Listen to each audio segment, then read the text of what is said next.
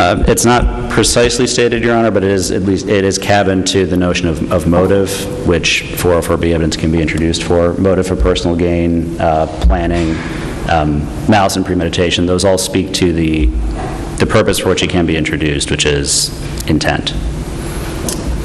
So you're saying that,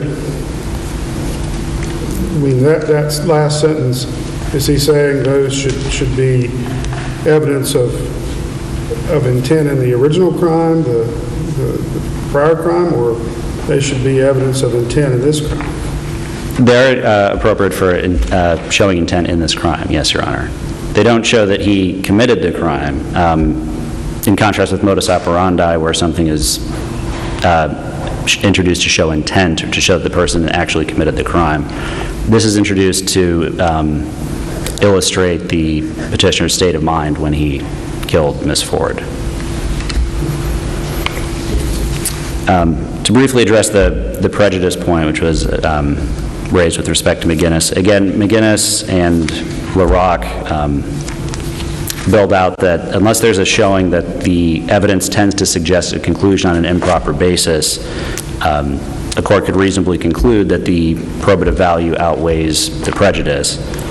The court, again, in the McGinnis hearing, noted the probative value of this evidence and allowed it to be admitted.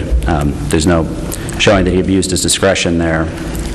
That is a very high standard that the petitioner has not met. Turning to the polygraph evidence, if there are no further 404B questions. The statement that was introduced with respect to polygraph evidence was that the petitioner went to the testing center, was not able to obtain a polygraph, and left. I have not found any case in West Virginia where the petitioner the evidence has shown that the petitioner was willing to take a polygraph. The distinction is if someone is offered a polygraph, even not taking it could suggest at least a negative inference from which the jury could perhaps conclude the person is guilty. But where a petitioner is willing to take a polygraph, there's no negative inference against them suggested from that fact. So looking at the standard review for a motion for mistrial, which is the only relief sought at trial here, there need to be some fundamental question of fairness called in by the fact that the petitioner attempted to take a polygraph and then did not.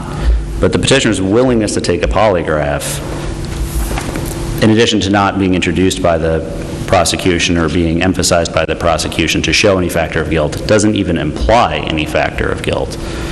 And for that reason, it doesn't warrant a mistrial in these specific circumstances. Didn't the defendant just blurt that out during his direct testimony?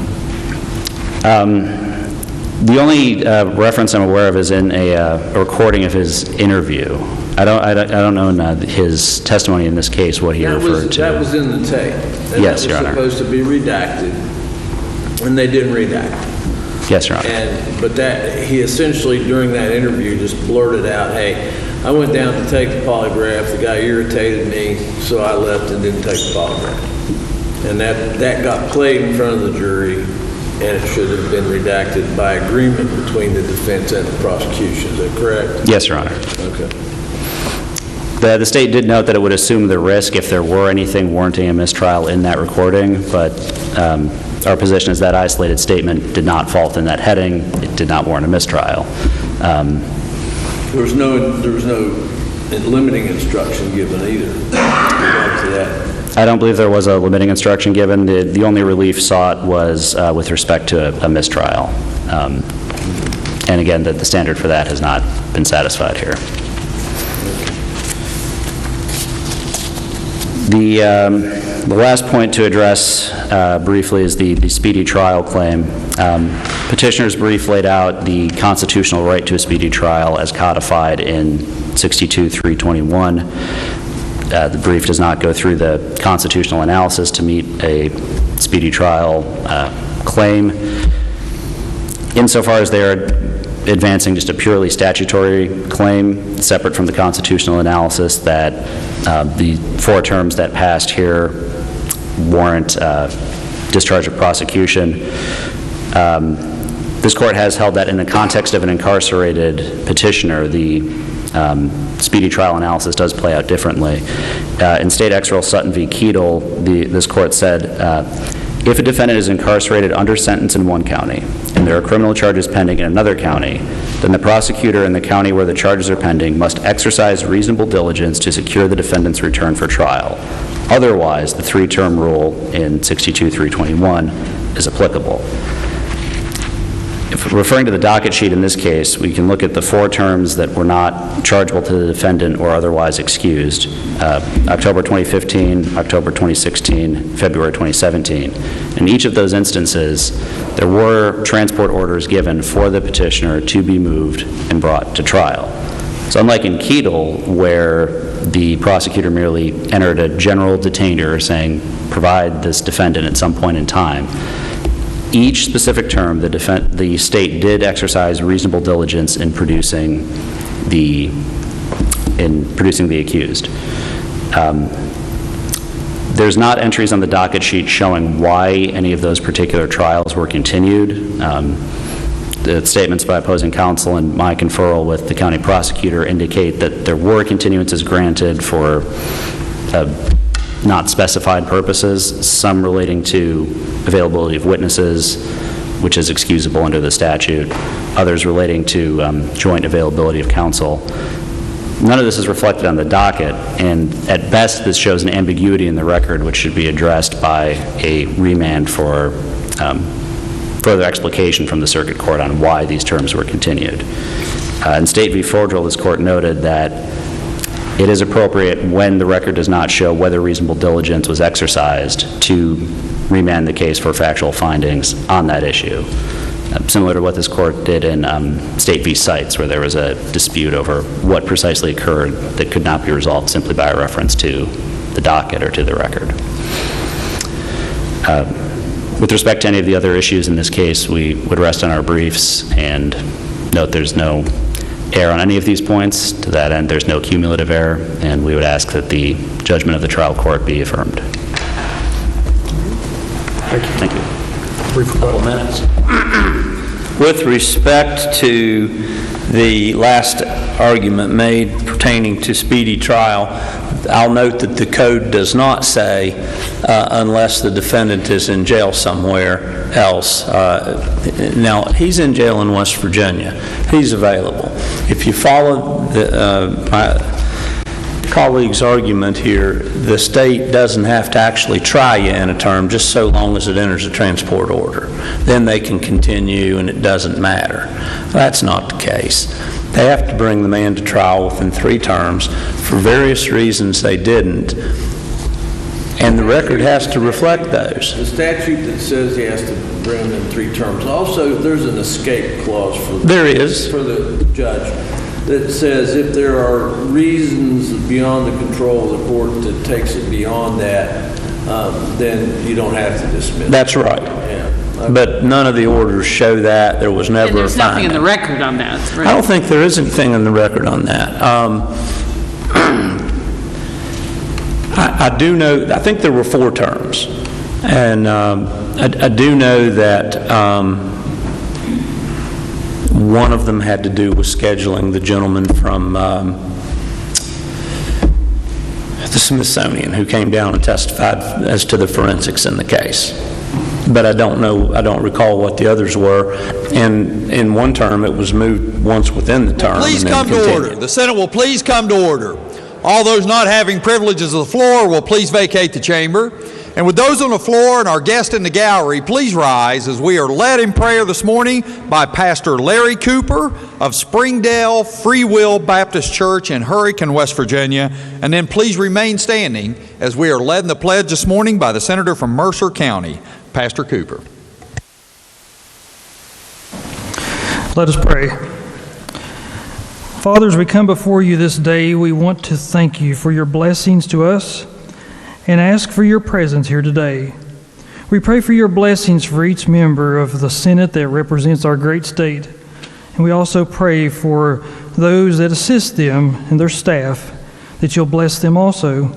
We ask that you give each senator the wisdom and the leadership and the unity to make the decisions that may come before each one. Proverbs teaches us to trust in the Lord with all of our heart and to lean not on our own understanding, and in all of our ways to acknowledge you, and that you will direct our paths. This is our prayer, that we will trust you, acknowledge you, and that you will direct our paths. We give thanks to you, Lord, and give you the glory and the honor and the praise for everything. And it's in Christ's name we pray, and amen. Amen. Thank you, Pastor Cooper. The senator from Mercer County. Thank you, Mr. President. Will all those present, including our guests in the gallery, please join me in the pledge to our flag. I pledge allegiance to the flag of the United States of America and to the republic for which it stands, one nation under God, indivisible, with liberty and justice for all. Thank you. You may be seated.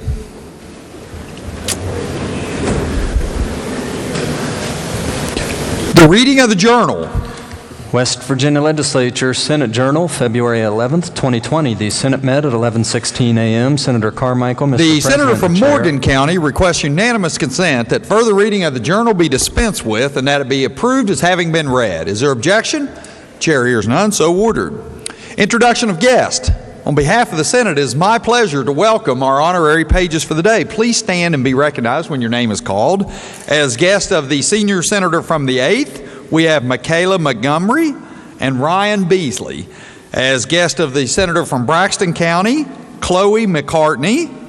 As guest of the senator from Wood County, we have Ava Van Dyke, Gabe Van Hosen, Zane Van Hosen, Logan Arnold, and Patrick Arnold.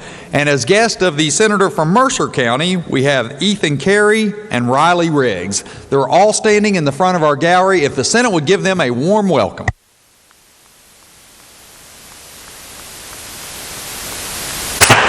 Thank you. You may be seated. Further introductions, the senator from Brooke County. Thank you, Mr. President. It's my pleasure and yours to announce the West Virginia Academy of Family Physicians Doc of the Day. Today's doc is Asher Sexton. He comes to us from Huntington, West Virginia. If you could stand and make him feel welcome. Further introductions, senator from Wood County. Thank you, Mr. President. Just want to introduce some mama and daddies of our pages here. So we got the mother and father of Logan and Patrick Arnold, Amy and Craig Arnold, if the Arnolds would stand. And then the mama of Gabe and Zane Van Fossen, Susan Van Fossen, if Susan would stand. Good. And then the mama of Ava Van Dyke, Samantha Van Dyke, if everybody's up there, and good to see you. If the Senate would give these Wood County folks a good warm welcome. Thank you.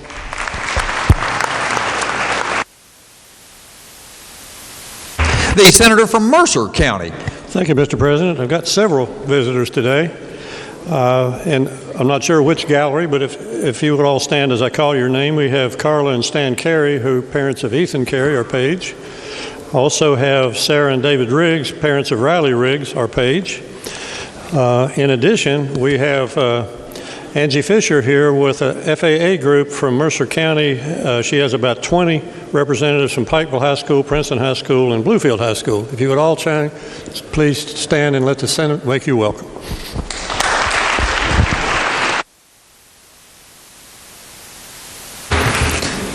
Senior senator from Boone County.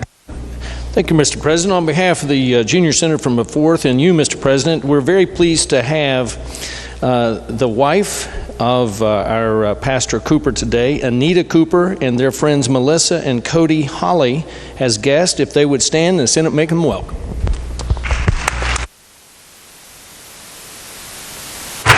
Senator from Marion County. Thank you, Mr. President. On behalf of the senator from Monongalia, we have in the South Gallery a dear friend of ours, Gary Wick, representing the AARP. If you'd, Senator, make him welcome.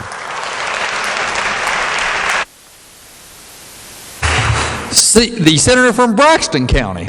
Thank you, Mr. President. It's my pleasure, as well as the junior senator from Harrison County, to recognize the parents of our page, Cole McCartney, Her parents are Sheila and Scotty McCartney. If they'd please stand in the Senate, make them welcome.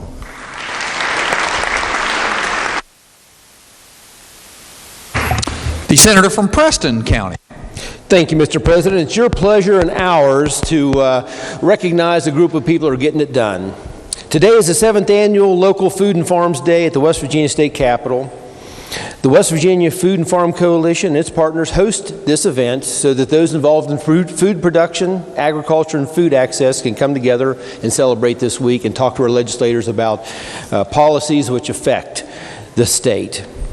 You know, we always talk about how young entrepreneurs and farmers can get into the market. These people are getting it done.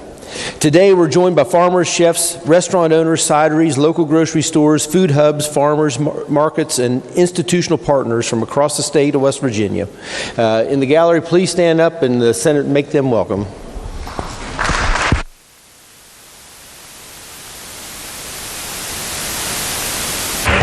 The senior senator from the 8th. Thank you, Mr. President. On your behalf and my junior senator from the 8th's behalf, we have two parents here today with our pages, and I ask that they would stand. Terry Beasley and Melissa Lonsford. If they would stand in the Senate, make them welcome, please.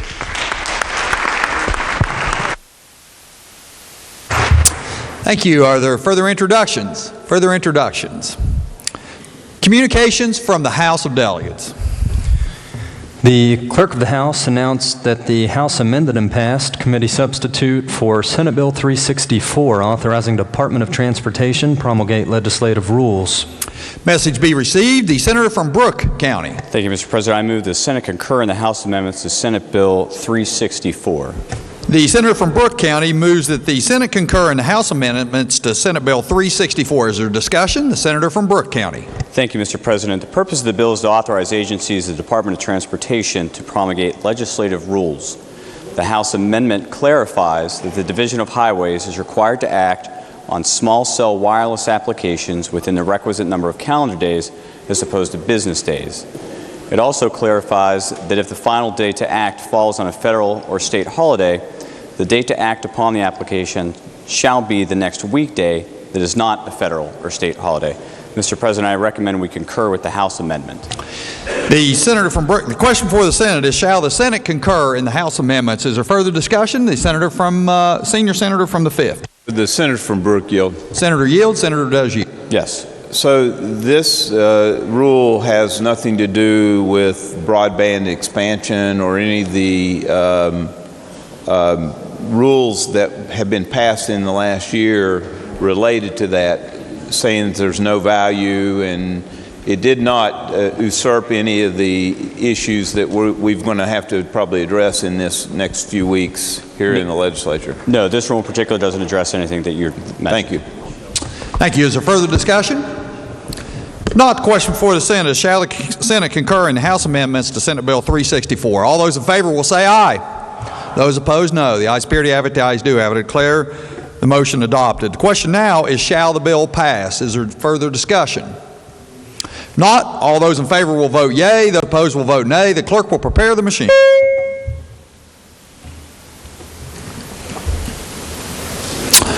Has every member voted? Has every member voted? So the clerk will close the machine and ascertain the results. On this question being 32 yeas, 0 nays, 2 absent not voting, more than the majority of those present and voting, having voted in the affirmative, I declare the bill passed. The senator from Brooke County.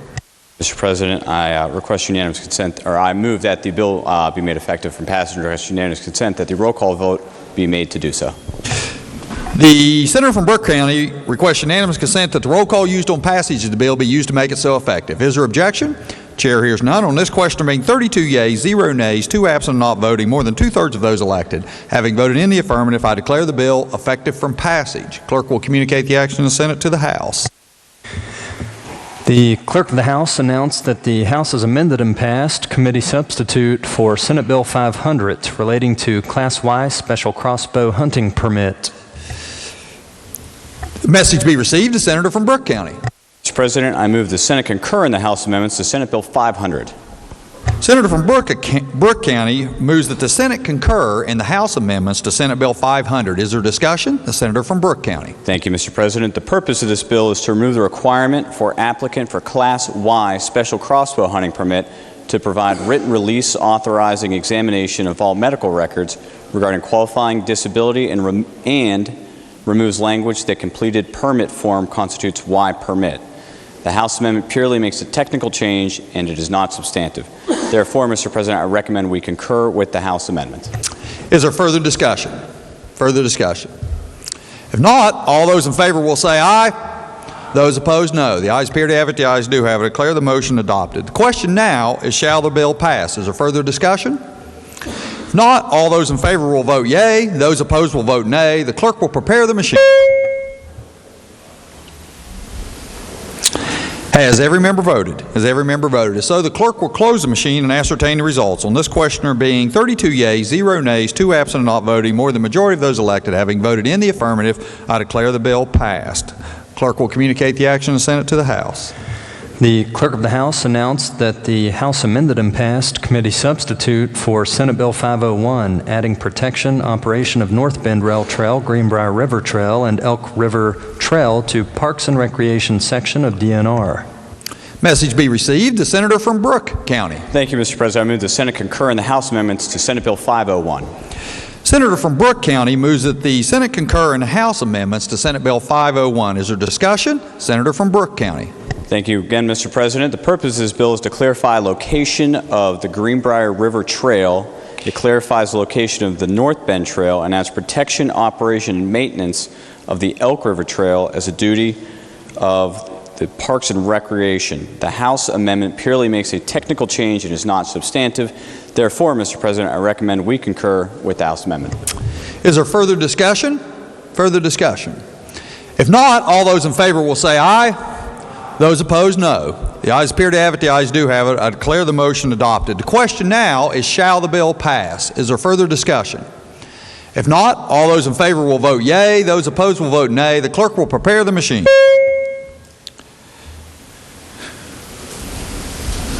Has every member voted? Has every member voted? If so, the clerk will close the machine and ascertain the results. On this question there being 32 yeas, 0 nays, 2 absent and not voting, more than the majority of those elected having voted in the affirmative, I declare the bill passed. Clerk will communicate the action of the Senate to the House. The Clerk of the House announced the passage by that body of committee substitute for House Bill 4069, West Virginia Student Religious Liberties Act. Message will be received and referred to Committee on Education with a second reference to the Committee on the Judiciary. Are there further communications from the House of Delegates? No, sir. Communications from the Executive? There are none. Reports from standing committees? Your Committee on Transportation and Infrastructure has had under consideration Senate Bill 6, increasing weight limits for vehicles on certain state highways, and reports back to committee substitute for same, with the recommendation that the committee substitute do pass, but under the original double committee reference, first be referred to the Committee on the Judiciary. Respectfully submitted, Charles H. Clements, Chair. Report will be received under the bill's original double committee reference, be referred to the Committee on the Judiciary. Your Committee on Health and Human Resources has had under consideration Senate Bill 229, requiring Public Health Commissioner create program for reimbursement of adult dental care in free and charitable clinics, and reports back a committee substitute for same. Senate Bill 716, requiring DHHR pay for tubal ligation with 30-day wait between consent and sterilization, and reports back a committee substitute for same. And Senate Bill 719, imposing healthcare-related provider tax on certain healthcare organizations, and reports back a committee substitute for same, with the recommendation that the 3 committee substitutes do pass, but under the original double committee references, first be referred to the Committee on Finance. Respectfully submitted, Michael J. Maroney, Chair. Report will be received under the bill's original double committee references, be referred to the Committee on Finance. Your Committee on Finance has had under consideration committee substitute for Senate Bill 265, authorizing DEP to develop reclamation of abandoned and dilapidated properties program, and reports the same back with recommendation that it do pass. Respectfully submitted, Craig Blair, Chair. Report will be received.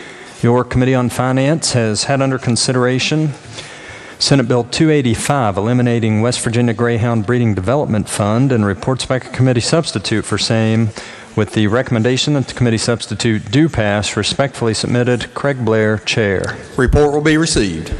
Your Committee on the Judiciary has had under consideration Senate Bill 279, requiring dental insurance plans on or assignment made in writing by person covered, and reports back to committee substitute for same, with the recommendation that the committee substitute do pass. Respectfully submitted, Charles S. Trump IV, Chair. Report will be received. Your Committee on Transportation and Infrastructure has had under consideration Senate Bill 306, licensing of drivers utilizing bioptic telescopic devices, and reports back to committee substitute for same, with the recommendation that the committee substitute do pass. Respectfully submitted, Charles H. Clements, Chair. Report will be received.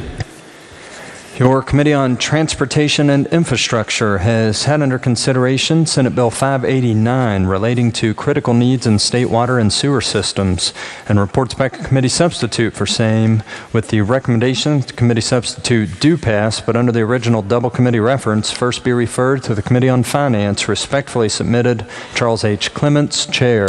Report will be received. The senior senator from the 15th. Thank you, Mr. President. I ask unanimous consent that the second reference to the Committee on Finance be dispensed. This bill is actually revenue neutral. Is there objection?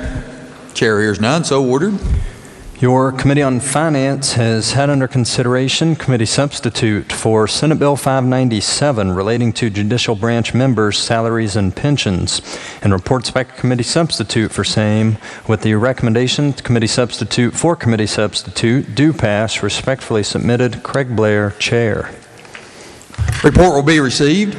Your Committee on Transportation and Infrastructure has had under consideration Senate Bill 626, authorizing Office of Administrative Hearings hear appeals on suspension or revocation of graduated driver's license, and Senate Bill 660 regulating electric bicycles, and reports the same back with the recommendation that they each do pass, but under the original double committee references, first be referred to the Committee on the Judiciary.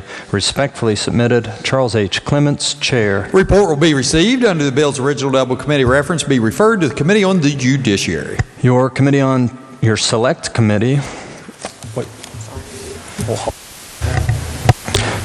your Committee on Education has had under consideration Senate Bill 702 designating specific grade levels in which nutrition and physical fitness programs are taught, and reports back to committee substitute for same, with the recommendation that the committee substitute do pass. Respectfully submitted, Patricia Puertas Rucker, Chair. Report will be received.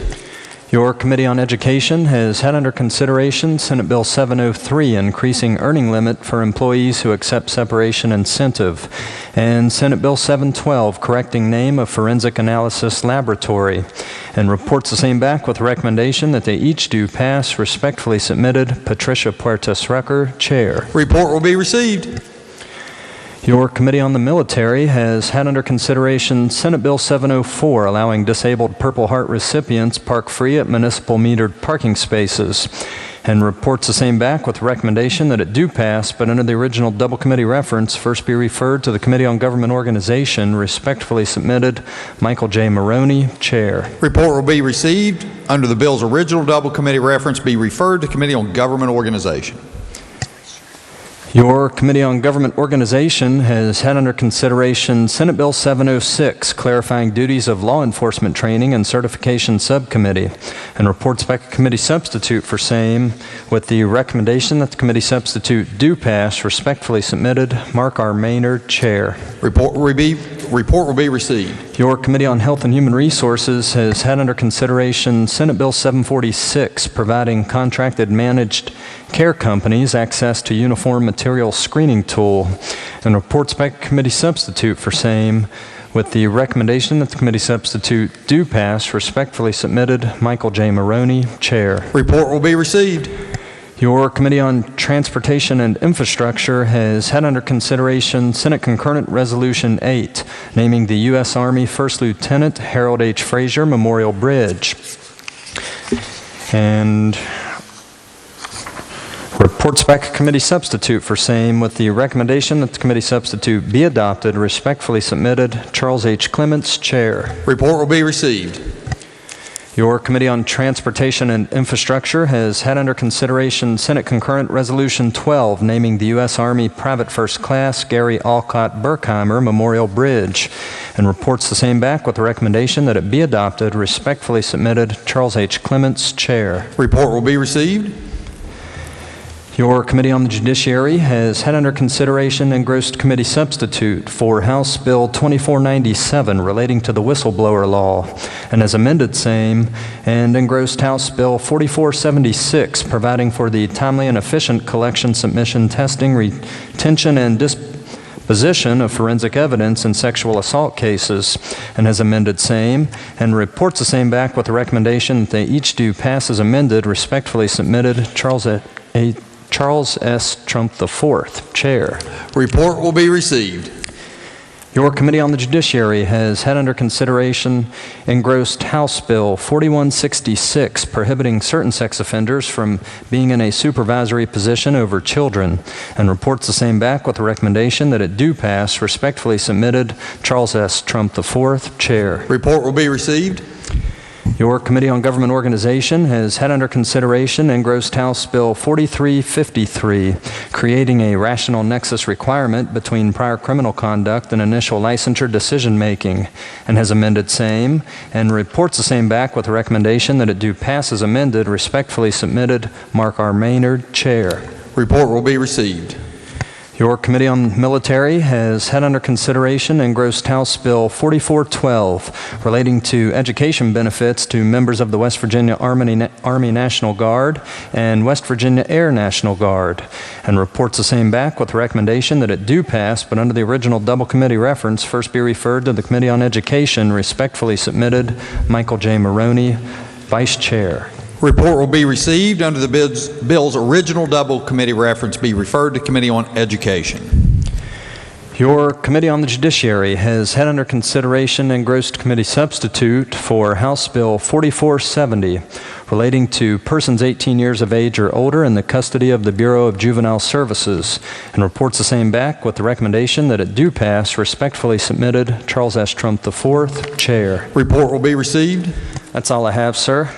Reports from select committees. Your Select Committee on Children and Families has had under consideration Senate Bill 639 relating to duties of prosecuting attorney in child abuse and neglect matters, and reports back a committee substitute for same with the recommendation the committee substitute do pass, but under the original double committee reference, first be referred to the Committee on the Judiciary. Respectfully submitted, Tom Takubo, Chair. Report will be received. Under the bill's original double committee reference, be referred to Committee on the Judiciary. Are there further reports from select committees? There are not. Introduction of bills. The senator from Brooke County. Thank you, Mr. President. I request unanimous consent that Senate Bills 752 through 760 be considered introduced, read by their titles, and referred to the appropriate committees as shown on the chamber automation system. The senator from Brooke County requests unanimous consent that Senate Bill number 752 through Senate Bill number 760 be considered introduced, read by their titles, and referred to the appropriate committees as shown on the chamber automation system. Is there objection? Chair hears none, so ordered. Resolutions. Senate Resolution 38 by Senator Trump recognizing contributions of AARP President Rich Stonestreet to West Virginia and its people.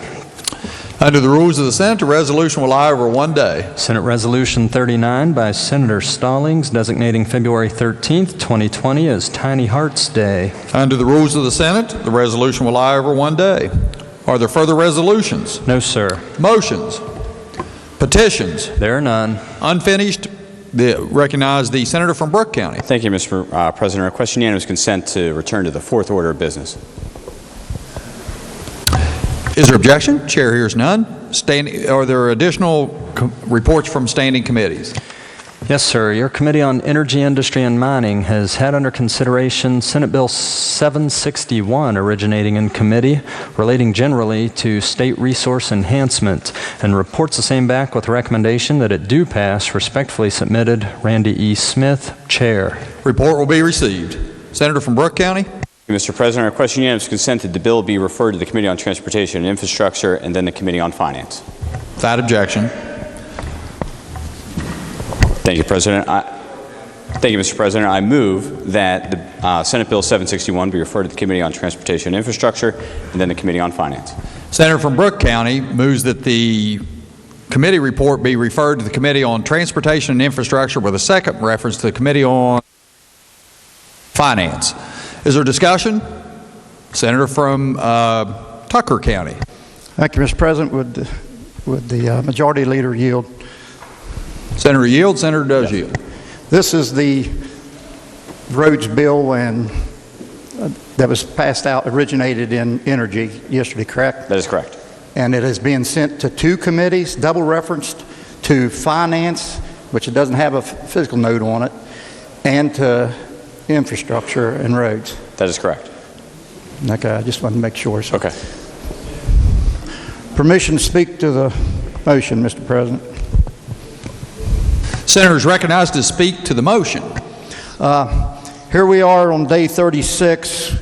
We have not addressed one single road issue this whole session. And everybody in this body knows how important the roads are to the citizens of West Virginia. Maybe I'm the only one that's taking a beating. Well, I know my co-senator is taking a beating every time we go home on the weekend or the phone calls we receive. Maybe we're the only ones. I can't hardly believe that.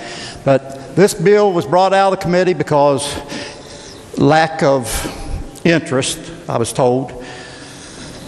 And I have a problem with sending this to a double reference committee. This is the same bill, basically, that was voted out of here 34-0 last year, 98-0 on the other side. I know the man downstairs, not the man upstairs, the man downstairs does not want this bill. I get it. It's politics.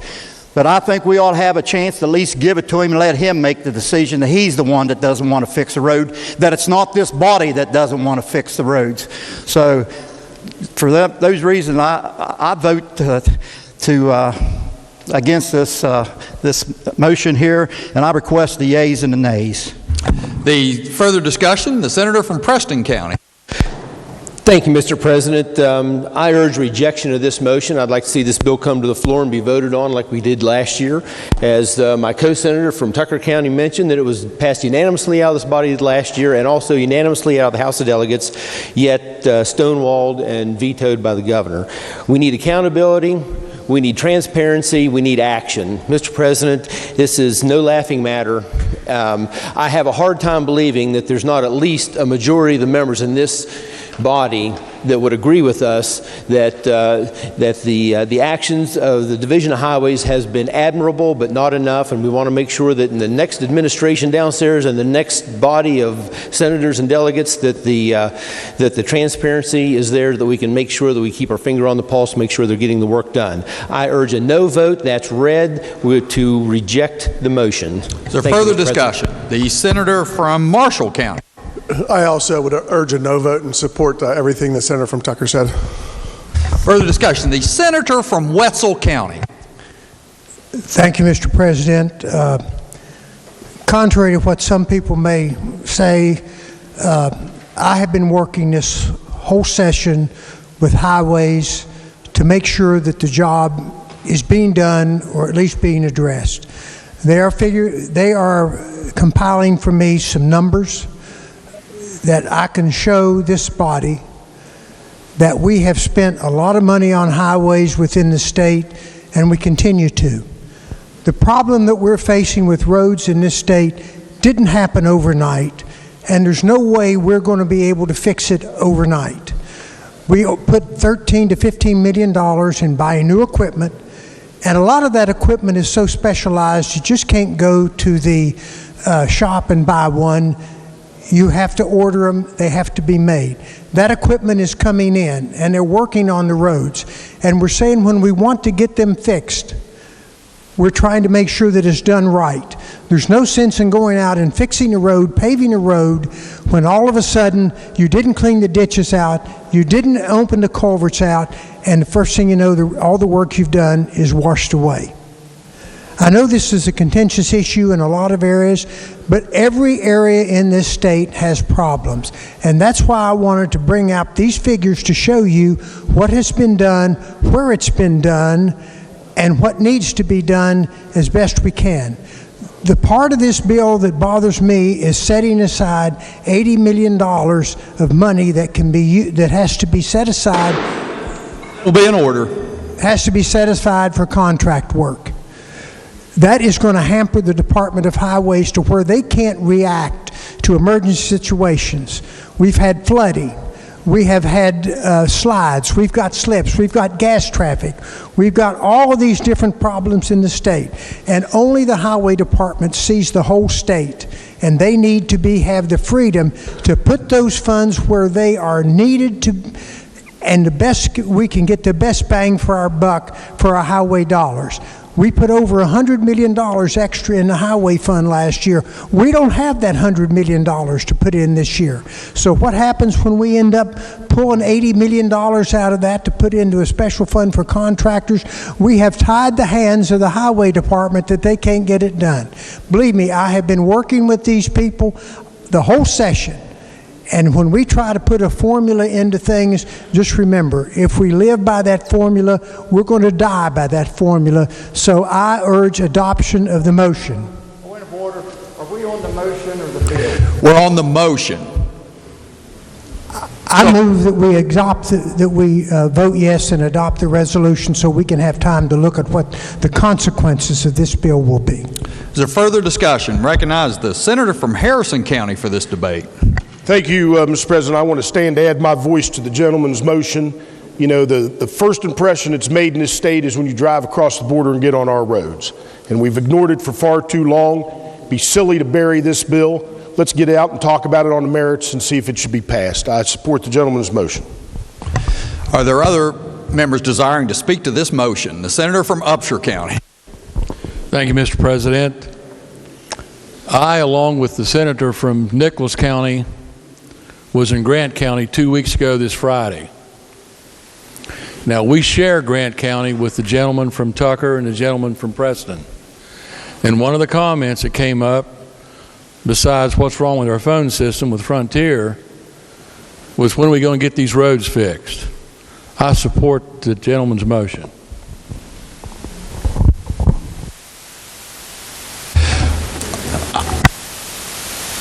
Senator from Upshur County is continuing. The gentleman from Tucker's motion. There is one motion on the floor. It is to refer the bill to the Committee on Transportation and Infrastructure with a second reference to the Committee on Finance. The motion by the senator from Brooke. The senator from, are there others desiring to speak to the motion before I recognize the senator from Harrison for a second time? The junior senator from the 4th. Would the majority leader yield, please? Senator yields. Senator does yield. Yes. If there is no financial implication in this bill now to go to finance, is there opportunity, I guess, that the Finance Committee could still waive this? That will be within their purview to waive it if there's no financial implication, yes. Thank you. Yep. The other members desiring to speak to the motion? Recognize the senator from Harrison for a second time. Thank you, Mr. President. With my apologies, I stand with the gentleman to reject the motion. I misspoke earlier. We will look to reject the motion of the gentleman from Brooke and defeat the double reference. Thank you. I recognize the senator from Tucker for a second time. Okay, point of inquiry, Mr. President. If we vote red on this, that takes the bill to the floor, to the Senate floor, to be voted on, correct? If we vote red. Yes, if the bill, I'll clarify it as we put the vote. When we get ready to put the vote, I'll make it very clear. So, are there other members desiring to speak to this motion before I recognize the senator from Brooke to close debate? The senator from Brooke to close debate. Thank you, Mr. President. I guess I'll address the points of this specific motion and then talk more generally. I don't think that we're burying this piece of legislation, as some have implicated. I wouldn't consider burying a piece of legislation about the roads to the Committee on Transportation and Infrastructure, or a bill that has an implication of about $80 million to finance by burying it. The bill has no fiscal note, but it's also my understanding, Mr. President, that it was originated in the Energy Committee. And so a fiscal note wasn't received because it was an originated bill and none was requested. So to say that the bill doesn't have a fiscal note and therefore shouldn't go to finance, I think is a little bit, it's a little incorrect. Mr. President, I think what really is the bigger question here is how this body operates. and I ask for a little latitude on this. We're talking about a bill that deals solely with roads. So the Committee on Energy originated a bill that dealt solely on roads within it and passed that bill out, and is now rejecting the idea that that bill would then go to the committee who handles roads and the committee that then handles bills that have financial implications. So given that type of a procedure, I guess find myself the chair of the military committee. I don't think that would be within my purview to pass bills out that deal with roads. I don't feel that it would be the purview of the health committee, of which I'm a member of, to originate bills that deal solely with roads. Because if we're going to allow for something like this to happen, then why assign bills to particular committees? Because the subjects of which that committee has purview over apparently doesn't matter. I think that we can all agree in this body that the roads in this state need work. They absolutely do. In every county in the state, I'm absolutely certain of that. I don't think that this piece of legislation is the cure-all for all of those issues.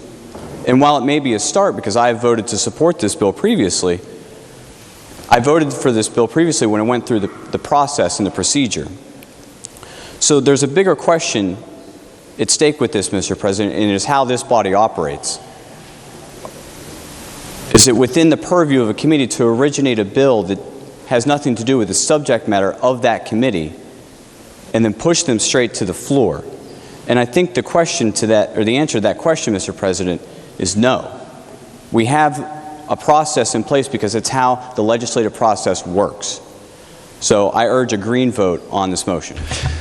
Question before the Senate is adoption of the motion as offered by the senator from Brooke County, which will refer this committee report to the Committee on Transportation and then to the Committee on Finance. A green vote would make that occur. A red vote will bring the committee report to the floor. All those in favor, have the yeas and nays been demanded? I think the yeas and nays were demanded. Demand is sustained. All those in favor will vote yea. Those opposed will vote nay. The clerk will prepare the machine.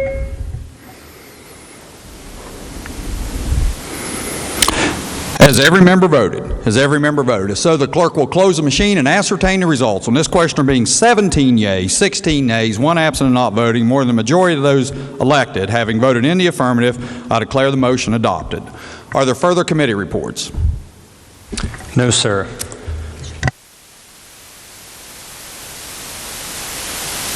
Bill be referred to the Committee on Transportation and Infrastructure with a second reference to the Committee on Finance. Are there further committee reports? No, sir. Unfinished business. Senate Resolution 37 designating February 12th, 2020 as West Virginia Literacy Day. The senior senator from the 8th. Thank you, Mr. President. I request unanimous consent that the resolution be taken up for immediate consideration, that the committee reference be dispensed with, and that the resolution be placed upon its adoption. Is there objection? Chair hears none. Clerk will please read the resolution. Senate Resolution 37 designating February 12th, 2020 as West Virginia Literacy Day at the Legislature. The question before the Senate is adoption of the resolution. Is there discussion? The senior senator from the 8th. Thank you, Mr. President. Today, I am honored to have students from my home high school with us on West Virginia Literacy Day. Poca High School's Youth Alive literacy group works to raise awareness of the importance of reading from a young age. Early literacy skills are a foundation for all other learning.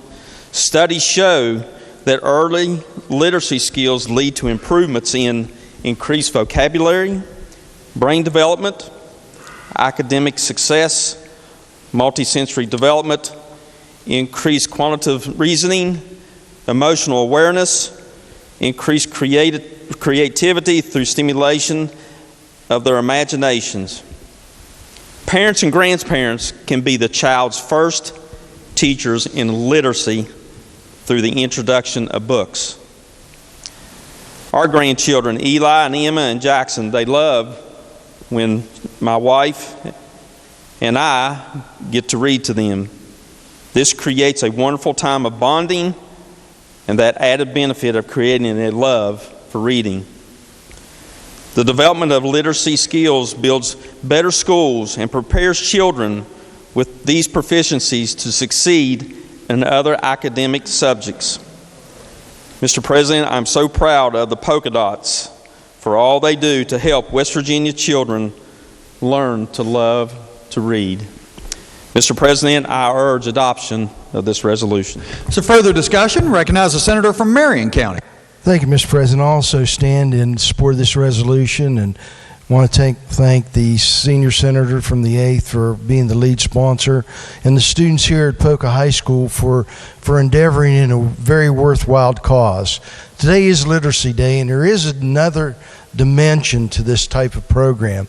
Although students that go into elementary school that don't have the ability to read are starting behind. So I compliment the students for working at an early age with helping people to learn to read.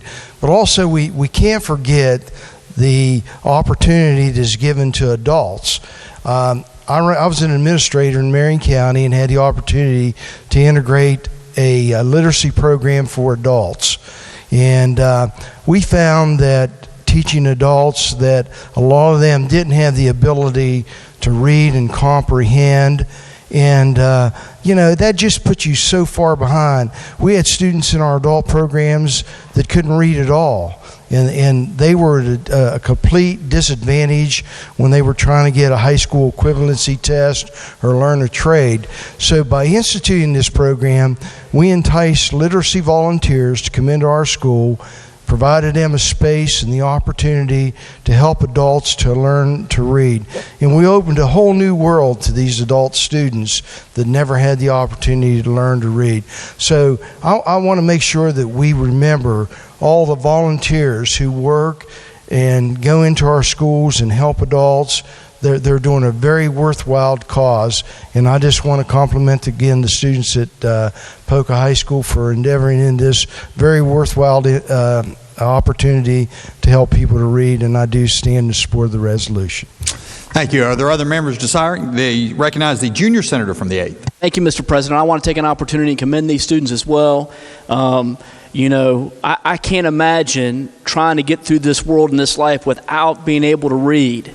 It's something that I had a difficult time in starting off as a child, and something I impress upon my children to be able to read and work with them. And not everybody has that opportunity. So I thank you for the services you provide and the leadership you provide. There are a few things that are more heartbreaking than finding or meeting someone who struggles with reading, but there are a few things that aren't more rewarding than being able to help someone to read and to comprehend. So thank you. Appreciate it. Other members desiring to speak to the resolution? Not. The question before the Senate is adoption of the resolution. All those in favor will say aye. Those opposed, no. The ayes appear to have it. The ayes do have it. I declare the resolution adopted. The senator from Brooke County? Thank you, Mr. President. I move that the Senate stand in brief recess for the purposes of the presentation. Senator from Brooke County moves that the Senate stand in brief recess for the purpose of presenting this resolution. All those in favor will say aye. Those opposed, no. The ayes appear to have it. The ayes do have it. I declare the Senate in brief recess to present this resolution.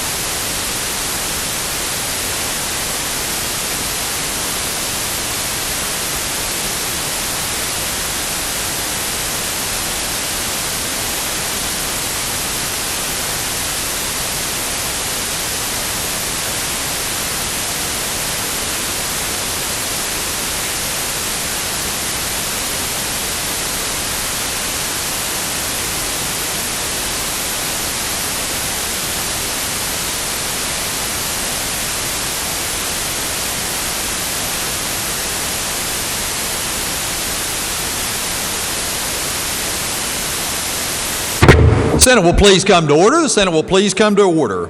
Are there additional items under unfinished business? There are none. Bills on third reading.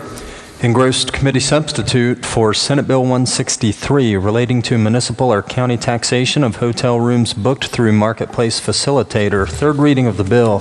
The question before the Senate is, shall the bill pass? Is there discussion? The senior senator from the 6th. Thank you, Mr. President. The committee substitute for Senate Bill 163 provides the collection of hotel occupancy taxes by marketplace facilitators. The bill clarifies that the responsibility for the collection and remittance of hotel occupancy taxes rests with the marketplace facilitator. This just helps get everybody under the same hotel motel tax in the state. I'll take questions, otherwise I urge passage. Is there further discussion? The senior senator from the 5th. Would the senior senator from the 6th yield? Senator yield. Senator does yield. Senator, as it relates to this, does this affect, I know that there's conferences that are held in the state of West Virginia where the state of West Virginia or some groups will not pay the hotel tax, the city fee, and things like this. Is this going to affect this, or when you have a marketplace facilitator, will it affect the? And let me give you an example. In Huntington, some of the hotels have to waive the fee for somebody to be able to stay there because it's under a state contract. Are you aware of that? I'm not. But this would put the Airbnbs and that style business under the same rules and regulations as a hotel is now as far as reporting their taxes.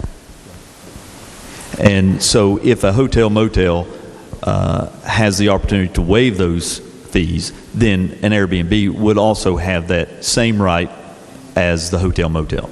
Okay, thank you. Senator, wish to speak to the bill? Well, actually, it's not necessarily to this bill, but it's to an issue that this has brought it to my attention that I really do believe we need to look at. There are contracts, or there's money that's being allocated by the state to hold conferences, yet in the cities where we have these that support a lot of the facilities that go around the area that gives them the autonomy to use those in various ways, they are prohibiting that money to be spent, and those hotels are losing that, and the area is losing that because they have to sign a waiver on those things. I think that we need to really look at this to see if this is going on.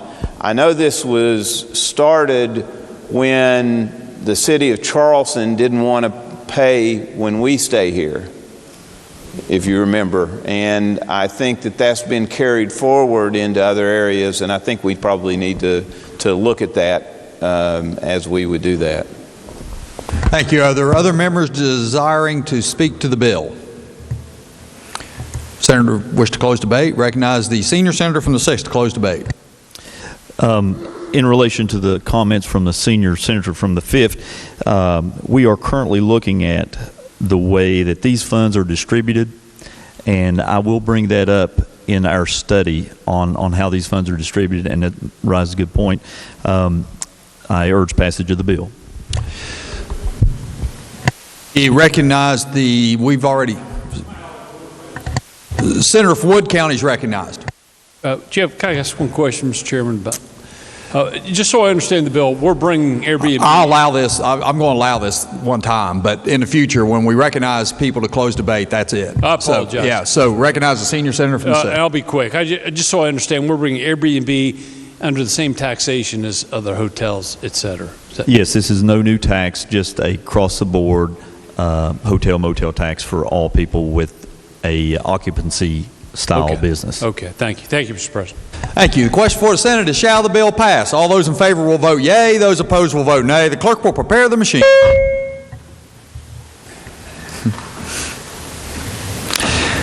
Has every member voted? Has every member voted? So the clerk will close the machine and ascertain the results. On this question being 32 yeas, 1 nays, 1 absent and not voting, more than the majority of those present and voting, having voted in the affirmative, I declare the bill passed. Clerk will communicate the action of the Senate to the House. Engrossed Senate Bill 180 relating to Second Chance Driver's License Program. Third reading of the bill. Question before the Senate is, shall the bill pass? Is there discussion? The senior senator from the 15th. Thank you, Mr. President. The purpose of Senate Bill 180 is to clarify the crime victims' restitution. It does that by stating that court-ordered restitution is not subject to the administrative offset provisions of the Second Chance Driver's License Act. That program allows for the temporary reinstatement of an individual's driver's license that has been suspended or revoked due to the failure to pay court costs, fines, penalties, forfeitures, or restitution when the underlying violation is a motor vehicle violation, or if the person has failed to appear in court when charged with a criminal offense. The program stays the suspension or revocation if the person remains current in a repayment plan. What this bill does is to provide the DMV to be able to coordinate with the courts to get an accurate accounting of all court costs, including the fines and penalties, and states that all court costs not reported within 30 days are waived. The changes this bill would also make it clear that in addition to the fines and penalties, which are not waived, the amounts due as restitution are also not waived. Additionally, the bill clarifies that 100% of the payments received as fines, penalties, and restitution are returned to the court and are not subject to the 5% offset, which is set out in code and is used for administration of the program. Mr. President, a version of this bill has passed the Senate in the 2 preceding sessions. In in 2019, it was Senate Bill 10. It passed 33-0, and in 2018, it was Senate Bill 116, and it passed that time 32-0 with 2 absent. Neither year was the bill addressed by the House delegates, though. So, Mr. President, I urge passage of this bill. Is there further discussion? If not, all those in favor will vote yea. Those opposed will vote nay. The clerk will prepare the machine. Has every member voted? Has every member voted? So the clerk will close the machine and ascertain the results. On this question being 33 yeas, 0 nays, 1 absent and not voting, more than the majority of those present and voting, having voted in the affirmative, I declare the bill passed. Clerk will communicate the action of the Senate to the House. Engrossed committee substitute for Senate Bill 230 requiring State Board of Education provide routine education and suicide prevention. Third reading of the bill. The question before the Senate is, shall the bill pass? Is there discussion? The senator from Jefferson County. Thank you, Mr. President.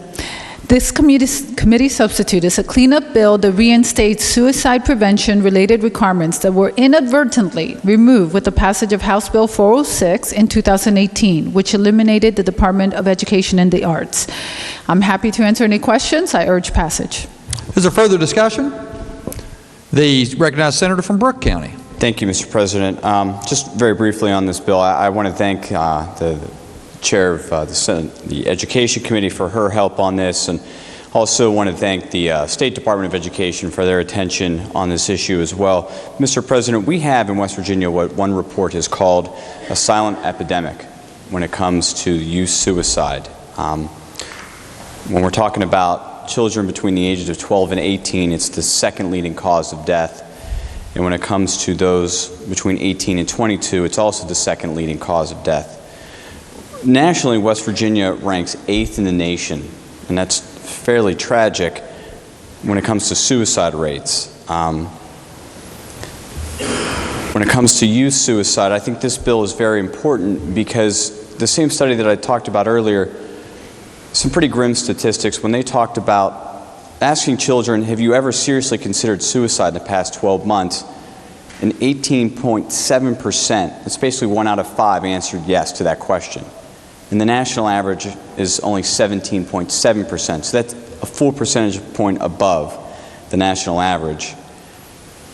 And I think the scariest one is, have you ever attempted suicide in the past 12 months? And 9.9% of West Virginia students who were asked that question said yes. And the national average is only 8.6. So we're 1.3 percentage points above that. So I think those are some pretty dire statistics, and I think that's why this bill is necessary, to encourage and require this type of training be in place for those in the school systems who are closest to these kids who may be answering yes to these questions. I appreciate the help that I've received along the way from both the Chair of the Education Committee, the State Department of Education, as well as the American Foundation for Suicide Prevention. So I urge passage. Thank you. Is there further discussion? Further discussion? Not, question before the Senate is, shall the bill pass? All those in favor will vote yea. Those opposed will vote nay. The clerk will prepare the machine.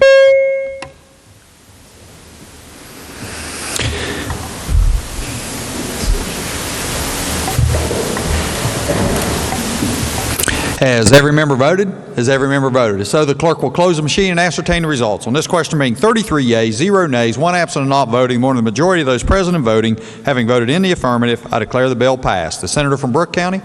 Thank you, Mr. President. I move that the bill be made effective for passage and request unanimous consent that the roll call used on its passage of the bill be used to make it so effective. Senator from Brooke County requests unanimous consent that the roll call used on passage of the bill be used to make it so effective. Is there all those in favor will say aye. Oh, excuse me, I'm all messed up here. The Senator from Brooke County moves that the bill be made effective for passage and requests unanimous consent that the roll call used on passage of the bill be used to make it so effective. Is there objection? Chair hears none. On this question being 33 yeas, 0 nays, 1 absent and not voting, more than 2/3 of those elected having voted in the affirmative, I declare the bill effective from passage. Clerk will communicate the action and send it to the House. Engrossed Senate Bill 545, authorizing transfer of monies from Insurance Commission Fund to Workers' Compensation Old Fund. Third reading of the bill. Question before the Senate is, shall the bill pass? Is there discussion? The senior senator from the 15th. Thank you, Mr. President. Senate Bill 545 would give the Insurance Commissioner the authority to transfer special revenue monies contained in the Insurance Commission Fund to the Workers' Compensation Old Fund. The authority to transfer funds would be limited to any fiscal year in which the insurance commissioner has determined and an independent auditor has attested that a deficit balance existed in the Workers' Compensation Old Fund for the prior fiscal year. Mr. President, I urge passage.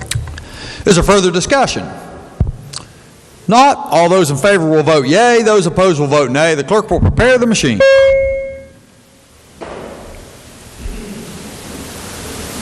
Has every member voted? Has every member voted? So the clerk will close the machine and ascertain the results. On this question being 33 yeas, 0 nays, 1 absent and not voting, more than the majority of those present and voting having voted in the affirmative, I declare the bill passed. Clerk will communicate the action and send it to the House. Engrossed committee substitute for Senate Bill 571, expiring funds from State Excess Lottery Revenue Fund to various accounts. Third reading of the bill. Question before the Senate is, shall the bill pass? The senior senator from the 15th. Thank you, Mr. President. The committee substitute for Senate Bill 571 expires $20 million from the unappropriated funds in the State Excess Lottery Fund and appropriates these funds to the Department of Administration, the Public Defender Services, in the following manner. The personal services and employee benefits would be $188,402. Unclassified would be $18,600. The Public Defender Corporation's $300,000, and appointed counsel fees would be the largest portion of it, $19,492,998. Mr. President, I urge passage. Is there further discussion? Not, the question before the Senate is, shall the bill pass? All those in favor will vote yea. Those opposed will vote nay. The clerk will prepare the machine. Has every member voted? Has every member voted? If so, the clerk will close the machine and ascertain the results. On this question being 33 yeas, 0 nays, 1 absent and not voting, more than the majority of those elected having voted in the affirmative, I declare the bill passed. The senator from Brooke County. Mr. Chairman, I move that the bill be made effective from passage and request unanimous consent that the roll call vote be used to make it so. The senator from Brooke County moves that the bill be made effective from passage and requests unanimous consent that the roll call used on passage of the bill be used to make it so effective. Is there objection? Chair hears none. On this question being 33 yeas, 0 nays, 1 absent and not voting, more than 2/3 of those elected having voted in the affirmative, I declare the bill effective from passage. Clerk will communicate the action of the Senate to the House. Engrossed Senate Bill 641, allowing West Virginia CHIP flexibility and rate setting. Third reading of the bill. The question before the Senate is, shall the bill pass? Is there discussion? The senator from Marshall County. Thank you, Mr. President. Senate Bill 641 removes a requirement that the Children's Health Insurance Program use provider schedules that are no lower than those schedules provided for in the West Virginia Public Employees Insurance Act. The bill gives flexibility to West Virginia CHIP in rate setting and to move the program from a fee-for-service model to a managed care benefit. Mr. President, I urge passage. Is there further discussion? If not, all those in favor will vote yea. Those opposed will vote nay. The clerk will prepare the machine. Has every member voted? Has every member voted? If so, the clerk will close the machine and ascertain the results. On this question being 33 yeas, 0 nays, 1 absent and not voting, more than the majority of those present and voting having voted in the affirmative, I declare the bill passed. Clerk has title amendment. Senator Maroney moved to amend the title of the bill. Question before the Senate is adoption of title amendment. All those in favor will say aye. Those opposed, no. The ayes appear to have it. The ayes do have it. I declare the title amendment adopted. Clerk will please communicate the action of the Senate to the House. Engrossed Senate Bill 647, permitting physician assistants and advanced practice registered nurses issue do not resuscitate orders. Third reading of the bill. Question before the Senate is, shall the bill pass? Is there discussion? The senator from Marshall County. Thank you, Mr. President. The title explains this entire bill. Basically expands the medical professionals that can do a do not resuscitate or a DNR order. Currently, the order can only be issued by a physician. This bill expands the order to be written by a physician assistant, a PA, and also advanced practice registered nurse to APRN. Mr. President, I urge passage. Thank you. Is there further discussion? If not, all those in favor will vote yea. Those opposed will vote nay. The clerk will prepare the machine.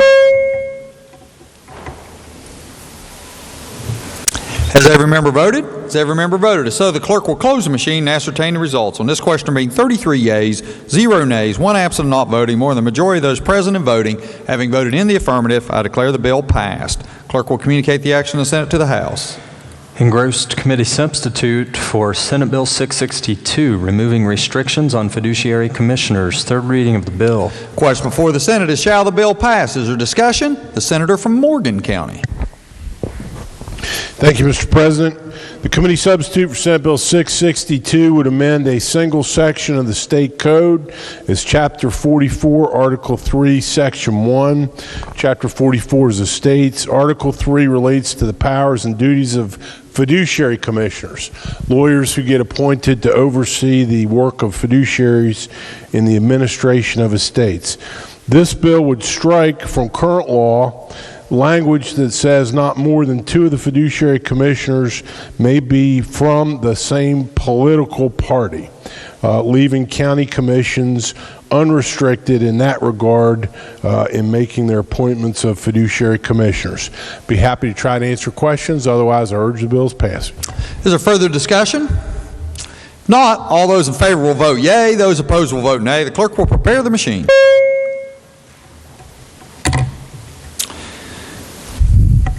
Has every member voted? Has every member voted? If so, the clerk will close the machine and ascertain the results. On this question being 33 yeas, 0 nays, 1 absent and not voting, more than the majority of those present and voting having voted in the affirmative, I declare the bill passed. Clerk will communicate the action of the Senate to the House.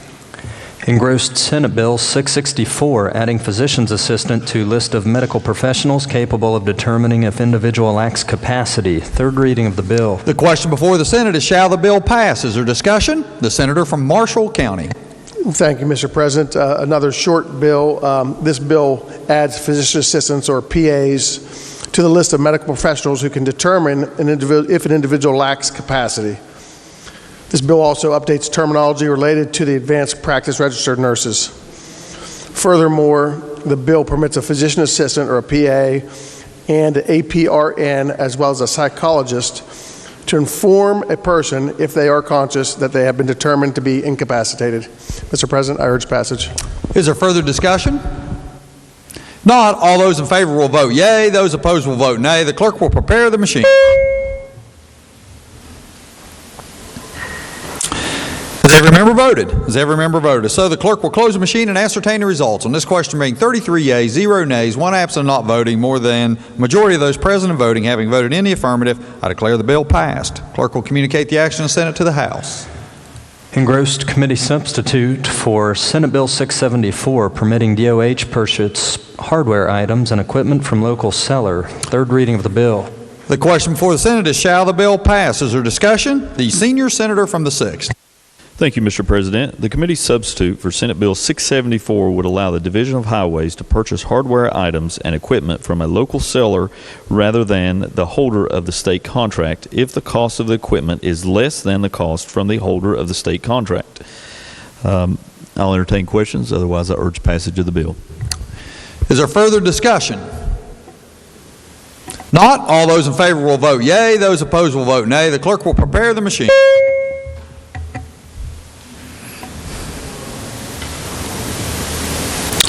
Has every member voted? Has every member voted? So the clerk will close the machine and ascertain the results. On this question being 33 yeas, 0 nays, 1 absent and not voting, more than the majority of those present and voting, having voted in the affirmative, I declare the bill passed. Clerk will communicate the action and send it to the House. Engrossed committee substitute for House Bill 2602, including possession of known stolen property and the offense of receiving or transferring stolen property. Third reading of the bill. Question before the Senate is, shall the bill pass? Is there discussion? The senator from Morgan County. Thank you, Mr. President. The committee substitute for House Bill 2602, after the amendment adopted by the floor yesterday, criminalizes the possession of the knowing possession of stolen property. Currently, in it amends a single section of the code at 61.318, which section already criminalizes receiving or transferring stolen property. And our law says that if you do that knowing it to be stolen, you're deemed to be guilty of the larceny of the property. And that could be a felony or a misdemeanor depending on the value of the property. This adds possession. So if somebody possesses property that he or she knows is stolen, it will be equal to the larceny of the property. And there's a proviso added in this that says possession of that property while acting at the request of law enforcement or in cooperation with law enforcement does not constitute a violation. Be happy to try to answer questions. Otherwise, I urge the bill's passage. Is there further discussion? Further discussion. If not, all those in favor will vote yea. Those opposed will vote nay. The clerk will prepare the machine. Has every member voted? Has every member voted? So the clerk will close the machine and ascertain the results. On this question being 33 yeas, 0 nays, 1 absent and not voting, more than the majority of those present and voting, having voted in the affirmative, I declare the bill passed. Clerk has a title amendment. Committee on the Judiciary moved to amend the title of the bill. Question for the Senate is adoption of the title amendment. All those in favor will say aye. Those opposed, no. The ayes appear to have it. The ayes do have it. Declare the title amendment adopted. Clerk will communicate the action and send it to the House. Engrossed committee substitute for House Bill 2924, permitting the West Virginia Tourism Office to decide to contract with the Division of Highways to sell advertising space on the WV 511 website. Third reading of the bill. Question before the Senate is, shall the bill pass? Is there discussion? The senior senator from the 6th. Thank you, Mr. President. House Bill 2924 would allow the West Virginia Tourism Office to contract with the Division of Highways to sell advertising space on the West Virginia 511 website for the purpose of promoting state tourism and to raise capital to make technological improvements to the website. The bill allows for 50% of the funds from the advertising sale to be deposited in the Tourism Promotion Fund. The bill also requires 50% of the funds from the advertising sale be remitted to the Department of Highways. Division of Highways. I'll entertain questions. Otherwise, I urge passage of the bill. Is there further discussion? Not, all those in favor will vote yea. Those opposed will vote nay. The clerk will prepare the machine. Has every member voted? Has every member voted? So the clerk will close the machine and ascertain the results. On this question being 33 yeas, 0 nays, 1 absent and not voting, more than the majority of those present and voting, having voted in the affirmative, I declare the bill passed. Clerk will communicate the action and send it to the House. Engrossed committee substitute for House Bill 4129 relating to adoption. Third reading of the bill. Question for the Senate is, shall the bill pass? Is there discussion? The senator from Brooke County. Mr. President, House Bill 4129 amends and reenacts two sections of the code and provides that if a minor child has been removed from a home due to a child abuse and neglect proceeding, the adoption petition may be filed in the same county as the original abuse and neglect proceeding. It also removes a 45-day waiting period for the adoption period to be held. I'll take any questions anyone may have, and I urge passage. Is there further discussion? Not, all those in favor will vote yea. Those opposed will vote nay. The clerk will prepare the machine. Has every member voted? Has every member voted? So the clerk will close the machine and ascertain the results. On this question being 33 yeas, 0 nays, 1 absent and not voting, more than the majority of those present and voting, having voted in the affirmative, I declare the bill passed. Clerk will communicate the action of the Senate to the House. Engrossed House Bill 4141 requiring the Department of Administration to publish its comprehensive annual financial report by the end of December. Third reading of the bill. Question before the Senate is, shall the bill pass? Is there discussion? The senior senator from the 6th. Thank you, Mr. President. House Bill 4141 would require the Department of Administration to publish its comprehensive annual financial report by the end of December. If any agency fails to meet its financial reporting deadlines, the Department of Administration shall issue the comprehensive annual financial report within 60 days of receiving the last agency report. I'll entertain questions. Otherwise, I urge passage of the bill. Is there further discussion? If not, all those in favor will vote yea. Those opposed will vote nay. The clerk will prepare the machine. Has every member voted? Has every member voted? If so, the clerk will close the machine and ascertain the results. On this question there being 33 yeas, 0 nays, 1 absent not voting, more than the majority of those present and voting, having voted in the affirmative, I declare the bill passed. Clerk will communicate the action of the Senate to the House. Engrossed House Bill 4179, recognition of emergency medical services personnel licensure interstate compact. Third reading of the bill. The question before the Senate is, shall the bill pass? Is there discussion? The senator from Morgan County. Thank you, Mr. President. House Bill 4179 would repeal one section of State Codes, Chapter 1614C, Section 8A, and it would enact a whole new article that goes in Chapter 16, designated as Article 59. It would have in it 15 sections, all relating to subscribing West Virginia, enrolling West Virginia in the interstate compact regarding emergency medical services. So the 15 articles of this new, the 15 sections of this new article, the compact, have within it everything you'd expect to have in one of those compact agreements: statement of its purpose, definitions, and then all the rules that the subscribing states would participate in, designed to achieve reciprocity, reciprocal licensure, and mobility across state lines for people who provide emergency medical services and that are licensed in one state, allowing them to work in all states that are parties and signatories to the compact. Be happy to try to answer any specific questions about it. Otherwise, I urge the bill's passage. Is there further discussion? If not, all those in favor will vote yea. Those opposed will vote nay. The clerk will prepare the machine.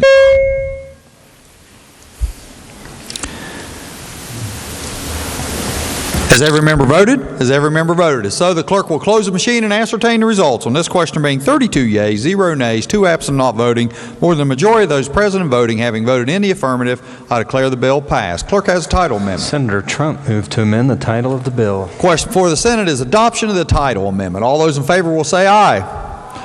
Those opposed, no. The ayes appear to have it. The ayes do have it. Declare the title amendment adopted. The clerk will communicate the action of the Senate to the House. Are there additional bills on third reading?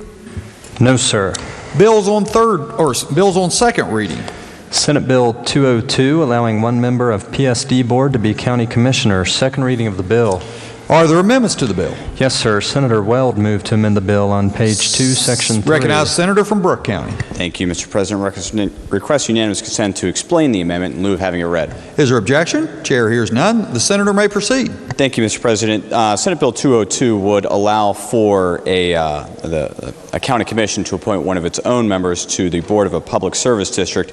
What my amendment does is that the county may do so, but only if there has been a vacancy on the PSD board for more than 1 year. I want to thank the chair of the GovOrg for working with me, as well as the senior senator from the 17th on this amendment as well.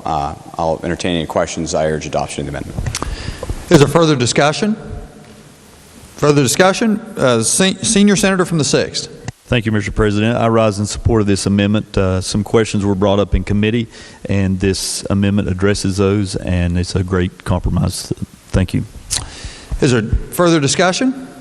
If not, question before the Senate is adoption of the amendment as offered by the senator from Brooke County. All those in favor will say aye. Those opposed, no. The ayes appear to have it. The ayes do have it. I declare the amendment adopted. Are there further amendments to the bill? No, sir. Not, the bill will be engrossed and advanced to third reading. Committee substitute for Senate Bill 232, removing outdated prohibitions against electronic or mechanical ticket dispensers and readers. Second reading of the bill. Are there amendments to the bill? No, sir. Not, the bill will be engrossed and advanced to third reading. Committee substitute for Senate Bill 288, relating to family planning and child spacing. Second reading of the bill. Are there amendments to the bill? No, sir. Recognize the junior senator from the 4th. Thank you, Mr. President. I'm not sure exact order, but I'm asking, I guess it's a unanimous consent to have it moved to third reading with right to amend.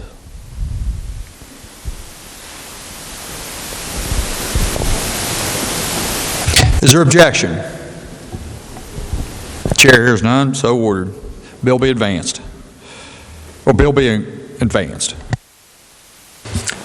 Committee substitute for Senate Bill 490, relating to criminal offenses against agricultural facilities.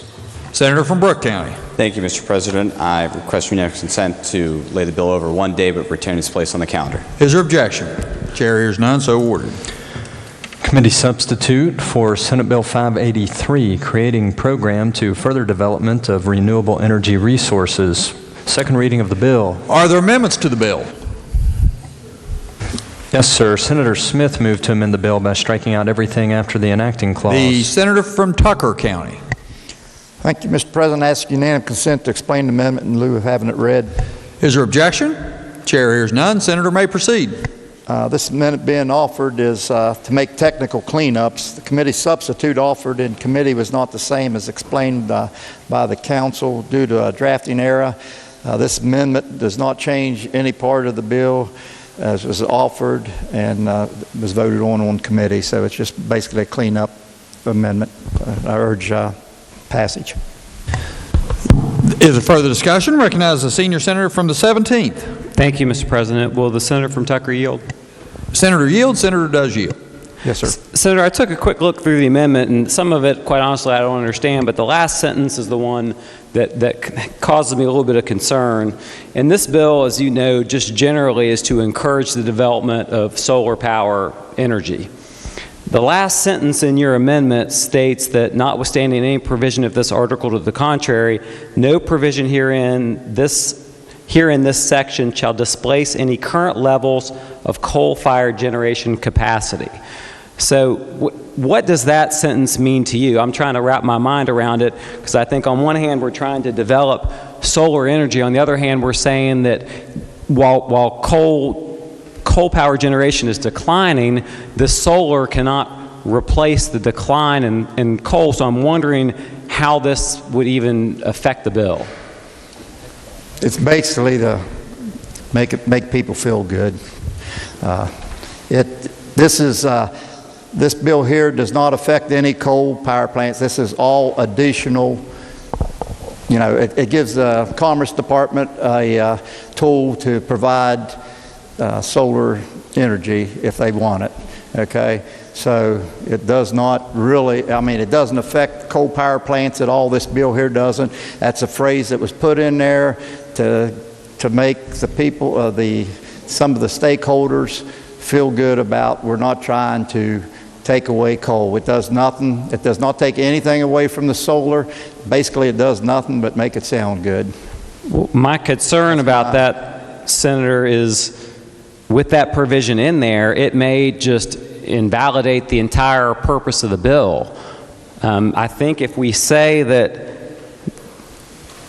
it can't displace any current level of coal-fired generation capacity, I mean, I think what we're doing with that provision is saying that the whole purpose of the bill is negated. It might be redundant, but it doesn't affect any value of the bill. There's our friends across the hall here have some concern, and this was basically put in there to make him feel good and some of the stock.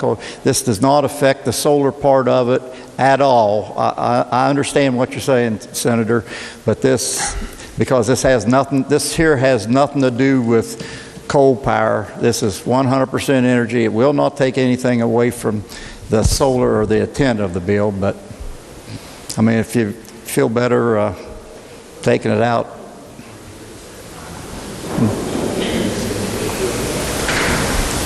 All it's doing is saying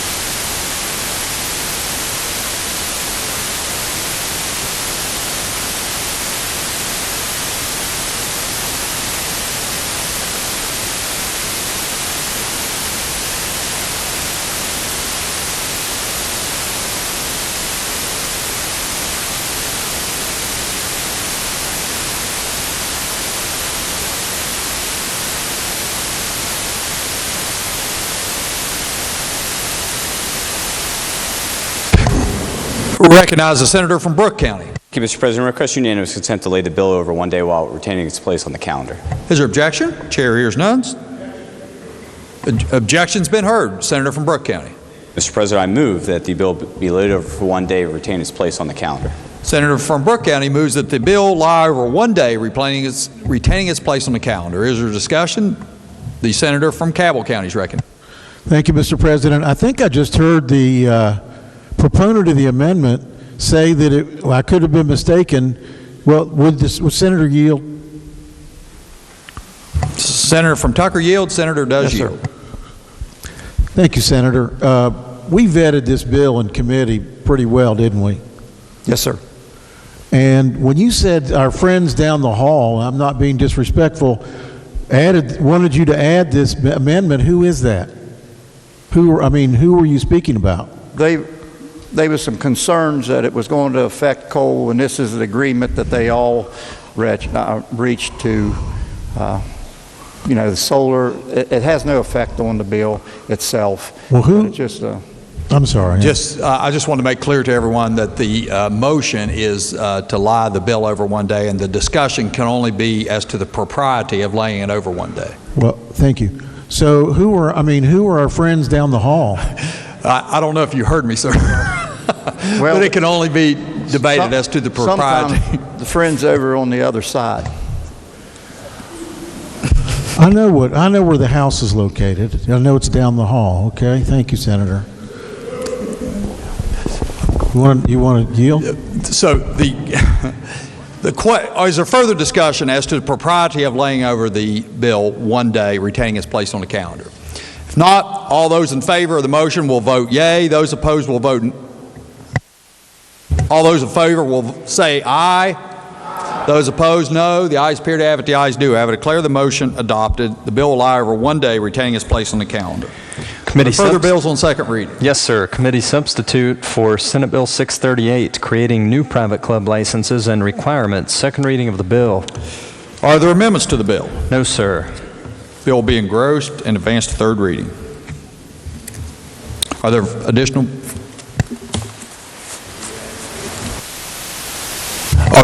bills on second reading? No, sir. Bills on first reading. Senator from Brooke County. Mr. President, I request unanimous consent that all bills on first reading be considered read for a first time and advance to second reading. Is there objection? Chair hears none, so ordered. Introduction of guest. Remarks by members of the Senate. Recognize the senator from Morgan County. Thank you, Mr. President. We have a birthday to celebrate today. Today is February 12th. Today is Mr. Lincoln's birthday, Mr. President. We should never miss remembering and honoring and thinking about our 16th president on his birthday. And luckily, we're always in session when that happens, it seems. It's popular now for people to talk about how divided our country is today. We see pundits say it all the time on the national news. The country's so divided. When has it ever been so divided? And I would suggest, Mr. President, the country is not nearly as divided today as it has been in the past. We do not have, knock hard on wood as I say it, we do not have Americans taking arms against each other, preparing to ignite a conflict in which millions of people will die, every one of them an American. When we think about that, the numbers are staggering if you think about it. My little county of Morgan has 18,000 people in it. Everybody, 18,000 people. And in one day, less than 30 miles from there, along the Antietam Creek, Mr. President, there were 23,000 casualties in one day of the American Civil War. Now that's a country divided. You know, we fight, we argue, people watch, but I tell people, you know, we argue, yes, we argue, we fight, we debate, but we do it as brothers and sisters who love one another, love our state, love our country, even our intramural fights that we have here today. And no one thinks about or talks about taking arms against each other. When Mr. Lincoln was elected in 1860, at that time, the inauguration of the president occurred in March, not January as we do it now, but it was March. And so between the time of his election and his inauguration, Mr. President, 7 states had already seceded from the Union. 7 southern states had already left the Union. The country had already divided. More occurred later after Fort Sumter, but that was after Lincoln's inauguration. But his, you know, I love the President Lincoln's speeches, his first inaugural address, his second inaugural address, his address at Gettysburg. When he was inaugurated the first time on March 4th of 1861, his address was designed as an appeal for the nation not to divide and go into full-blown war and conflict. And I won't read the whole first inaugural address, but I would like to read, if you'll indulge me, Mr. President, Mr. Lincoln's closing words. Intelligence, patriotism, Christianity, and a firm reliance on Him who has never yet forsaken this favored land are still competent to adjust in the best way all our present difficulty. In your hands, my dissatisfied fellow countrymen, and not in mine, is the momentous issue of civil war. The government will not assail you. You can have no conflict without being yourselves the aggressors. You have no oath registered in heaven to destroy the government, while I have the most solemn one to preserve, protect, and defend it. I am loath to close. We are not enemies, but friends. We must not be enemies. Though passion may have strained, it must not break our bonds of affection.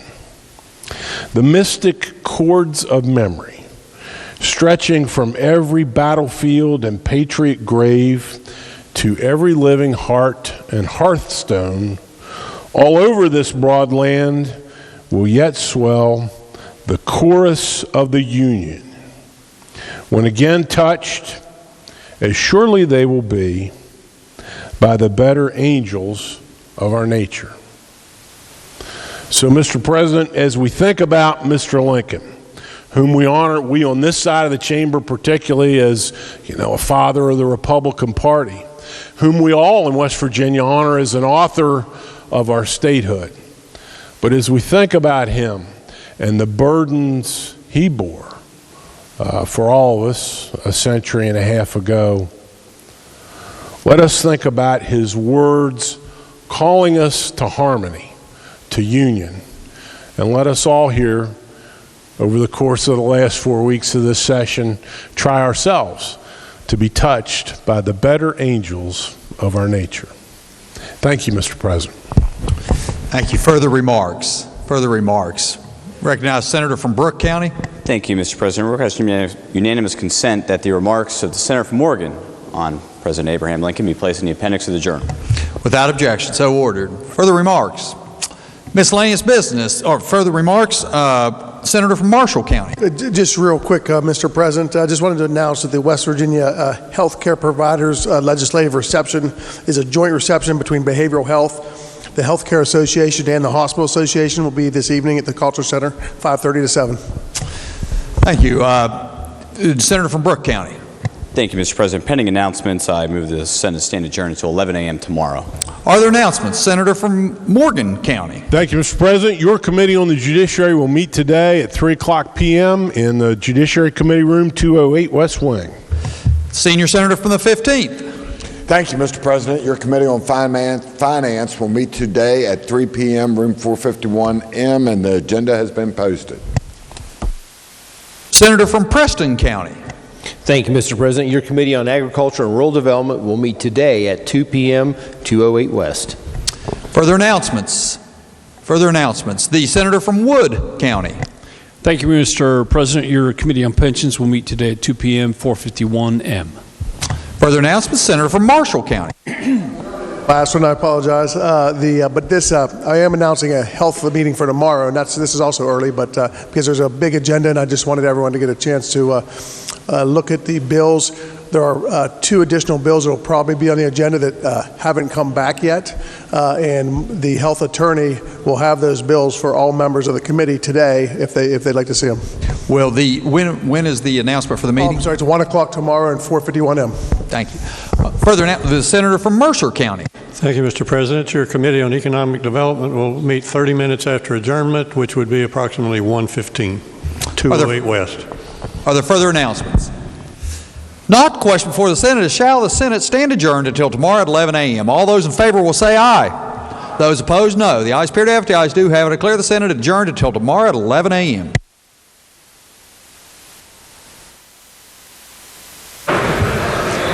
The House will please be in order. Those persons not having privileges of the floor will please vacate the chamber at this time, and all members and guests in the galleries will please rise as we are led in prayer this morning by the lady from the 57th, Delegate Rowan. I'll be reading this morning from the Good News Bible, Psalms 31, verses 8 and 9. Speak up for people who cannot speak for themselves. Protect the rights of all who are helpless. Speak for them and be a righteous judge. Protect the rights of the poor and needy. Let us pray. O God, our Father, I ask your blessings today on this house, the house of the people. I also ask a special blessing today on some pretty awesome young people gathered here with us. May all those gathered here in your presence today perform in a manner that will bring you honor and glory. These things I ask in your precious and holy name. Amen. Amen. All members and guests in the galleries will please remain standing as we are led in the Pledge of Allegiance this morning by the ladies from the 57th Doggett Rowan. Please join with me and my friends from the West Virginia School for the Deaf and Blind as we give our pledge. I pledge allegiance to the flag of the United States of America and to the republic for which it stands, one nation under God, indivisible, with liberty and justice for all. Members and guests may be seated.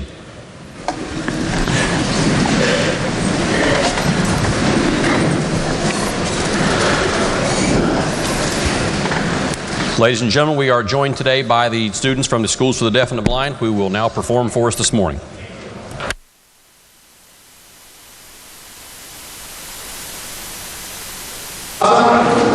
I'm the music director at the West Virginia Schools for the Deaf and the Blind. I'm very happy to be here in the state capitol today to perform for you. Everyone gets a brand new school CD. You enjoy it. The kids work very hard on it. We'll start off with a West Virginia medley.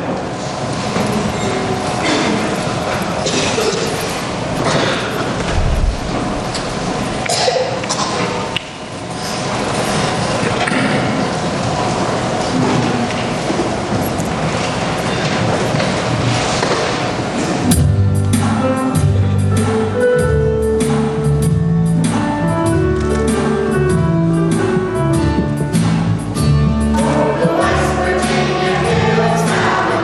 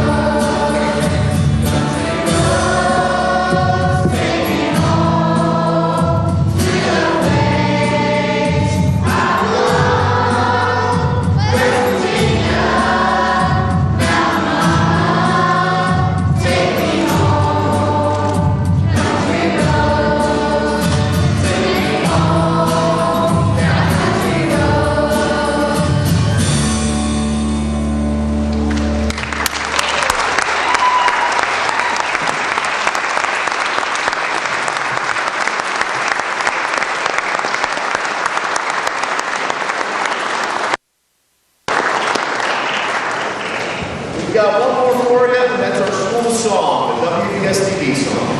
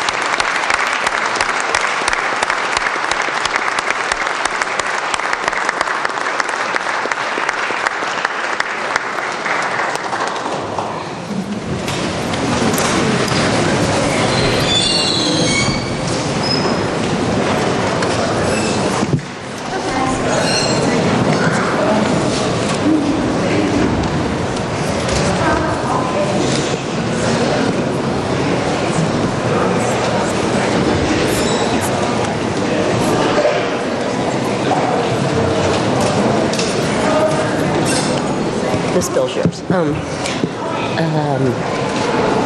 Roger said even though the intent of how he wrote in the bill, Jeff, it still doesn't read right like you would want it to. So he said he either needs to reform it so that it says that the payment occurs between, that there's a direct payment that occurs. Oh, and Jeff's going to try to reform it. If he can't, yeah, I told Jeff, he's going to try to reform it because even though that's his intent, that's not what the bill says. Like, it's not written right. So he said, if he can't get it reformed, he'll let me know and I'll postpone action on it. Okay.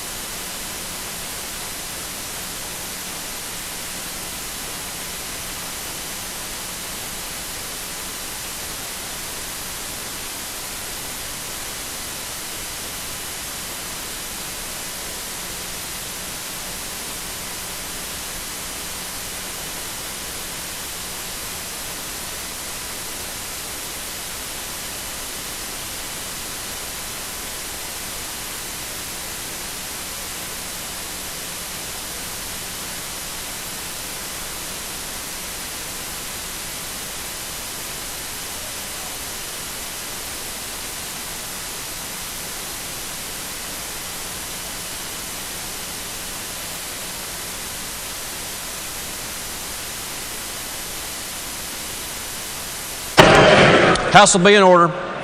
House will please be in order. Reading of the journal.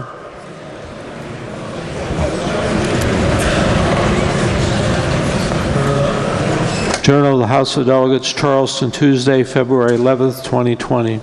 The gentleman of the 64th, docket hot.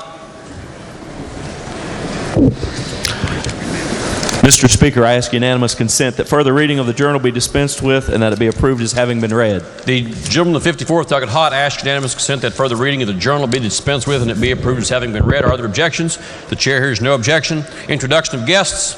Introduction of guests. The gentleman of the 41st, docket Hill.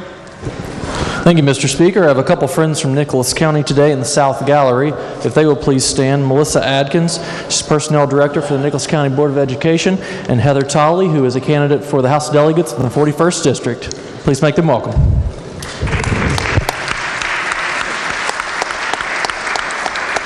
Was that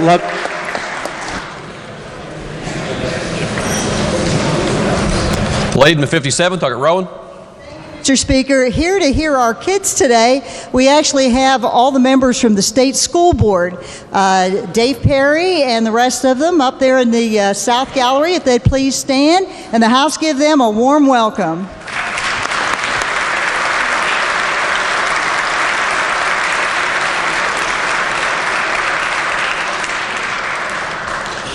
The gentleman of the 27th, docket Schott. Thank you, Mr. Speaker. The delegates representing Mercer County are especially pleased today to have with us our Doctor of the Day, who is sponsored by the West Virginia Academy of Family Physicians, a native of Bluefield who currently lives in Huntington. Please welcome and make feel welcome Asher Sexton, our Doc of the Day.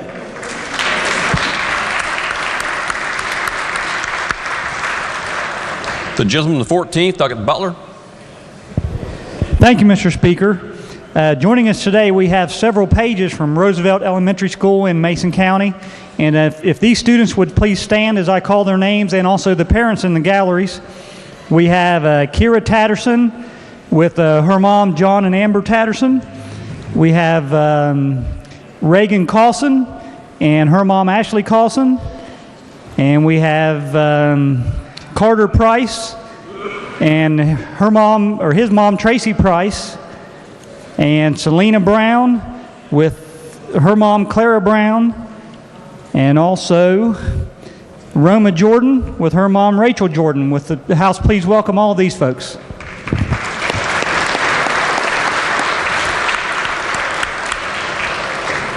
The gentleman of the 23rd, delegate Miller. Thank you, Mr. Speaker. Good morning. I have the honor of introducing two groups that we have with us today. If they would all stand to be recognized when I call your names. First we have the painters from District Council 53, which covers all over the state of West Virginia, as well as the laborers with Local 1353, who cover all of southern West Virginia. If the House would please make them feel welcome, if they'd all stand to be recognized.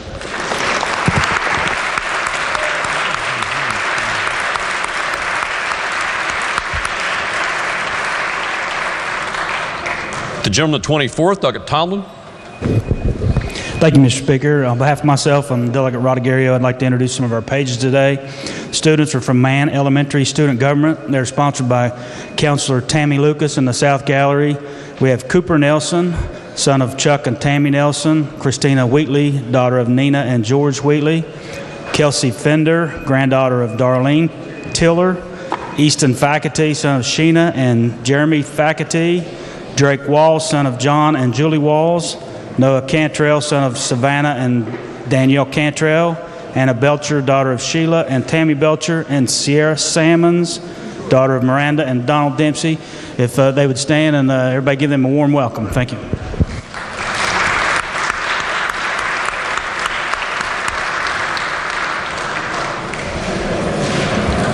The gentleman of 19th, Delegate Thompson. Thank you, Mr. Speaker. On behalf of myself and Delegate Hicks, we have several pages here today from Eastland Elementary, where I went to elementary school several years ago. If they would please stand up as I call their name. They are Mackenzie Adams, McCaden Mounts, Kirsten Stamper, and my cousin, Riley Michaels. Their chaperones are in the galleries, Kayla Michaels, Shonda Smith, and Roxanne Stamper. Please give them a warm round of applause.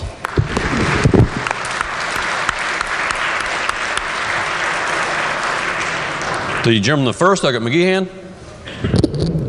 Thank you, Mr. Speaker. This morning we have once again been blessed with a former member of this body, from the Eastern Panhandle. Where is he? Delegate Mike Folks on the floor again. So if everyone would please just give him a well-rounded round of applause. Thank you.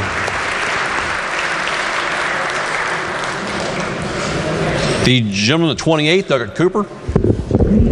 Thank you, Mr. Speaker. I would like to introduce some folks that I didn't bother to get their names. They were two groups of people in my office this morning talking about farmers markets and produce and how to get it sold and all those kind of things. And it was great conversation both times, and they're up here in the West Gallery if they would stand and be recognized with the Farm to Food Coalition. Thank you, Mr. Speaker. Please stand and be recognized.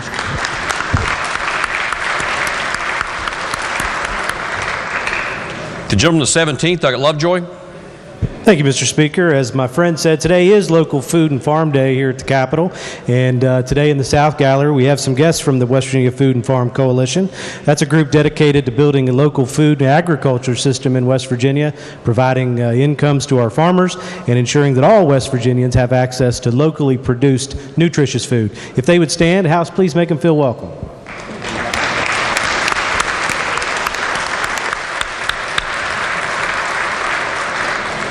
Lady in the 42nd, Doug Lavender Bow. Thank you, Mr. Speaker. With me today is my Fraser Singleton intern, Miss Nadia Price. She resides in Dunbar, is a student at West Virginia State University, where she's majoring in pre-law, political science, and a minor in history. Please make her welcome.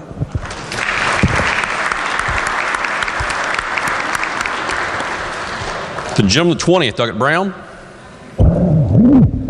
Thank you, Mr. Speaker. On behalf of myself and Delegate Mark Dean from the 21st, we would like to welcome a few people from Mingo County here to the Capitol today for the Local Food and Farm Day. These people are from the Williamson's Farmers Market, and they do a great job running that program.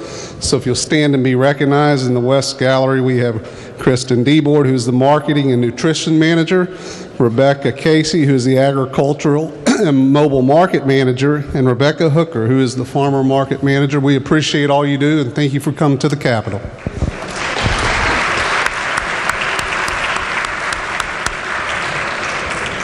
The gentleman the 50th, Doug Caputo.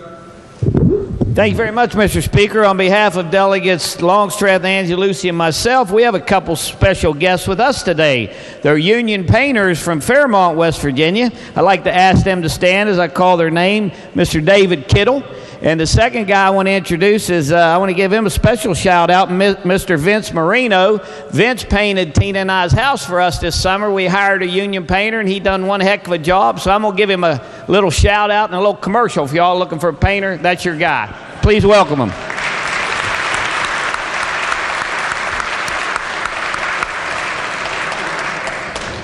The gentleman the first, Dr. Schwartzmiller. Thank you, Mr. Speaker. On behalf of myself and the entire Northern Panhandle delegation, I'd like to welcome the Ohio Valley leadership here today. They're up in the South Gallery, and I would ask the House to give them a warm welcome. Please stand.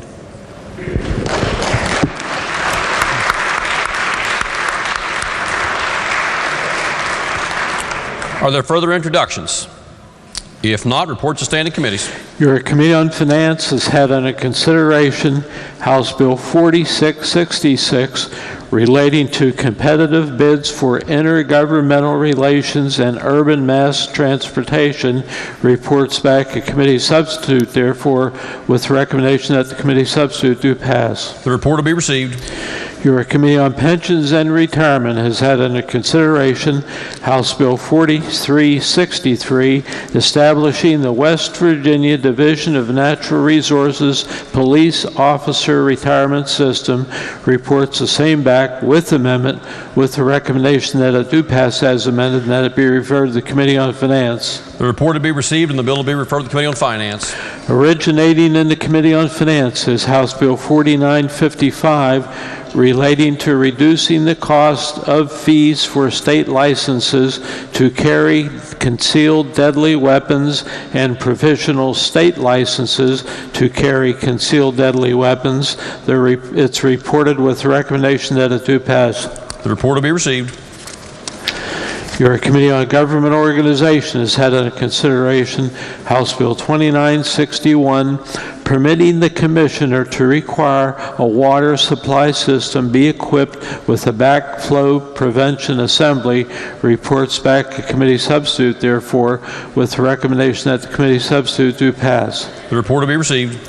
Your Committee on Government Organization has had under consideration House Bill 4718, West Virginia Indian Tribes Recognition Act. Reports the same back with amendment, with the recommendation that it do pass as amended, that it be referred to Committee on Judiciary. The report will be received and the bill will be referred to the Committee on Judiciary.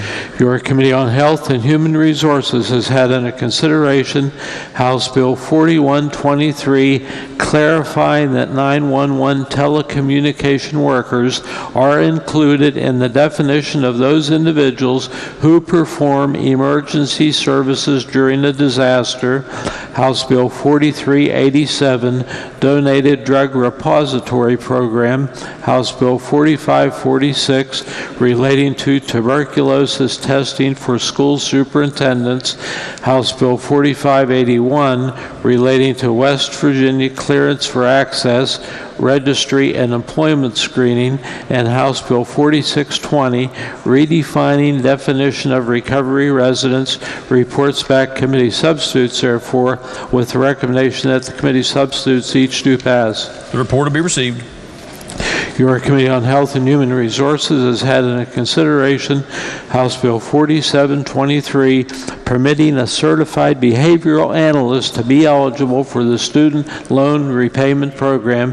Reports the same back with the recommendation that it do pass, that it be referred to the Committee on Finance. The report will be received and the bill will be referred to the Committee on Finance. Your Committee on Health and Human Resources has had under consideration committee substitute for Senate Bill 544, authorizing pharmacists and pharmacy interns administer vaccines. Reports the same back with amendment, with the recommendation that it do pass as amended. The report will be received.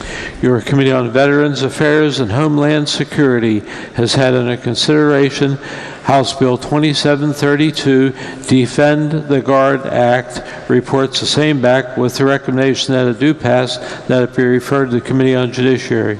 For what purpose does the gentleman of the 35th, Douglas Byrd, seek recognition?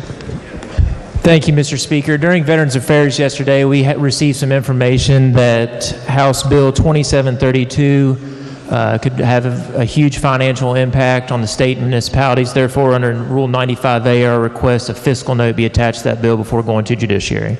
Gentleman's request would be noted. The Chair would ask the Chair of Judiciary to take that request under advisement. The gentleman the first, Douglas McGee, is recognized. Yeah, thank you, Mr. Speaker. I'll just save the gentleman of Kanawha County some time. I've been told our majority leader supports this. I move to dispense with the second reference to the Judiciary Committee for House Bill 2732, otherwise known as the Defend the Guard Act. I move. It is in the form of a motion, so objection is not in order. The gentleman the first has moved that the second reference to the Committee on Judiciary for House Bill 2732 be dispensed with. This does constitute a rules suspension and will require a two-thirds vote, but is a debatable motion. Do members wish to speak to the adoption of the motion? The gentleman from the 27th, Douglas Schott, is recognized. Thank you, Mr. Speaker.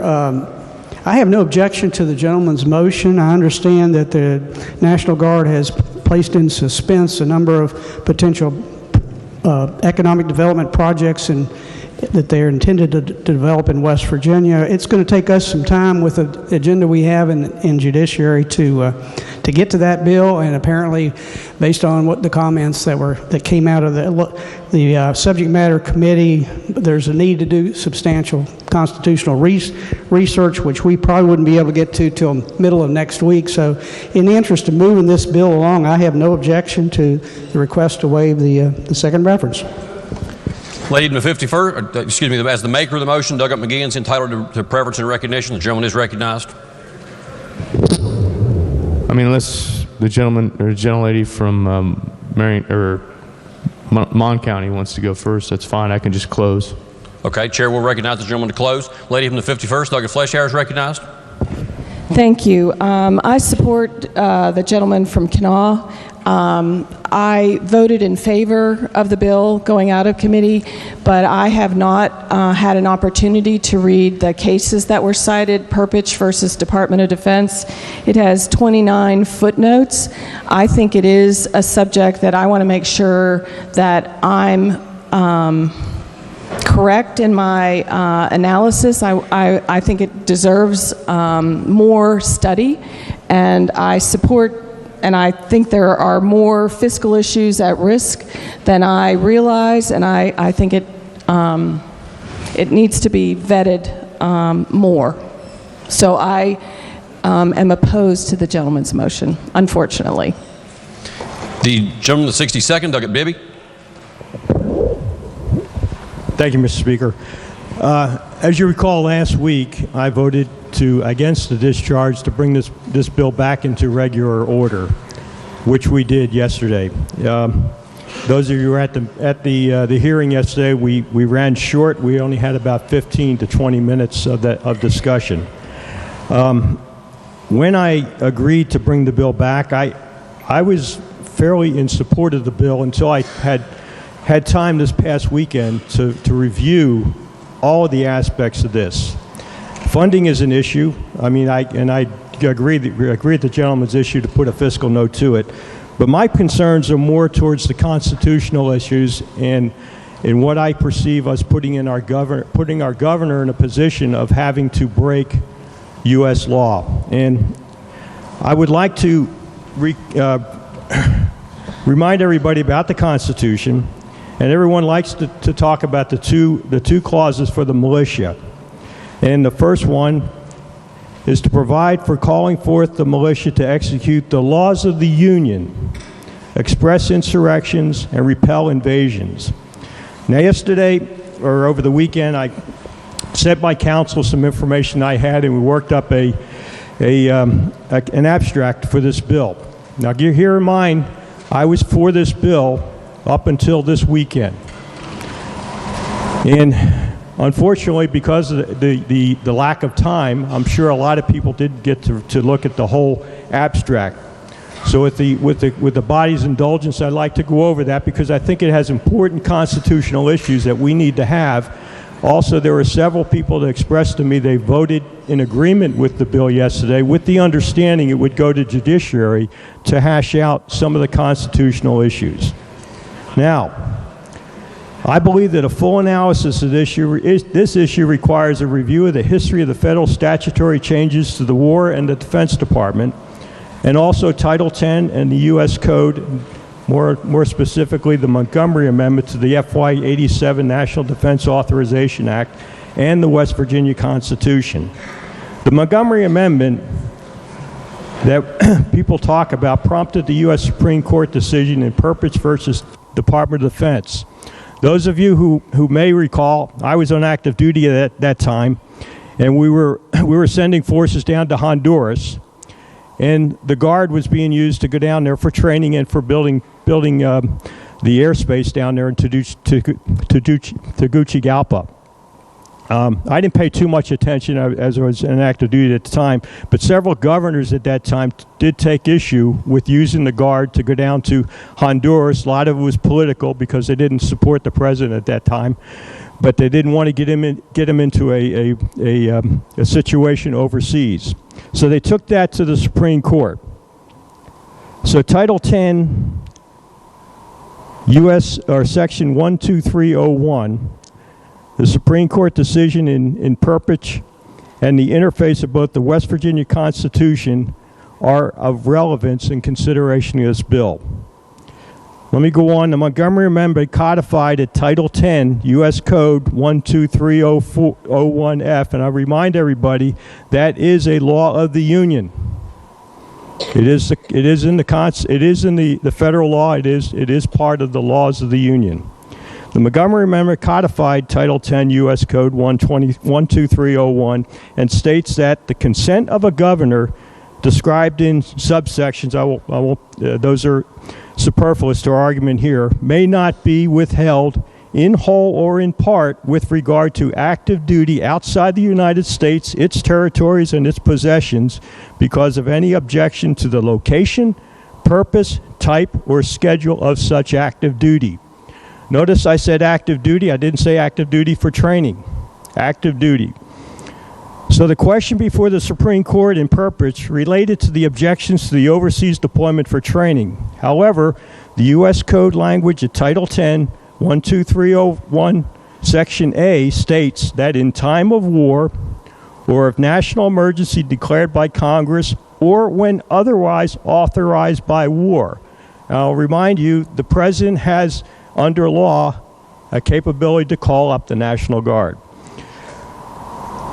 An authority designated by the Secretary concerned may, without the consent of the persons affected, or order any unit and any member not assigned to a unit organized to serve as a unit of a reserve component under the jurisdiction of that Secretary to active duty for the duration of the war or emergency and for 6 months thereafter. However, a member of an inactive status list or a retired status may not be ordered to active duty under this subsection unless the Secretary concerned, with approval of the Secretary of Defense, in the case of the Secretary of a military department, determines that there are not enough qualified reserves in an active status or in the inactive National Guard in the required category who are readily available. End quote. Now, Justice Stevens delivered his opinion for a unanimous Supreme Court 9-0 decision on that case. On June 11, 1990, he found that the Montgomery Amendment is constitutionally valid. Also, the West Virginia Constitution in Article 1-1 states that the Constitution of the United States of America and the laws and treaties made in pursuance thereof shall be the supreme law of the land. House Bill 2332 requires the West Virginia governor to withhold his consent to release the West Virginia National Guard from state control to participate in active duty combat, which would most likely be outside the United States, its territories, and its possessions, unless there is an official declaration of war or an action to call forth the state militia by the Congress. One of the questions each member of this body and the Judiciary Committee, if it goes to that, must weigh is whether this would put the governor in a position of violating the West Virginia Constitution by not complying with U.S. law as codified in Title 10, U.S. Code 12301, section, or paragraph 4, and as unanimously held 9-0 by the Supreme Court in the 1990 purpose decision. Justice Stevens also, in his opinion, went on the Montgomery Amendment in purpose, addresses the Minnesota's interpretation of the Militia's Clause. It was the Minnesota governor that brought this case before the Supreme Court. Justice Stevens, in reference to Title 30, he referenced Title 32, which deals with the National Guard. Title 32 U.S.C. 109, paragraph C, in which, in addition to its National Guard, a state may establish a defense force to be used within its jurisdiction, but it may not be called, ordered, or drafted into the armed forces. Now let me quote what Justice Stevens said in his opinion. The governor, this is the governor of Minnesota, argues that this interpretation of the Militia Clause has the practical effect of nullifying an important state power that is expressly reserved in the Constitution. We disagree. It merely recognizes the supremacy of federal power in the area of military affairs. The federal government provides virtually all of the funding, the material, and the leadership for the state guard units. The Minnesota unit, which includes about 13,000 members, is affected only slightly when a few dozen or at most a few hundred soldiers are ordered into active service for brief periods of time. Neither the state's basic training responsibility nor its ability to rely on its own guard in the state emergency situations is significantly affected. Indeed, if federal training missions were to interfere with the state guard's capacity to respond to local emergencies, the Montgomery Amendment would permit the governor to veto the proposed mission. Moreover, and this is the important part of this decision, Congress has provided by statute that in addition to the National Guard, the state may provide and maintain at its own expense a defense force that is exempt from being drafted into the armed forces of the United States.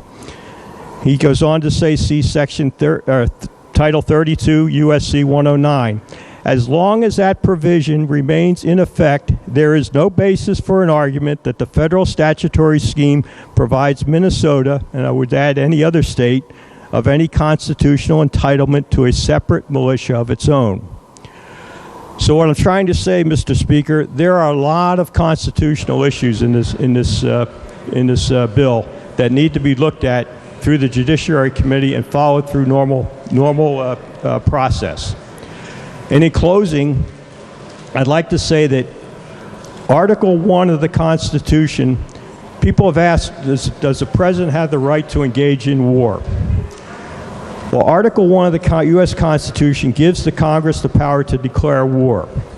Article 2 states that the President is the Commander-in-Chief of the U.S. Army and Navy and the state militias when called into actual service of the United States.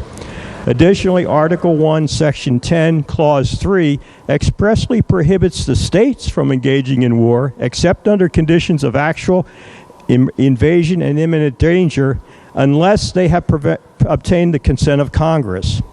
However, no such limitation on engagement in war by the President can be found in Article 2.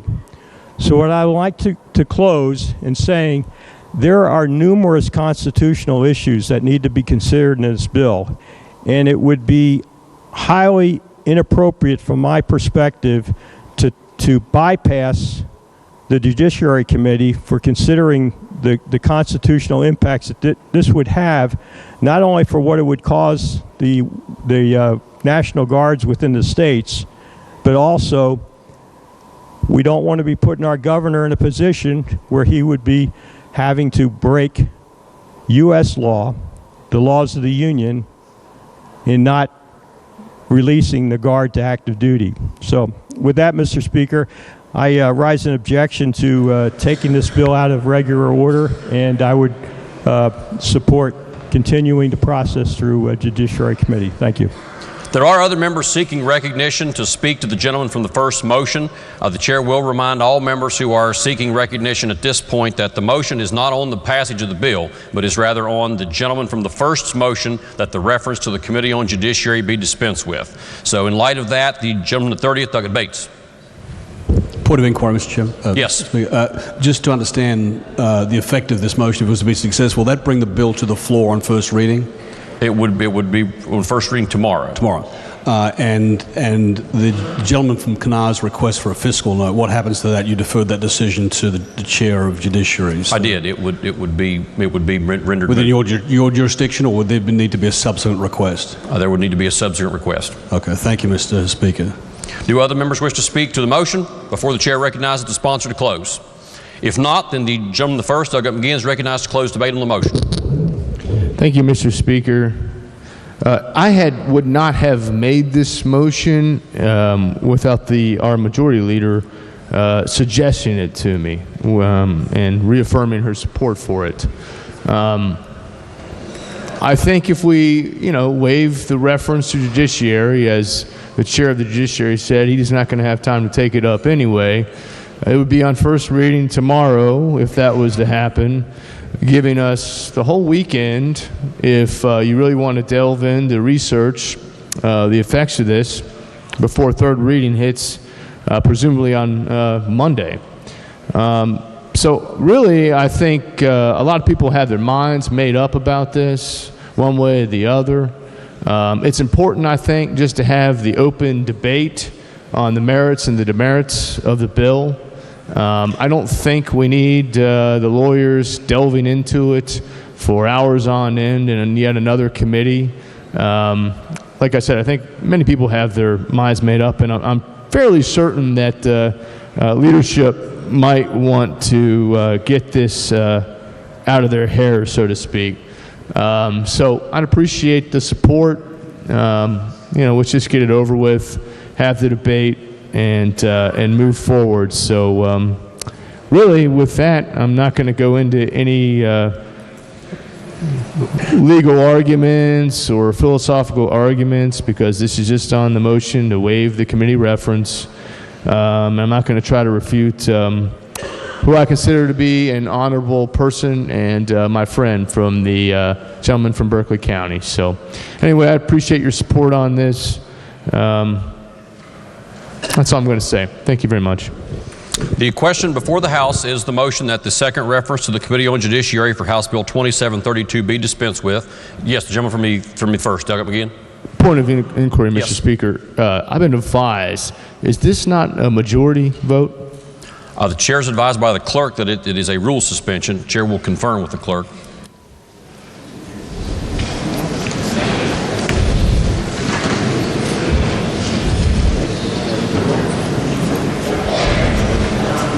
Chair is advised by the clerk that it does constitute a rule suspension. Okay, and that would be a supermajority? It would be a 67 vote majority. Okay, thank you. Is correct. If there are no other members who wish to speak to the passage of the adoption of the motion, the question then is on the gentleman's motion that the second reference to the Committee on Judiciary for House Bill 2732 be dispensed with. Those in favor of the motion will vote aye. A roll call will be taken anyway. It is a 2/3 vote motion. Those in favor of the motion will vote aye. Those opposed will vote no. The clerk will prepare the machine.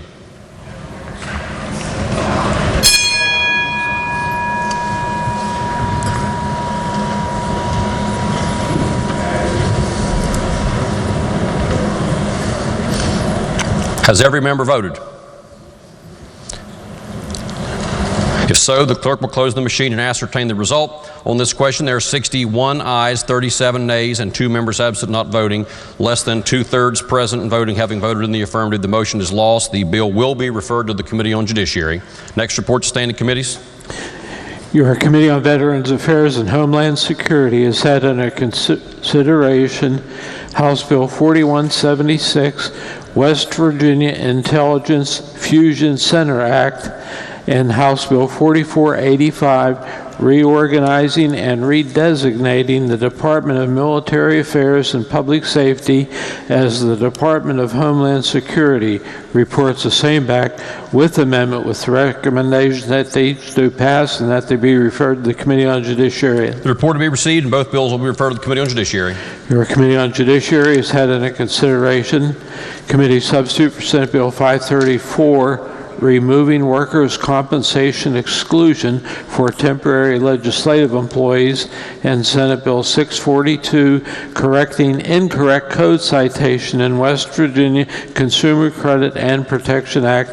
Reports the same back with recommendation that each do pass. The report will be received. Your Committee on Judiciary has had under consideration House Bill 4101, relating to requiring a court to verify certain conditions are met before a child who has been removed from a home. Reports back a committee substitute, therefore, with recommendation that the committee substitute do pass. The report will be received.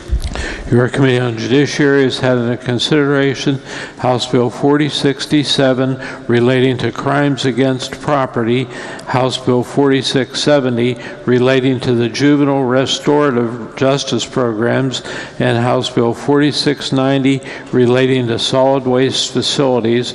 Reports back committee substitutes, therefore, with the recommendation that the committee substitutes each do pass. The report will be received. Your Committee on Energy has had under consideration House Bill 4439, clarifying the method for calculating the amount of severance tax attributable to the increase in coal production. Reports the same back with amendment with the recommendation that it do pass as amended, that it be referred to the Committee on Finance. The report will be received and the bill will be referred to the Committee on Finance. Your Joint Committee on Enrolled Bills has examined, found truly enrolled, and on February 10th, 2020, presented to His Excellency the Governor for his action, Committee Substitute for Senate Bill 311, relating to court-ordered community service, and Committee Substitute for Senate Bill 357, authorizing the Department of Revenue promulgate legislative rules. The report will be received. Your Joint Committee on Enrolled Bills has examined, found truly enrolled and presented to the governor for his action on February 11th, 2020.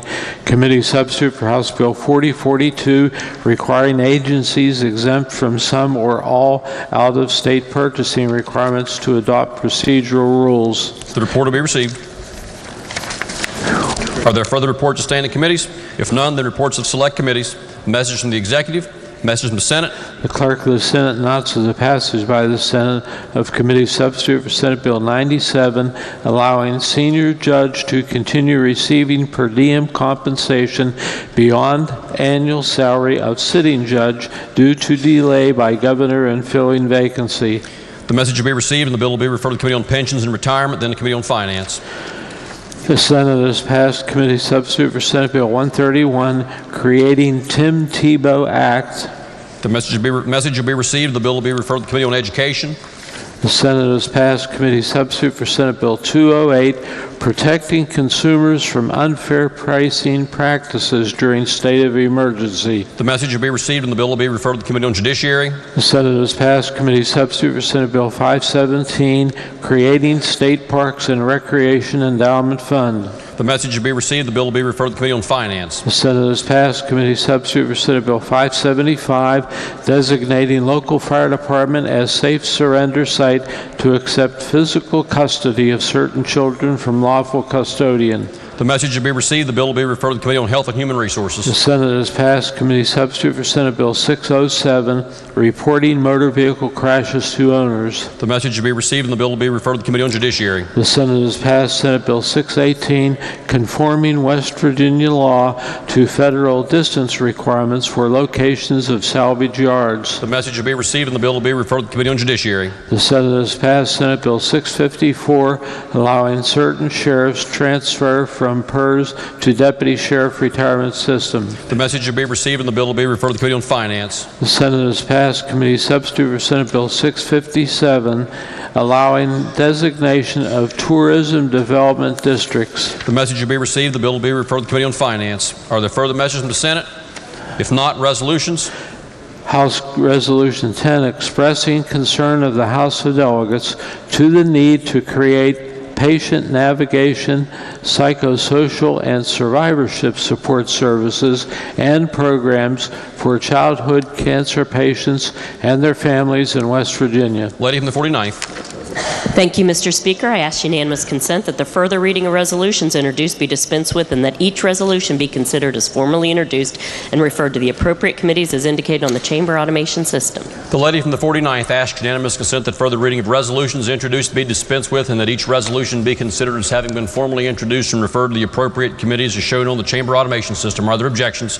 The chair hears no objections. Petitions, motions, bills introduced, unfinished business, bills on third reading. Committee Substitute for Senate Bill 35, limiting civil penalty for littering conviction to $2,000. Are there objections to having the bill explained in lieu of having it read? Objection is heard. Clerk will read the bill.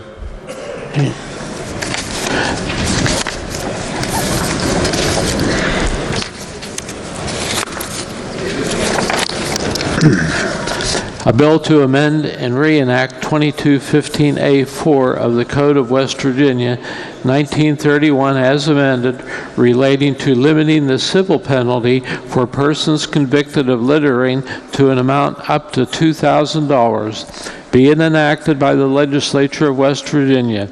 Article 15A, the A. James Mansion Rehabilitation Environmental Action Plan, 2215A4, unlawful disposal of litter, civil and criminal penalty, litter control fund, evidence, noticed violations, litter receptacle placement, penalty, duty to enforce violations.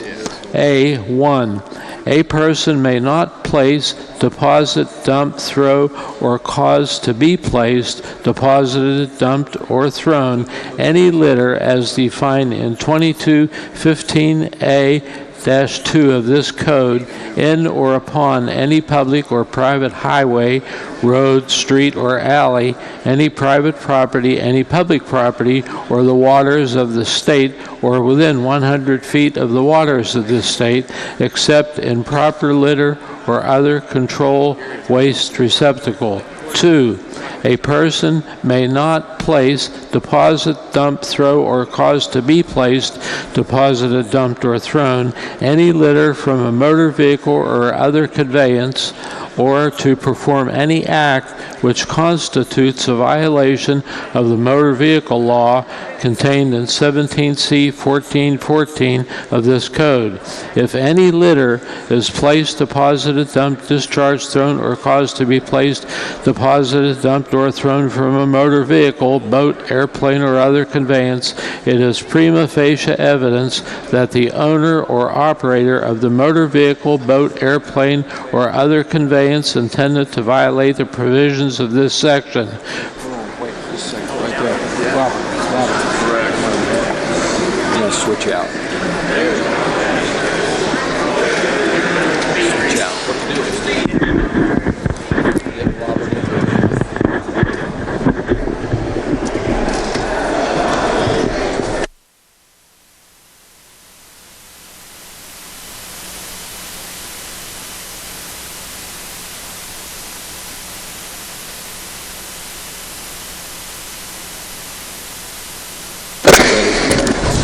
Four, any person who violates the provisions of this section by placing, depositing, dumping, or throwing, or causing to be placed, deposited, dumped, or thrown any litter on his or her private property in an amount not exceeding 50 pounds in weight is not subject to the criminal provisions of this section.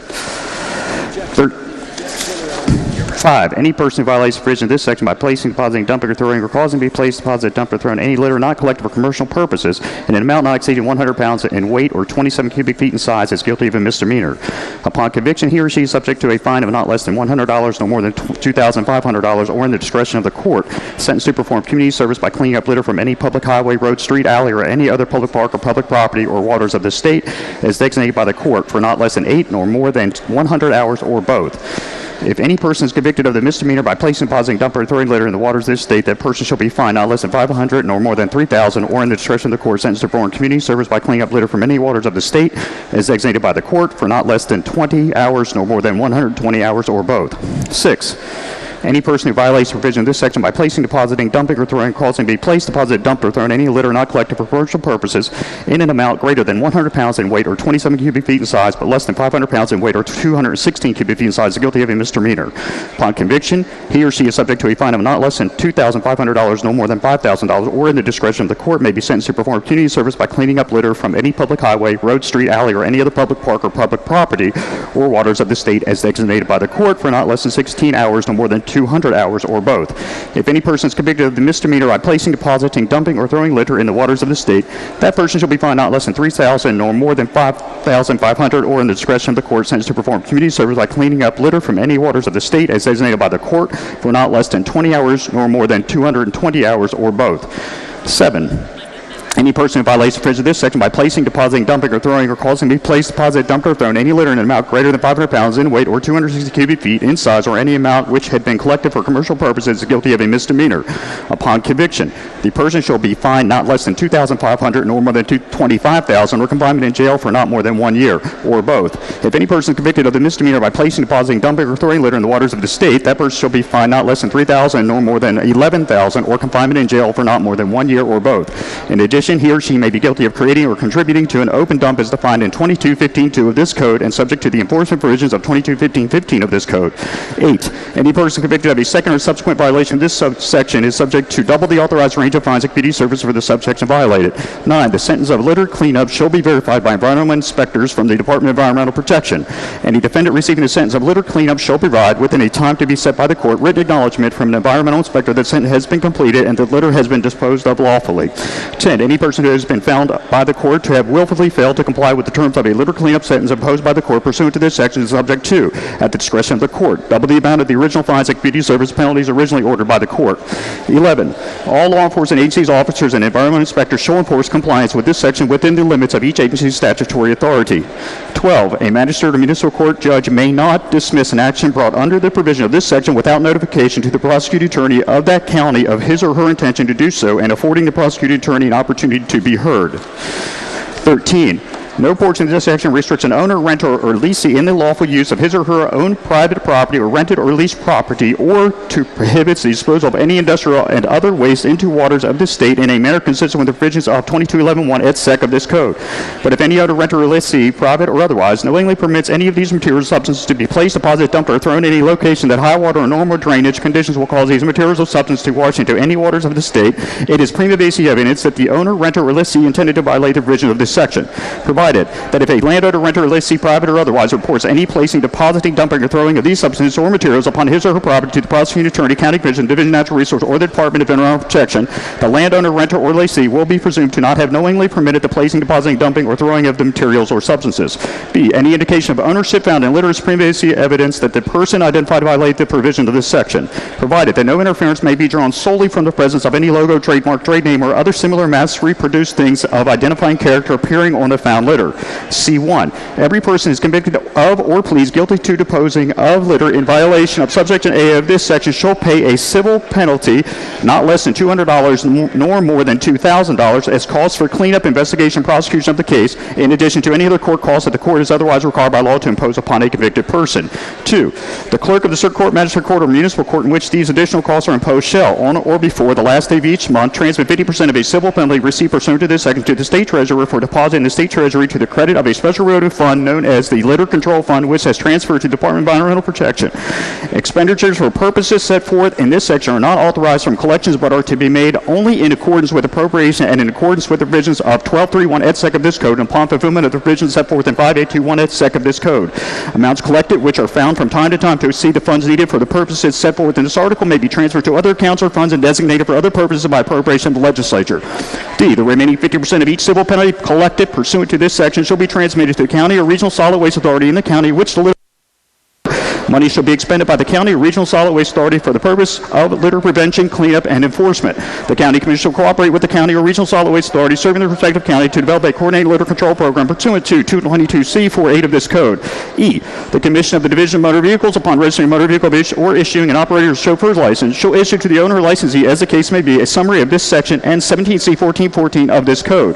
F, the commissioner of division of highways shall cause appropriate signs to be placed at the state boundary on each primary, secondary road and at all other locations throughout the state, informing those entering the state of the maximum penalty provided for disposing of litter in violation of subsection A of this section.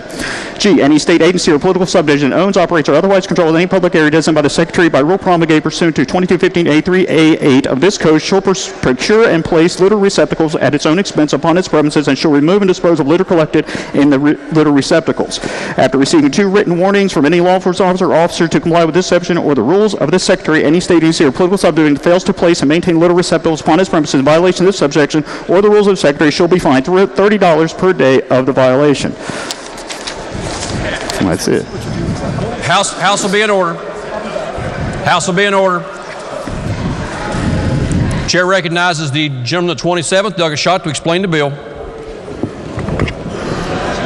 For those of you who didn't pick up on the text of the bill, This bill basically deals with the civil penalty for a littering conviction, and this sort of illustrates the evolution of this provision. Currently, 2215A4 provides that any person guilty of littering pays a fixed civil penalty of $2,000. And that's to encompass the cost for cleanup, investigation, and prosecution of the case. And that's in addition to other court costs that are required by law. As this bill came out, there was a good bit of feedback from magistrates that because of that fixed cost, they were reluctant to convict and assess that large a cost. So the bill initially came out as basically not more than $2,000. That was the bill. And then we had an amendment yesterday, as you'll recall, that put a floor on that to not less than $200 nor more than $2,000.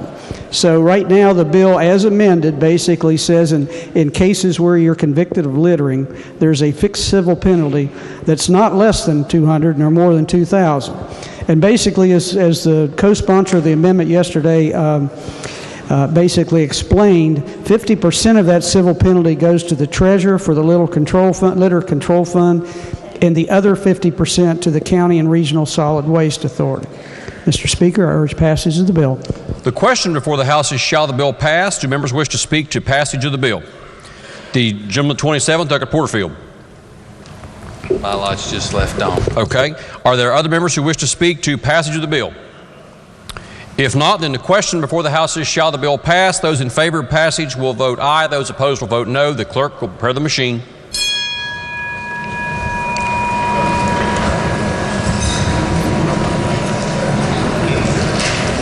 Has every member voted?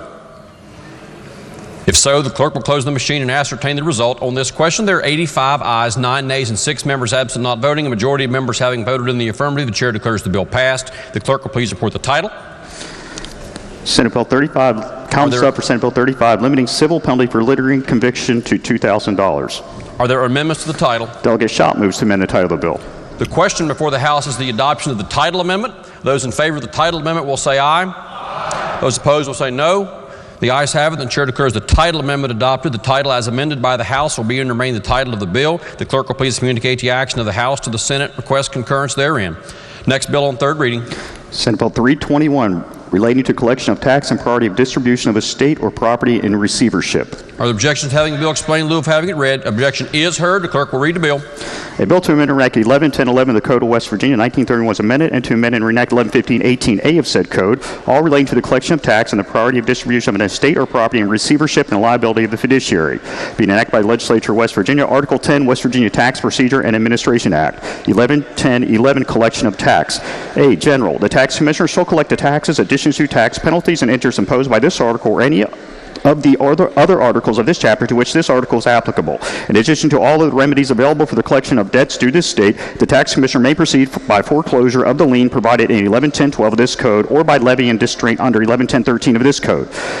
B, prerequisite to final settlement of contracts with the non-resident contractor, user personally liable. 1, any person contracting with a non-resident contractor subject to taxes imposed by 1113-1 et sec, 1121 et sec, and 1124-1 et sec of this code shall withhold payment in the final settlement of the contract of a sufficient amount not exceeding 6% of the contract price, as will in the person's opinion be sufficient to cover the taxes until the receipt of a certificate from the tax commissioner to the effect that the above referenced tax imposed against the non-resident contractor have been paid or provided for. 2, if any person shall fail to withhold as provided in subdivision 1 of this subsection, that person is personally liable for the payment of all taxes attributable to the contract not to exceed 6% of the contract price. The taxes attributable shall be recoverable by the tax commissioner by appropriate legal proceedings, which may include issuance of an assessment under this article.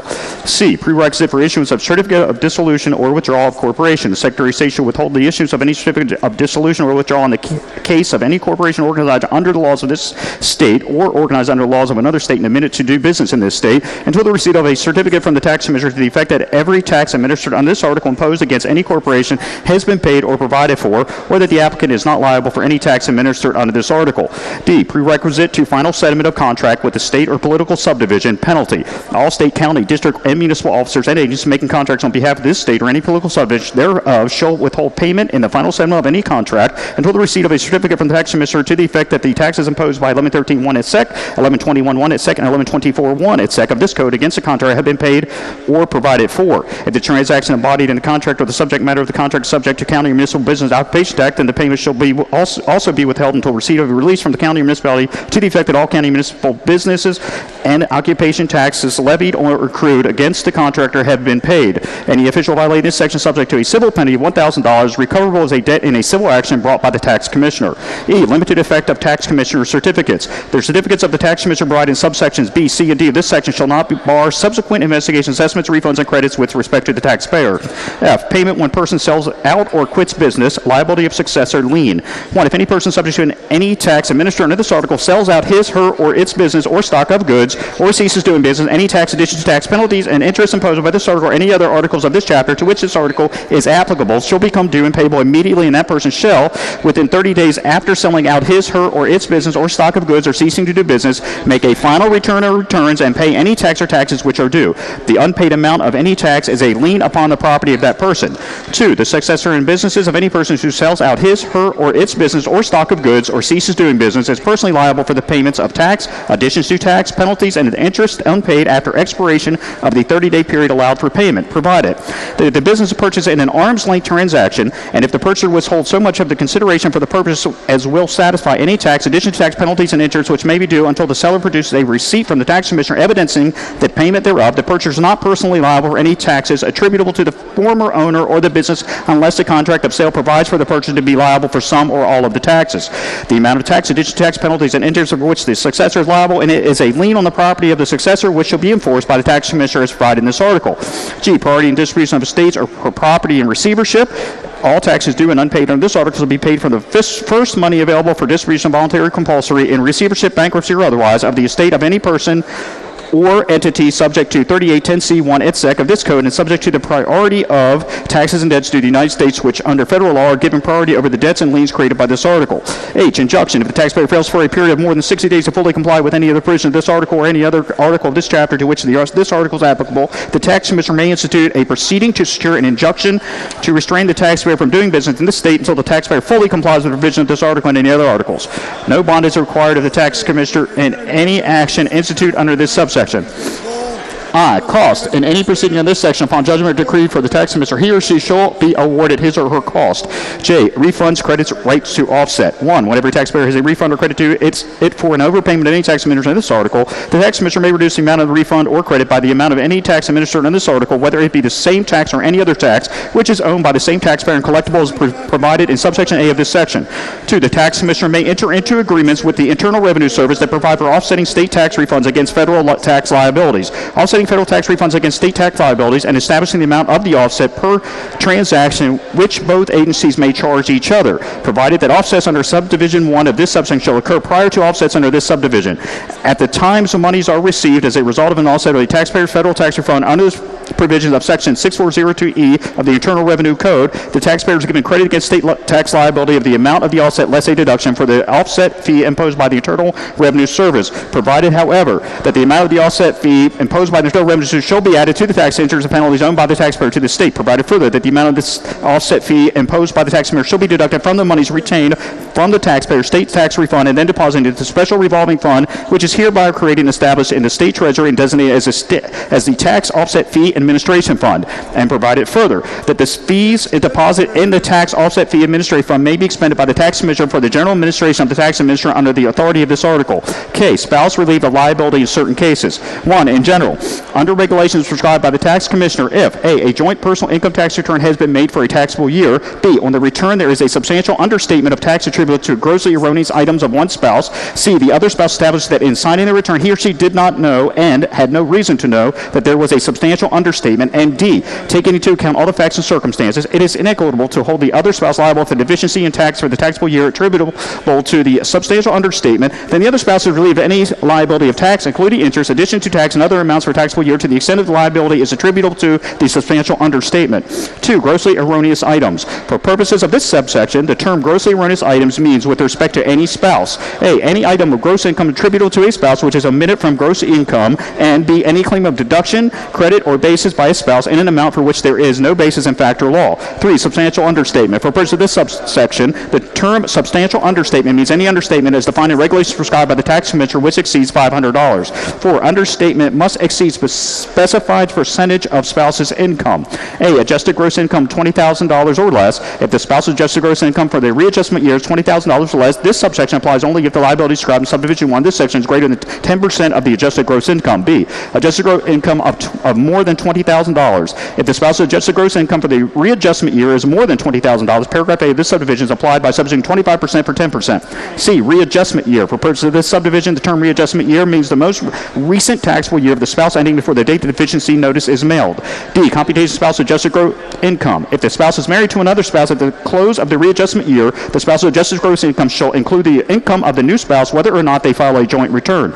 E, exception for omissions from gross income. This subdivision shall not apply to any liability attributable to the omissions of an item from gross income. 5, adjusted gross income. For purposes of this subsection, the term adjusted gross income means the West Virginia adjusted gross income of the taxpayer determined under 1121(1) et sec of this code. Article 15, consumer sales and service tax. 1115(18)(a), receivership, bankruptcy, priority of tax. All taxes due and unpaid under this article shall be paid from the first money available for distribution, voluntary, compulsory, in receivership, bankruptcy, or otherwise. Any person or entity subject to 3810(c)(1) et sec of this code and subject to the priority of taxes and debts due to the United States, which under federal law are given priority over the debts and liens created by this article. The House will be in order. The House will be in order. The question before the House is, shall the bill pass? The chair recognizes the gentleman at 27th, Delegate Schott. Thank you, Mr. Speaker. This is the Reader's Digest version of the bill. The bill amends Section 1110.11 and 1115.18 to provide that all taxes due and unpaid to the state are subject to, first, the priority of liens in Section 838-10C-1, and second, the priority of taxes and debts due to the United States. This change clarifies that the state tax department liens will be paid from an estate based on and in the order is recorded.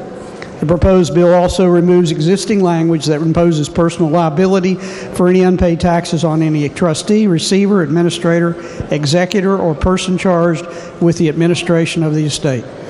Mr. Speaker, this clears up a misinterpretation by the state tax department, clears the way for a more smooth financing of real estate transactions. I urge its passage. The question before the House is, shall the bill pass? Are there members who wish to speak to passage of the bill? If not, then those in favor of passage will vote aye. Those opposed will vote no. The clerk will prepare the machine.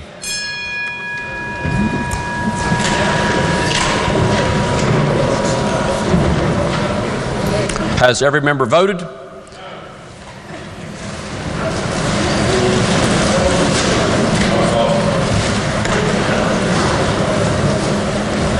Has every member voted?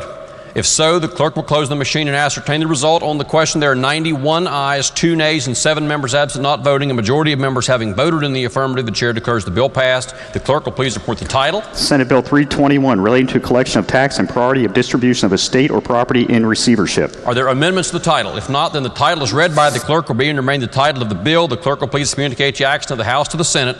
Next bill on third reading. Committee substitute for Senate Bill 449, authorizing Department of Commerce promulgate legislative rules. For what purpose does the gentleman from the 10th, Delegate Kelly, seek recognition?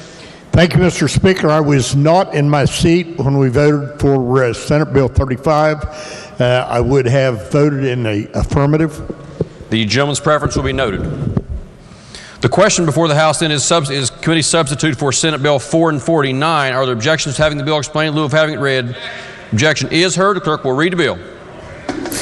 A bill to amend. A gentleman from the point of order has been raised. The gentleman at 27th, Delegate Porterfield, is recognized. Thank you, Mr. Speaker. I would like to ask from the chair if those that are in the gallery that have the privileges of the floor are allowed to come to delegates' desks and use profanity. Is that allowed? And if it is not, I'm requesting a suspension of the floor privileges from former Delegate Mike Folk. The use of profanity is prohibited on the use of the floor in debate. The rules are silent as to the communications between members on the floor to one another or to members and others on the floor to each other. The use of profanity is prohibited on the actual House floor. What about if someone that has the privileges of the floor, are they allowed to come and approach delegates considering certain legislation or certain decisions that are being made? The rules of the House preclude the admission of registered lobbyists on the floor. The rules of the House are otherwise silent as to the scope of which former members may engage while they're present on the House floor. I request the privileges of the floor for Mike Folk be suspended permanently. That would be a rule suspension. The gentleman, the 27th, does the gentleman offer that in the form of a motion? Yes. The gentleman, the 27th, Delegate Porterfield, has moved that the rules of the House be suspended. Let the chair restate the motion. The gentleman 27th has moved that the rules of the House be suspended and that floor privileges for former delegate Folk be revoked. The gentleman from the 50th has, the House will be in order. The gentleman of the 50th has raised a point of order. The gentleman may state the point. Thank you, Mr. Speaker. Is that a two-thirds vote as a normal rule suspension would be? It would be a two-thirds vote. It would be a rule suspension. It would be a two-thirds vote. The And gentleman is the correct. motion debatable, sir? A rule suspension is not debatable. Thank you, sir. For what purpose does the gentleman of the 63rd, Douglas Hardy, seek recognition? Point of clarification, Mr. Speaker. If the gentleman is voted in as the governor, will he be allowed to come and give the State of the State address? The rules of the motion for a suspension of the rules is applicable only for the duration of a session. The House may not suspend rules for longer than a session. Thank you, Mr. Speaker. The question before the House still is the motion by the gentleman from the 27th, Douglas Porterfield, that the gentleman from the 50th has raised another point of order. The gentleman may state the point. Is this motion in order since we've passed the order of business of motions? A rule suspension is an incidental motion. It's not an original main motion as contemplated under the order of business for motions. The agenda item for motions is for original and incidental main motions. The motion as offered by the delegate from 27th is a pure incidental motion and therefore carries a precedential rank that would make it in order at this time. Thank you. The question is not a debatable question, but the question before the House is the motion by the gentleman of the 27th that the rules of the House be suspended and that floor privileges for former delegate Mike Folk be suspended. Those in favor of the motion will vote aye. Those opposed will vote no. The clerk will prepare the machine.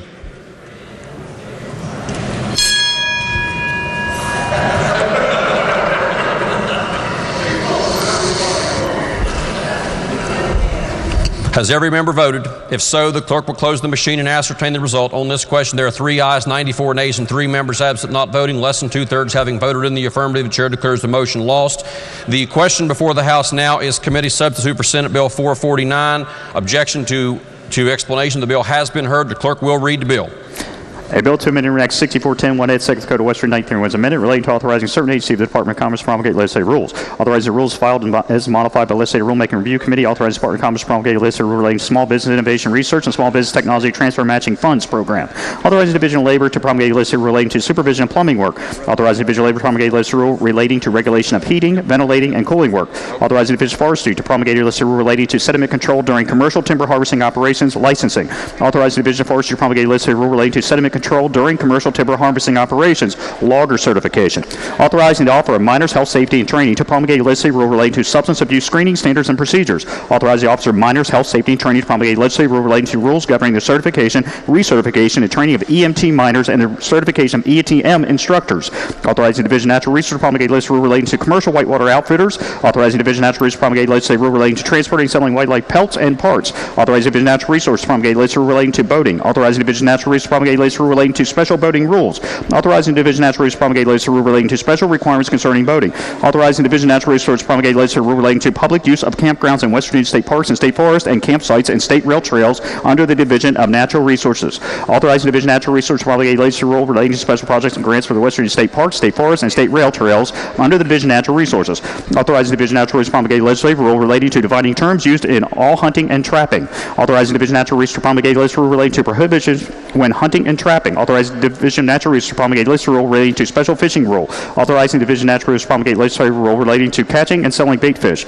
And authorizing the Division of Natural Resources to promulgate a legislative rule relating to falconry. Being enacted by Legislature of West Virginia, Article 10, authorization for Department of Commerce to promulgate legislative rule 6410-1, Department of Commerce.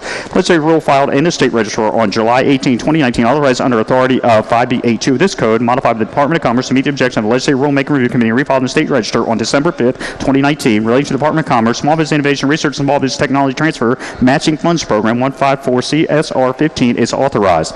6410-2, Division of Labor. A, the legislative rule filed in the State Register on July 17, 2019, authorized under the authority of 2114-4 of this code relating to Division of Labor, supervision of plumbing work, 42 CSR 32 is authorized.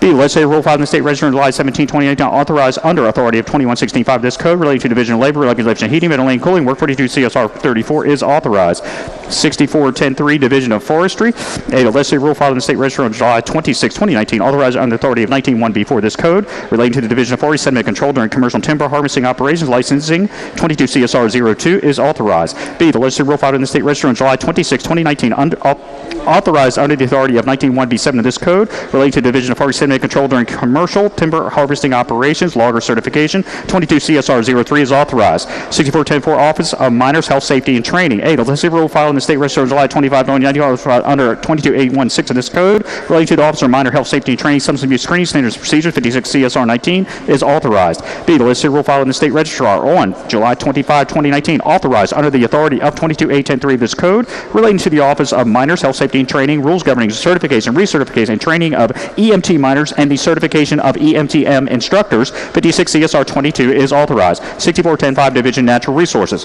A, the legislative rule filed in the State Register on July 23, 2019, authorized under the authority of 20-2-23 of this code, relating to Division Natural Resources, commercial whitewater outfits, 58 CSR 12 is authorized. B, the legislative rule filed in the State Register on July 23, 2019, authorized under authority of 20-2-11 of this code, relating to the Division of Natural Resources, transporting and selling wildlife pelts and parts, 58 CSR 16 is authorized.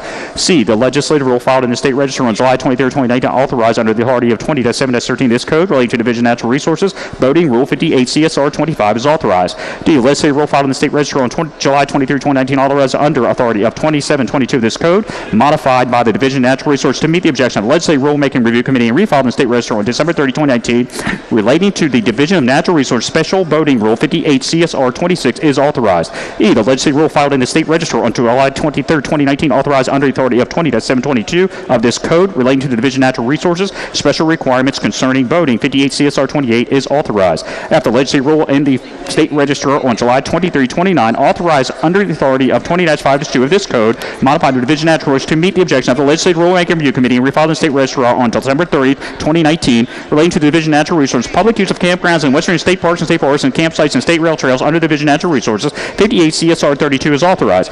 D, the legislative rule filed in State Registrar on July 23, 2019, authorized under the authority of 20-1A-7 and 25-2 of this code, modified the Division of Natural Resources to meet the objection of the Legislative Rulemaking Review Committee and refiled in the State Register on December 30, 2018, relating to Division of Natural Resources special projects and grants for Western state parks, state forests, and state rail trails under the Division of Natural Resources, 58 CSR 34 is authorized. H, the legislative rule filed in the State Register on July 24, 2019, authorized under authority of 20-1-731 of this code, relating to Division of Natural Resources, defining terms used in all hunting and trapping, 58 CSR 46 is authorized. I, the legislative rule filed in the State Register on July 23, 2019, authorized under the authority of 20-1-731 of this code, relating to Division of Natural Resources prohibitions when hunting and trapping, 58 CSR 47 is authorized. J, the legislative rule in the State Register on July 23, 2019, authorized under authority of 20-1-731 of this code, modified by Division of Natural Resources to meet the objection of the Legislative Rulemaking Review Committee and refiled in the State Register on December 30, 2019, relating to the Division of Natural Resources Special Fishing Rule 58 CSR 61 is authorized. K, the legislative rule filed in the State Register on July 23, 2019, authorized under authority of 20-1-731 of this code, relating to Division of Natural Resources catching and selling bait fish, 58 CSR 62 is authorized. L, the legislative rule filed in the State Register on July 24, 2019, authorized under the authority of 21-731 of this code, relating to the Division of Natural Resources falconry, 58 CSR 65 is authorized. The House will be in order. The House will be in order. The question before the House is the passage of the bill. Chair recognizes the gentleman of 35th, Doug Capito. Mr. Speaker, I'm available for questions. I urge passage. Are there any members who wish to speak to passage of the Department of Commerce Rules Bundle? If not, then yes, the gentleman of first, Doug McGee, is recognized. Yeah, I'm sorry. Can I ask the presenter of this to stand for a couple questions? Is it you? Yes, gentleman, does you.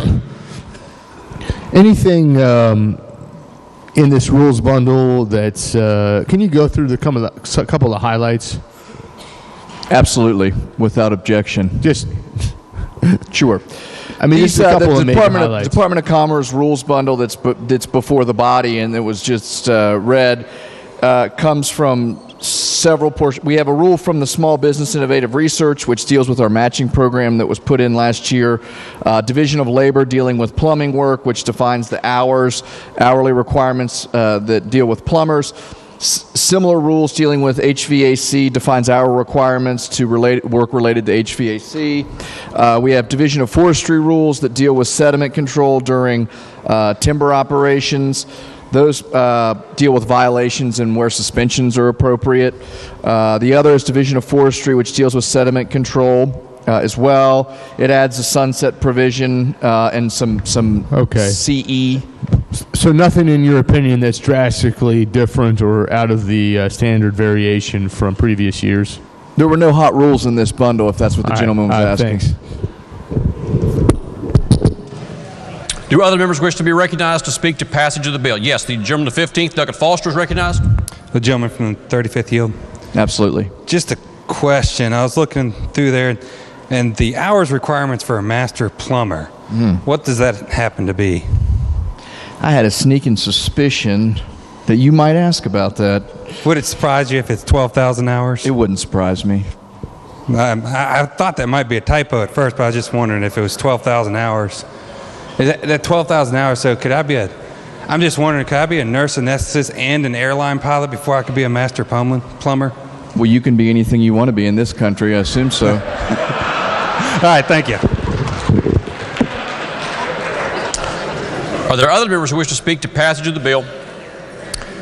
If not, then the question before the House is, shall the bill pass? Those in favor of passage will vote aye. Those opposed will vote no. The clerk will prepare the machine.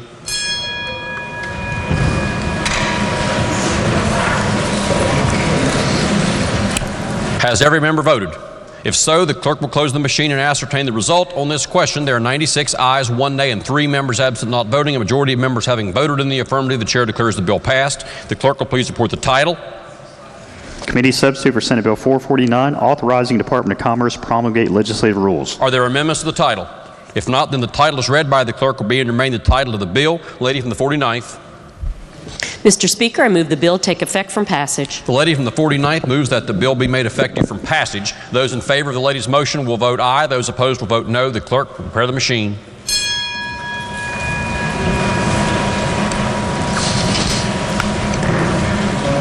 Has every member voted? If so, the clerk will close the machine and ascertain the result. On the question, there are 95 ayes, 2 nays, and 3 members absent not voting. 2/3 of members elected having voted in the affirmative, the chair declares the bill effective from passage. The clerk will please communicate the action to the House to the Senate. Next bill on third reading. Committee substitute. For what purpose does the gentleman of 36, Douglas Rose, seek recognition? Mr. Speaker, on the rule suspension for the delegates' credentials on the floor, I was at my desk, I pressed red, and it didn't show on the board. I probably didn't press it hard enough. I don't know that the machine malfunctioned, but I did press the red button intending to vote, and it didn't record on the board. Chair will ask that the gentleman's preferences be noted. Thank you, sir.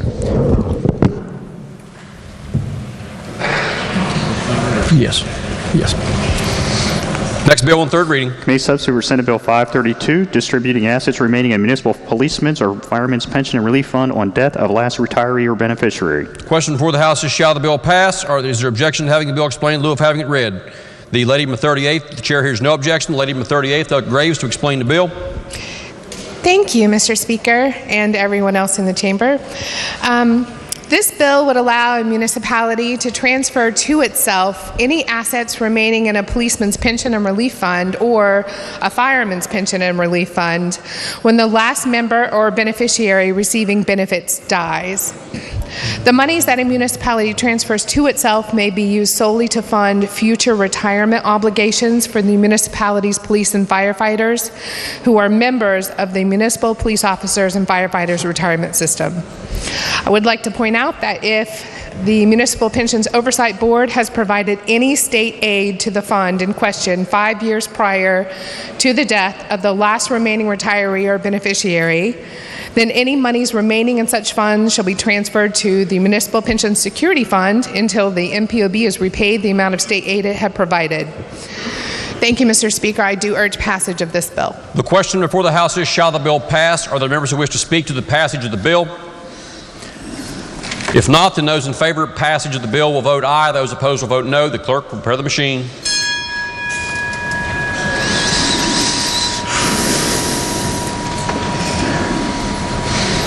Has every member voted?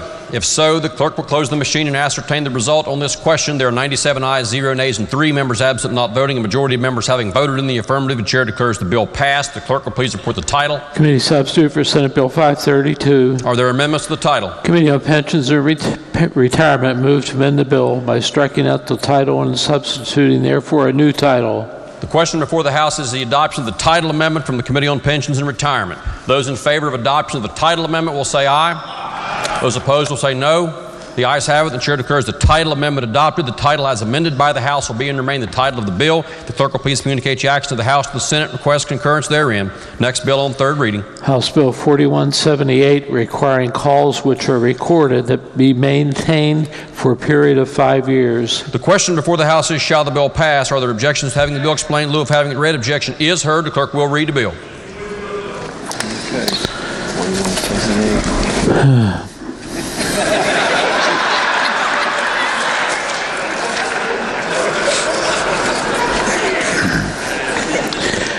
A bill to amend and reenact 24-613 of the Code of West Virginia, 1931 as amended, relating to requiring calls which are recorded to be maintained for a period of 5 years. Be it enacted by the Legislature of West Virginia, Article 6, Local Emergency Telephone System, 24-613, confidentiality of certain calls to county answering points and records, retention of records. A, except as provided by the provisions of this section, calls for emergency service to a county answering point are not confidential.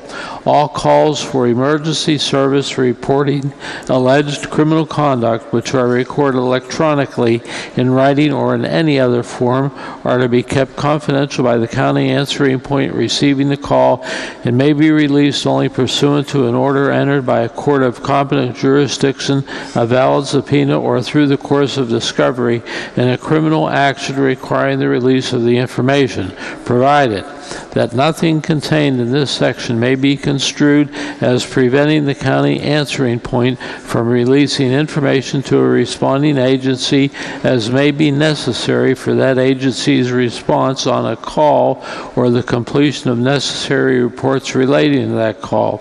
B, upon request and payment of a reasonable fee set by the center director to cover the cost of production, a person or entity may obtain, without court order or a valid subpoena, a transcription of a call or emergency service reporting alleged criminal conduct. The answering point shall exclude from the transaction any information relating to the identity of the caller, but not limited to the caller's name, address, telephone number, or his or her location in relation to the alleged offense or the alleged perpetrator. If the transcript of a call is such that it cannot be successfully redacted so as to protect the identity of the caller, the answering point may decline to provide the transcript. In that case, the person requesting a transcription may apply to a court of competent jurisdiction for a court order releasing the transcript. All calls for emergency service which are recorded electronically in writing or in any other form are to be maintained for a period of at least 5 years or longer if required by an order entered by a court of competent jurisdiction or a valid subpoena.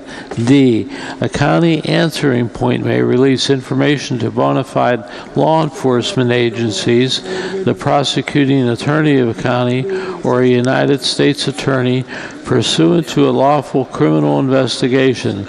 Nothing in this article may be construed as prohibiting a freedom of information request under 29B11 of this code for information relating to the operation of the center or to calls for emergency service which do not involve reporting of alleged criminal conduct.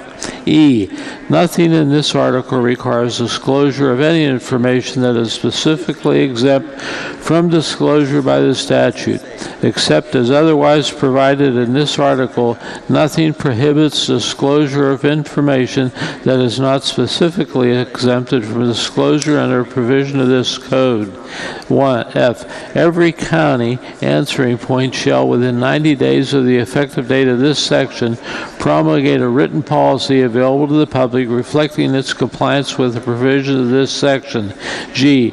No answering point or center personnel may be civilly liable for any injury arising from disclosure or information pursuant to the provisions of this section. Note, the purpose of this bill is to require the calls for emergency service, which are recorded, be maintained for a period of 5 years. Strike-throughs indicate language that would be stricken from a heading or the present law, and underscoring indicates new language that would be added.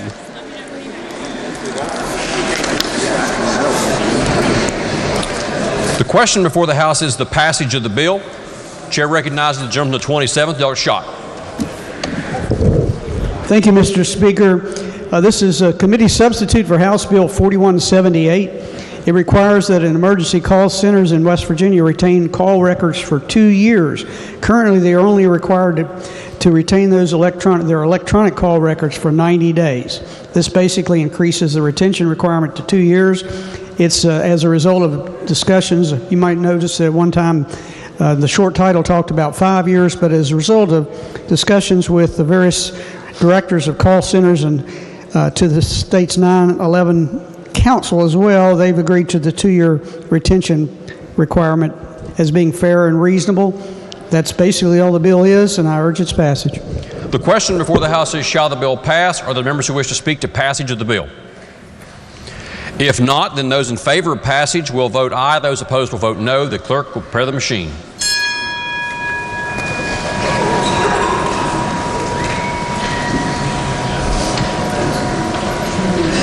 Has every member voted? If so, the clerk will close the machine and ascertain the result on this question. There are 95 ayes, 2 nays, and 3 members absent not voting. A majority of members having voted in the affirmative, the chair declares the bill passed. The clerk will please report the title. House Bill 4178. Are there amendments to the title? If not, the title is read by the clerk will be and remain the title of the bill. The clerk will please communicate the action of the House to the Senate. Request concurrence therein. Next bill on third reading. Committee substitute for House Bill 4478, creating a lifetime ban for commercial drivers involved in human trafficking. The question before the House is, shall the bill pass? Are there objections to having the bill explained in lieu of having it read? Objection is heard. The clerk will read the bill.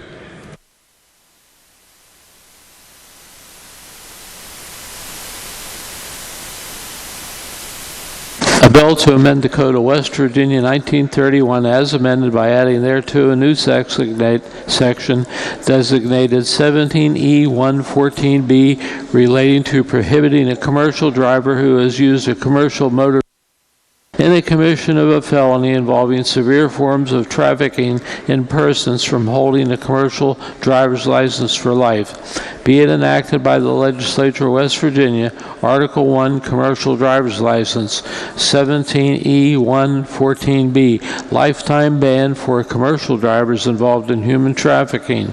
A person convicted of severe forms of trafficking in persons as that term is defined and described in 22 U.S.C. 710211 is disqualified for life of holding a commercial driver's license. Note, the purpose of this bill is to prohibit a commercial driver who has used a commercial motor vehicle in a The question before the House is, shall the bill pass? The gentleman of 35th, Delegate Capito. Thank you, Mr. Speaker. This bill does exactly as the title states. It creates, if any person with a commercial driver's license has committed a felony in reference to human trafficking, which is defined in the federal code, they have a lifetime ban. I'm available for questions, and I urge passage. The question is, shall the bill pass? The gentleman of the first, Delegate McGee, is recognized. Yeah, will the Vice Chair yield, please? Gladly. I'm unfamiliar with the definition of human trafficking. You said that's defined in federal law, is that right? Be happy to read it to you. I've got it right here. Would you Want me to do that? Yeah, I've heard the speed reading version. Could you just explain the definition to me? Of course. I don't see it on the bill. Human trafficking is defined in the federal code. It means for either sex trafficking in which a commercial sex act is induced by force, fraud, or coercion, or in which the person induced to perform such a sex act has not attained 18 years of age, or the recruitment, harboring, transportation, provision, or obtaining of a person for labor or services through the use of force, fraud, or coercion for the purpose of subjection to involuntary servitude, peonage, debt bondage, or slavery. That's the definition. Okay, is it correct? My understanding is the element of coercion is not necessarily involved in all of the separate definitions of human trafficking. Am I wrong on that? Yeah, I think the purpose of it here is defined in the federal code is it's just a separate form of forcing somebody to do something that they don't want to do. But it's my understanding that the way it's defined in federal code is that the element of coercion is not necessarily always present in the definition, and there's a couple different definitions, and they break it down in categories of age, I believe, and then whether someone... The gentleman may be correct. I can't attest to the statement, but it is present in this one. Okay, thank you. Question again is on the passage of the bill. Are there other members who wish to speak to the passage of the bill? Does the gentleman wish to close debate on the bill? If not, then the question before the House is, shall the bill pass? Those in favor of passage will vote aye. Those opposed will vote no. The clerk will prepare the machine.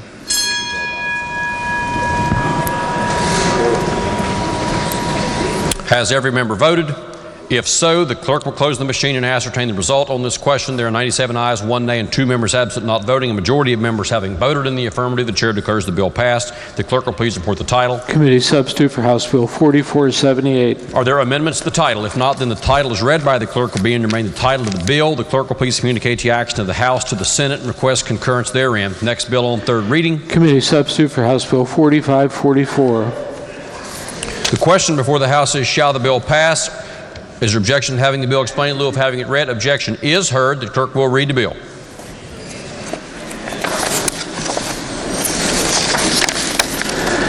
A bill to amend and reenact 60A4406 of the Code of West Virginia, 1931 as amended, applying a mandatory period of incarceration prior to parole eligibility for persons 18 age or older who are convicted of distributing a controlled substance within 200 feet of a public library.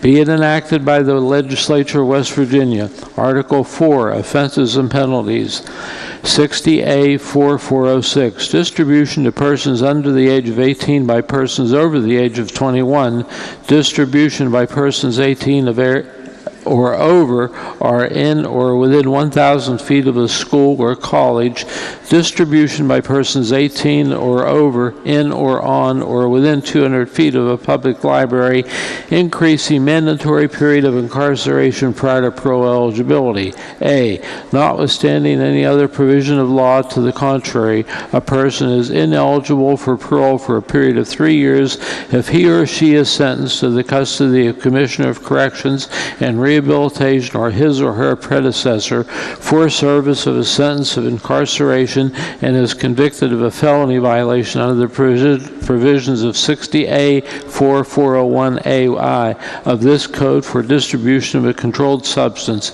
and 1 is 21 years of age or older at the time of the distribution upon which the conviction is based, and the person to whom the controlled substance was distributed was under the age of 18 years at the time of distribution, or 2 is 18 years of age or older, and the distribution upon which the conviction is based occurred in or on or within 1,000 feet of the real property comprising a public or private elementary, vocational or secondary school, or public or private college, junior college, or university in this state, or 3 is 18 years of age or older, and the distribution upon which the conviction is based occurred in or on within 200 feet of the real property comprising the public library in this state.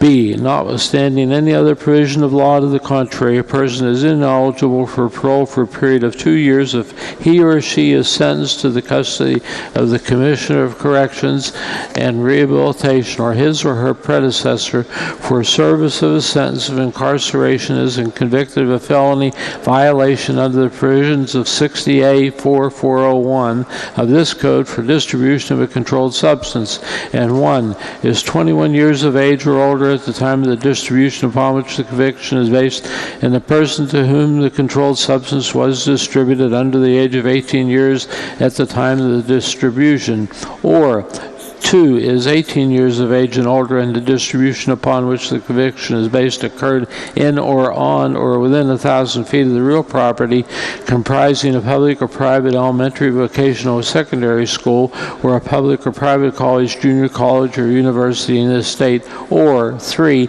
is 18 years of age or older, and the distribution upon which the conviction is based occurred in or on or within 200 feet of the real property comprising a public library in this state. C, the existence of any fact which would make any person subject to the provisions of this section may not be considered unless the fact is clearly stated and included in the indictment or presentment by which the person is charged and is either 1, found by the court upon a plea of guilty or nolo contender, 2, found by the jury if the matter be tried before a jury upon submission to a jury of a special interrogatory for such purpose, or 3, found by the court if the matter be tried by the court without a jury. D, nothing in this section limits the sentencing alternatives made available to circuit court judges under the provisions of this code. The question before the House is, shall the bill pass? Are there members who wish to speak to the passage of the bill? Chair recognizes the gentleman of 27th, Doug Schott. Thank you, Mr. Speaker. Currently under Section 68-4-406, we have the mandatory period of incarceration prior to parole eligibility for individuals convicted of certain felony offenses regarding the Controlled Substances Act within 1,000 feet of a public or private elementary, vocational, secondary school, or public or private college, junior college, or university. What this bill does basically is add a different zone of protection, so to speak, and that's within 200 feet of a public library. And basically the required period of incarceration prior to the parole eligibility is extended for a period of 2 years with respect to those provisions that are a violation of Schedules 1, 2, or 3 of possession with intent to distribute or manufacture that's not a narcotic, and then it's for 3 years if it is a narcotic under Schedule 1 or 2. Mr. Speaker, that's the extent of the bill. I urge its passage. The question before the House is, shall the bill pass? Are there members who wish to speak to passage of the bill? The gentleman of 36, Doug Rose, recognized. Thank you. Would the gentleman from Judiciary answer a question? Certainly. Is it correct that if a young person, 18 or 19, conveys marijuana within 200 feet of a library, then they would have a minimum 3-year sentence as opposed to what current law is now was 1 year minimum sentence? Okay, it's if the person is 18 years or older and the distribution is to a person within 200 feet of the public library, the answer to your question is yes. If the person is 21 years or age or older and it's to a person that's under the age of 18, same answer.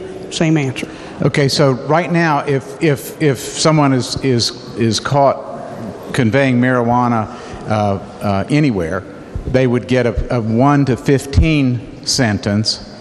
But if we pass this bill and they're within 200 feet of a library, then that sentence goes to 3 years minimum to 15. No, not for marijuana. It would be 2 years. Under the second part of the bill, if it's a Schedule 1, 2, or 3, and it's a non-narcotic, which my understanding, marijuana is a non-narcotic, so it's the lesser of the two time periods. It's 2 years mandatory incarceration before eligibility for parole. If it's a narcotic under Schedule 1 and 2, same situation, then it's 3 years minimum before eligibility for parole. Probation. I see. So it depends on what the drug is, but clearly the purpose of the bill is to raise the minimum requirement to stay in prison. If it's narcotic, then it would be 3-year minimum, and if it's marijuana or those non-narcotic drugs, it would be a 2-year minimum instead of 1. If it's within the distance of 200 feet from the library, yes. Okay. In other words, we're not changing the criminality of the act. We're just changing that if they happen to be within 200 feet of a library, then they get either a 3 or a 2-year minimum sentence as opposed to 1 year. Yes, that's correct. We're sort of creating another, what I'll call a zone of protection for the people that use the library. Yes. All right. Thank you, Similar sir. to the school situation, but a smaller zone. Thank you, sir. Mr. Speaker, may I speak to the bill? Yes, gentleman's recognized. Proceed. Yeah, I'm going to oppose this bill, and my thought on it is that we're not making anything illegal that isn't already illegal. It's just a question of raising the minimum requirement to stay in prison. And this goes contrary to everything we've been doing about trying to be conscious of let's trust the parole board, let's trust Department of Corrections, and release people from prison that don't need to be in prison. Now, a judge would be able to give them a 1 to 15 sentence, and then corrections could determine how long they should be required to serve. What this bill does is to require that people either spend an extra year or 2 years on top of the regular minimum, depending upon the place where they are. Now, we've got schools covered, okay. But this would just add libraries. And I think when we think about it, what we're doing is just adding one more minimum period of incarceration, raising the number of people who stay in prison, not allowing the parole board to release them at an earlier time. And I think that this is going contrary to the sense of other bills that we have in that we've been considering. So, Mr. Speaker, I would oppose the bill and hope that it be defeated. Gentleman of 37th, Dr. Pushkin. Thank you, Mr. Speaker. Would the chairman yield? Certainly. Would these increased sentences also apply to intent to distribute? It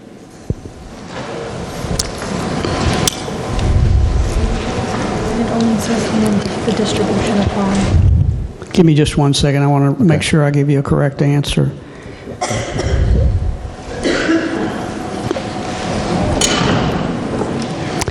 It refers to a conviction of a felony violation under the provisions of 60A4-401A1 would be the longer period. A1 is the give me just a second to get that up. Schedule 1, 2, or 2. That's 1, 2, or 1 or 2 narcotic drugs. Yeah, it's one or two. Schedule 1 or 2 if they're narcotic, and I believe that the section that deals with what the offense is intent to deliver, manufacture. Let me see if I can find that. So intent is in that section of the code too? It's unlawful for any person to manufacture, deliver, or possess with intent to manufacture or deliver a controlled substance. That's the lead-in language for 4-401. And then it goes on under small I to talk about whether it's a Schedule 1 or Schedule 2, which is a narcotic. And that is the more serious or the lengthier period before you're eligible for parole. And then sub 2, basically, if it's a controlled substance classified in Schedule 1, 2, or 3, but it's not a narcotic, then it would be the 2-year period. Mm-hmm. Yes. So the question was about, but intent is included in that section of the code. Yes, and intent, it has to be proven. It's not simple possession. Well, how do you prove intent other than the amount? Well, I assume that you might see somebody, passing it to somebody else. You might have, surveillance. You might have somebody come forward and say, that person was offering it to somebody else for sale. I'm sure there's a lot of circumstances that could go together. Obviously, the amount is one relevant factor. The fact you might have scales or pockets full of baggies. I mean, it could be any number of things. I'm sure the prosecutors could give you lots of scenarios where they've had evidence to prove intent. Okay. Thank you for yielding. Would a prosecutor yield? Gentleman from the 4th? Will gentleman from the 4th yield? I'm not sure. Apparently so, yes. Thank you. You work as, I've already asked you this another few weeks ago. You're a prosecutor, assistant prosecutor, correct? Yes, sir. Okay. When charging someone with intent, is that based on the amount that they possess? I think that's just one factor. That is, but that is a factor. Yes, along with what other indicia of distribution they may have on them, paraphernalia, large amounts of money, things like that.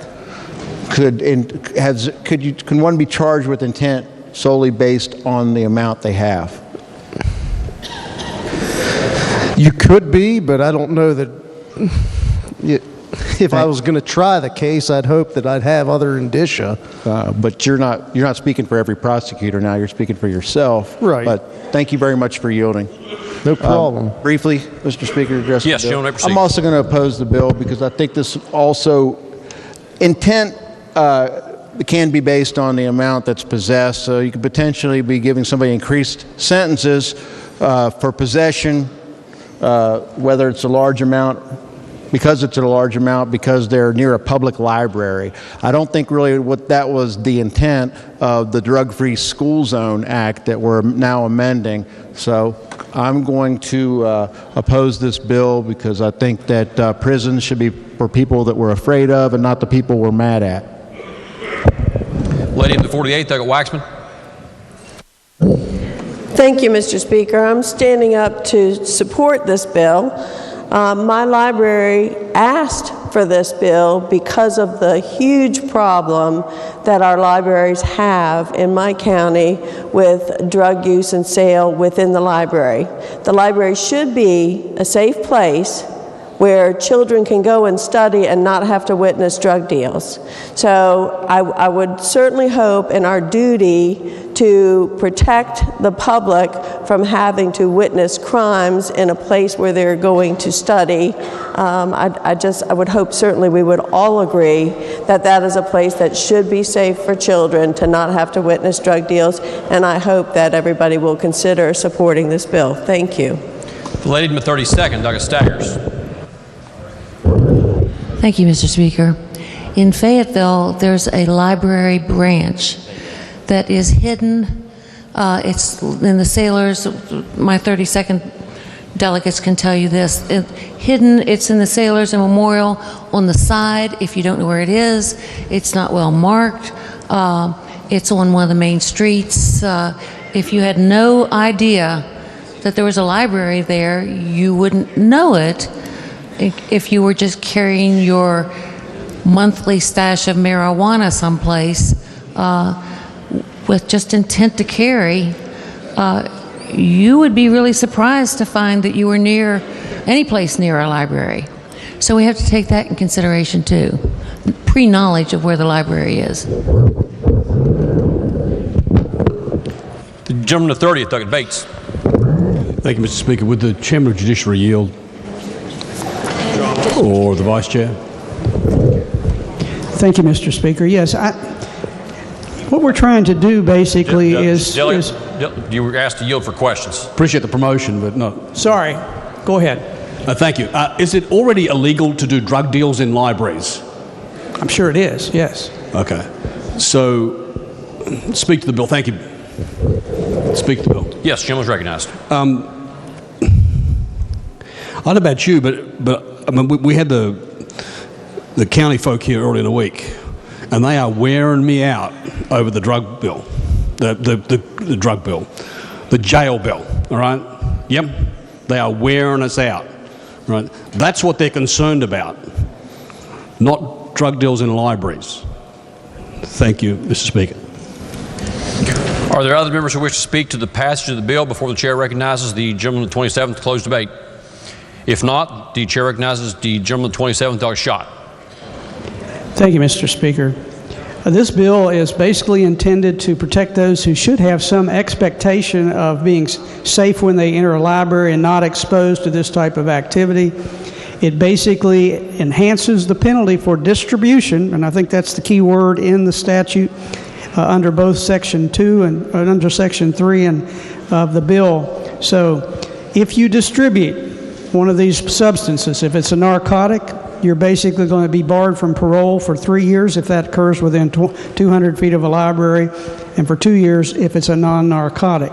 That's a reasonable exercise of our authority and our policy here. You'll note from the list of sponsors, this is a bipartisan bill, and it was requested by a number of different individuals who have specific problems in their areas. I think this is an appropriate response, and I would urge that you pass the bill. Thank you.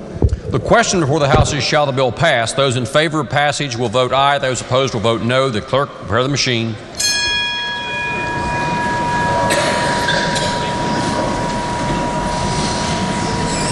Has every member voted? If so, the clerk will close the machine and ascertain the result. On this question, there are 77 ayes, 21 nays, and 2 members absent not voting. A majority of members having voted in the affirmative, the chair declares the bill passed. The clerk will please report the title. Committee substitute for House Bill 4544, relating to possession of any controlled substance on the premises of or within 200 feet of a public library. Are there amendments to the title? If not, then the title is read by the clerk will be and remain the title of the bill. The clerk will please communicate the action of the House to the Senate. Request concurrence therein. Next bill on third reading. Committee substitute for House Bill 4576, establishing a procedure for correcting errors in deeds of trust, and mortgages. The question before the House is, shall the bill pass? Are there objections to having the bill explained in lieu of having it read? Objections are heard. The clerk will read the bill. Switch it out.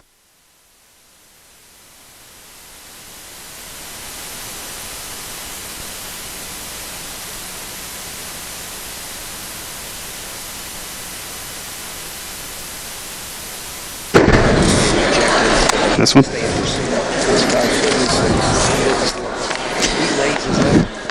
A bill to amend the Code of West Virginia, 1931's amendment by adding thereto a new section designated 36311, relating to establishing a procedure for correcting errors in deeds of trust, and mortgages, providing definitions, establishing that obvious description errors in a recorded deed of trust, or mortgage involving the transfer of interest in real property may be corrected by record affidavit, requiring that the correction of an obvious description error may not be inconsistent with the recorded property description, establishing that prior to recording a corrective affidavit, all interested parties must be notified of the intent to record a corrective affidavit and the right of each party to object, requiring that notice to correct an obvious error and a copy of the accompanying affidavit must be provided to any owner of adjoining property, each party to the deed of trust or mortgage, and the address for the property needing correction.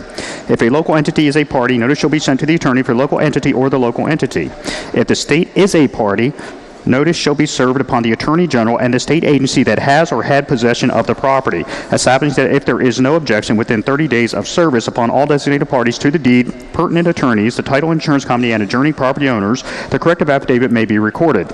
Establishes the contents of the corrective affidavit, establishes the effect of the corrective affidavit once filed, requires a title insurance company to issue an endorsement to reflect the corrective affidavit, requires a clerk to record and index the corrective affidavit in the deed book, establishes that a recorded affidavit is prima facie evidence of the facts stated therein, requires associated costs be paid by the recording party, provides that a person who wrongfully records a corrective deed is liable for actual damage, reasonable cause, and attorney fees, provides that remedies under this section are not exclusive, and provides a format for the corrective affidavit notice of an intent to correct an obvious description error being enacted by the Legislature of West Virginia. Article 3, Form and Effect of Deeds and Contracts, 36311, Correcting Errors in Deeds of Trust, and Mortgages, Affidavit. A, as used in this section, unless the context requires a different meaning, attorney means any person licensed an attorney in West Virginia by the West Virginia State Bar. Corrective affidavit means an affidavit of an attorney correcting an obvious description error. Local entity means any county, city, town, municipality, public utility, or person, including any individual, firm, partnership, association, non-for-profit corporation, or other corporation organized and existing under the laws of the state of West Virginia. Obvious description error means an error in a real property parcel description contained in a recorded deed of trust, or mortgage where A, such parcel is identified and shown as a separate parcel on a recorded subdivision plat. B, such error is apparent by reference to other information on the face of such deed of trust or mortgage, or an attachment to such deed of trust or mortgage, or by reference to other instruments in the chain of title for the property conveyed thereby. And C, such deed of trust or mortgage recites elsewhere the parcel's correct address or tax map identification number. D, an obvious description error includes I, an error describing courses and distances, including the omissions of one or more lines of courses and distances, or the omission of angles and compass directions. Double I, an error incorporating an incorrect recorded plat or a deed reference. Triple I, an error in a lot number or designation, or for an omitted exhibit supplying the legal description of the real property thereby conveyed. E, an obvious description error does not include I, missing or improper signatures or enclosures, or double I, any designation of the type of tenancy by which the property is owned, or whether or not a right of survivorship exists. Recorded subdivision plat means a plat that has been prepared by a professional land surveyor licensed pursuant to West Virginia Code Chapters 30, 13A1, et sec. Of this code, and recorded in the clerk's office of the circuit court for the jurisdiction where the property is located. Title insurance has the same meaning as set forth in West Virginia 33.110F4 of this code. Title insurance company means a company who issued a policy of title insurance for the transaction which the deed of trust or mortgage needing correction was recorded. B, obvious description errors in a recorded deed of trust or mortgage purporting to convey or transfer an interest in real property may be corrected by recording an affidavit in the office of the clerk of the county commission of the county wherein the property is situate or where the deed of trust or mortgage needing correction was recorded. No correction of an obvious description error shall be inconsistent with the description of the property in any recorded subdivision plat.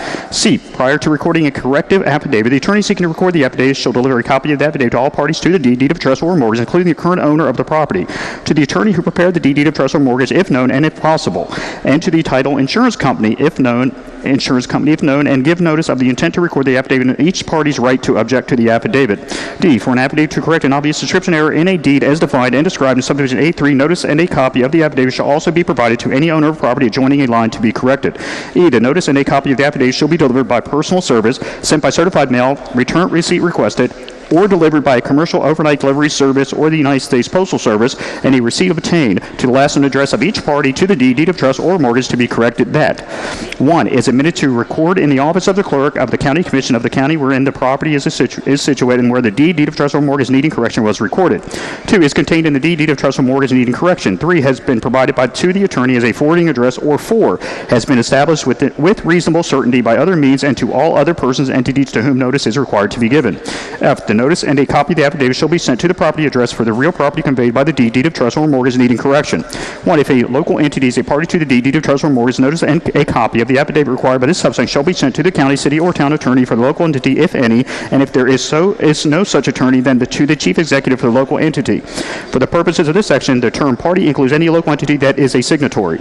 2. If the state of West Virginia is a party to the deed of trust or mortgage, the notice and a copy of the affidavit required by this subsection shall be sent to the attorney general and to the director, chief executive officer or head of the state agency or chairman of the board of the state entity in possession or that had possession of the property. G. The notice and copy of the affidavit shall be served upon 1. All parties to the deed of trust mortgage, including the current owner of the property. 2. The attorney who prepared the deed of trust or mortgage, if known and if possible. 3. To the title insurance company, if known, and 4. To the adjoining property owners. H. If no written objection is received from any party disputing the facts recited in the affidavit or objecting to the recordation within 30 days after personal service or receipt of confirmation of delivery of the notice and copy of the affidavit, the corrective affidavit may be recorded by the attorney, and all parties to the deed of trust or mortgage shall be bound by the terms of the affidavit. I. The corrective affidavit shall 1. Be notarized. 2. Contain a statement that no objection was received from any party within the period. 2. Confirm that a copy of the notice was sent to all parties, and 4. Contain the attorney's West Virginia State Bar number. J. A corrective affidavit recorded pursuant to this section operates as a correction of the deed of trust or mortgage and relates back to the date of the original recordation of the deed of trust or mortgage as if the deed of trust or mortgage was correct when first recorded. K. A title insurance company, upon request, shall issue an endorsement to reflect the corrections made by the corrective affidavit and shall deliver a copy of the endorsement to all parties to the policy who can be found. L. The clerk shall record the corrective affidavit in the deed book or other book in which deeds are recorded in the county, and, notwithstanding their designation in the deed of trust or mortgage needing correction, index the affidavit in the names of the parties to the deed of trust or mortgage as grantors and grantees as set forth in the affidavit. An affidavit recorded in compliance with this section shall be prima facie evidence of the facts stated in such affidavit. M. Costs associated with the recording of a corrective affidavit pursuant to this section shall be paid by the party that records a corrective affidavit, and any person who wrongfully or erroneously records a corrective affidavit is liable for actual damages sustained by any party due to such recordation, including reasonable attorney fees and costs. The remedies under this section are not exclusive and do not abrogate any right or remedy under the laws of the state of West Virginia other than this section. P. An affidavit under this section may be made in the following form or to the same effect: corrective affidavit.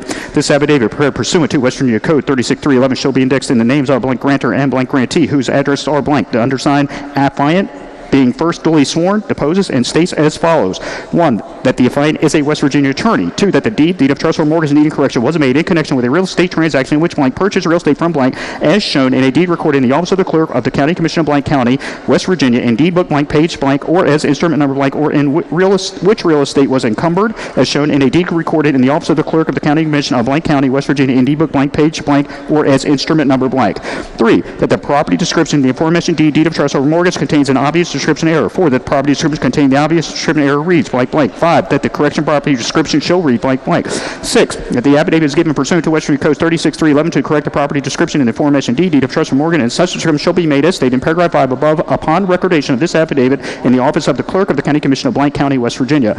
7, the notice of the intent to record this corrective affidavit and a copy of this affidavit was delivered to all parties to the deed of trust or mortgage being corrected pursuant to West Virginia Code 36.3.1, and that no objection to the recordation of this affidavit was received within the applicable period of time as set forth in West Virginia Code 36.3.1. Blank name of attorney, blank signature of attorney, address of attorney, telephone number of attorney, bar number of attorney. The foregoing affidavit was acknowledged before me this blank day of blank 20 by Notary Public. My kitchen expires, notary registration blank.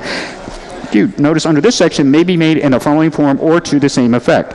Notice of intent to correct an obvious description error. Notice is hereby given to you concerning the deed of trust or mortgage described in the corrective affidavit, a copy of which is attached to this notice as follows.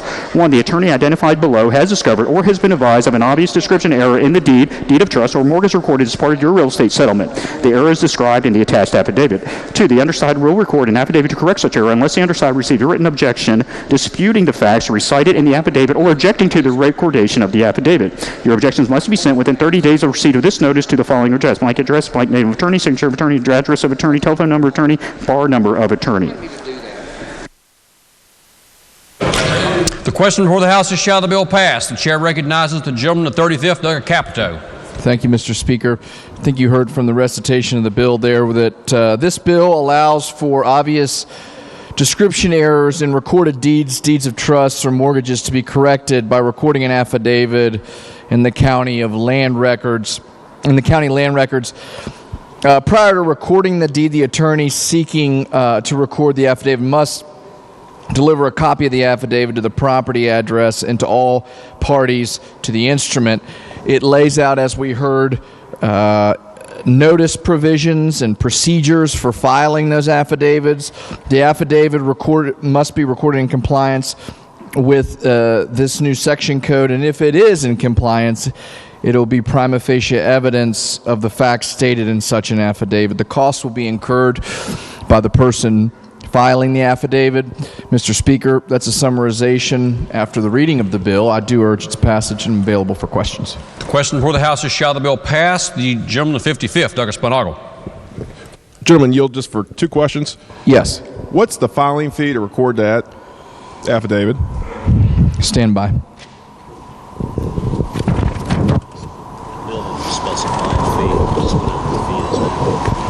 It would be whatever the fee is to file an affidavit in the courthouse now. It's not specified in this piece of legislation. Okay, and just a follow-up question when you were up there. What's the advantage of doing this versus doing like a corrected deed or corrected deed of trust, replacing the document? Because somebody might be dead. Understood. Thank you. Are there other members who wish to speak to the passage of the bill? If not, then the question before the House is, shall the bill pass? Those in favor of passage will vote aye. Those opposed will vote no. The clerk will prepare the machine.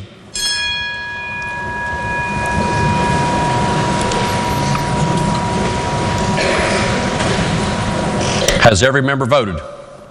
If so, the clerk will close the machine and ascertain the result on this question. There are 93 ayes, 0 nays, and 7 members absent not voting. A majority of members having voted in the affirmative, the chair declares the bill passed. The clerk will please report the title. Committee subs for House Bill 4576, establishing a procedure for correcting errors in deeds of trust, and mortgages. Are there amendments to the title? If not, then the title is read by the clerk will be and remain the title of the bill. The clerk will please communicate the action of the House to the Senate, request concurrence therein. Next bill on third reading. House Bill 4647, relating to limited video lottery permit holders. The question question before the House is, shall the bill pass? Are there objections to having the bill explained in lieu of having it read? Objection is heard. The clerk will read the bill. A bill to amend and enact 2922B 1107 of the Code of West Virginia 1931 is amended relating to limited video lottery permit holders and giving current permit holders a priority preference to reacquire permits they have at the minimum stated bid price before those permits are made available to other applicants. Being enacted by the Legislature of West Virginia, Article 22B, Limited Video Lottery 2922B 1107 bidding process. A bids for issuance of permits shall be obtained by public notice published as a Class 2 legal advertisement in compliance with the provisions of 5931 et sec of this code. B, the second publication of the notice shall appear more than 60 days next preceding the final day for submitting bids. C, each bid shall indicate the number of video lottery terminals for which the permit is sought. The bid shall state the amount bid for each video lottery terminal for which the permit is sought. D, no bid may be altered or withdrawn after the appointed hour for the opening of the bids. E, subject to the provision of subsection F of this section, permit shall be awarded to the person submitting the highest per terminal bids, except that no person may be authorized to directly or indirectly own or lease more than 7.5% of the total number of video lottery terminals authorized at 2922B 1101 of this code. If a high bidder already holds a permit issued under this section, the bid shall be awarded to that bidder, but only to the extent that the total number of video lottery terminals the operator or limited video lottery retailer is authorized to directly or indirectly own or lease does not exceed 7.5% of the number of video lottery terminals authorized for the entire state specified in 2922B 1101 of this code.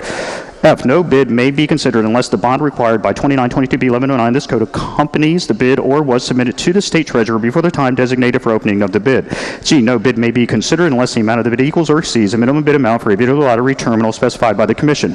H, all bids for a permit may be rejected by the commission if the commission determines that the bids are inadequate. In this event, the director shall begin anew the bidding process for the permits. I, whenever there are two or more bids of the same dollar amount and the number of authorizations for which the bids were submitted exceeds the number of authorizations still available to fill the bids, the director shall award the permit based upon the drawing of lots among the bidders. J, a person submitting a bid on this article shall deliver one copy to the director purchasing of the purchasing division within the Department of Administration. The bid must be received at the designated office or location prior to the specified date and time of the bid opening. K, the failure to deliver or the non-receipt of the bid forms at the designated office location prior to the appointed date and hour are grounds for rejection of the bid. L, after the award of a permit, the director of the lottery shall indicate upon the successful bid that it was the successful bid, the number of video lottery terminals for which a permit is awarded to the bidder. This shall be the number of video lottery terminals for which the bid was submitted, or the remaining number of video lottery terminals to be awarded when the number of video lottery terminals remaining is less than the number of terminals for which the bid was submitted. Thereafter, a copy of the bid and the bidder's application for an operator's license or a limited video lottery retailer license shall be maintained as a public record at the commission's offices and shall be open to the public inspection during its normal business hours. These documents may not be destroyed without prior written consent of the legislative auditor.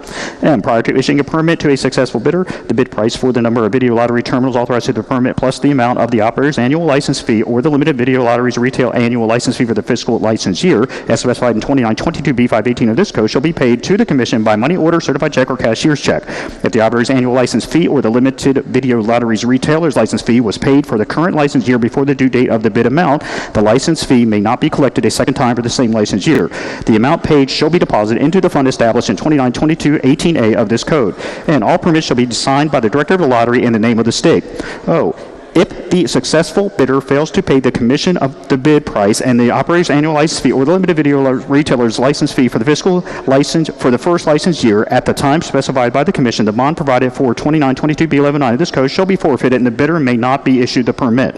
P, in the event of a default, as provided in subsection 8 of this section, the commissioner shall then issue the permit to the next highest bidder for the video lottery terminals or reject all remaining bids and start anew the bidding procedure for the remaining number of video lottery terminals.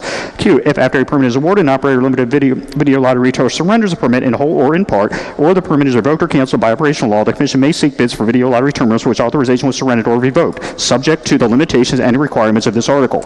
Or, during the fiscal year of the state ending June 30, 2011, the commission shall seek bids for the 10-year period beginning July 1, 2011 and ending June 30, 2021. As for all bids conducted subsequent to June 30, 2011, the commission shall give a priority preference to allow current permit holders to require permits which are held by those permit holders at the minimum stated bid price before those permits are made available for bid to other applicants.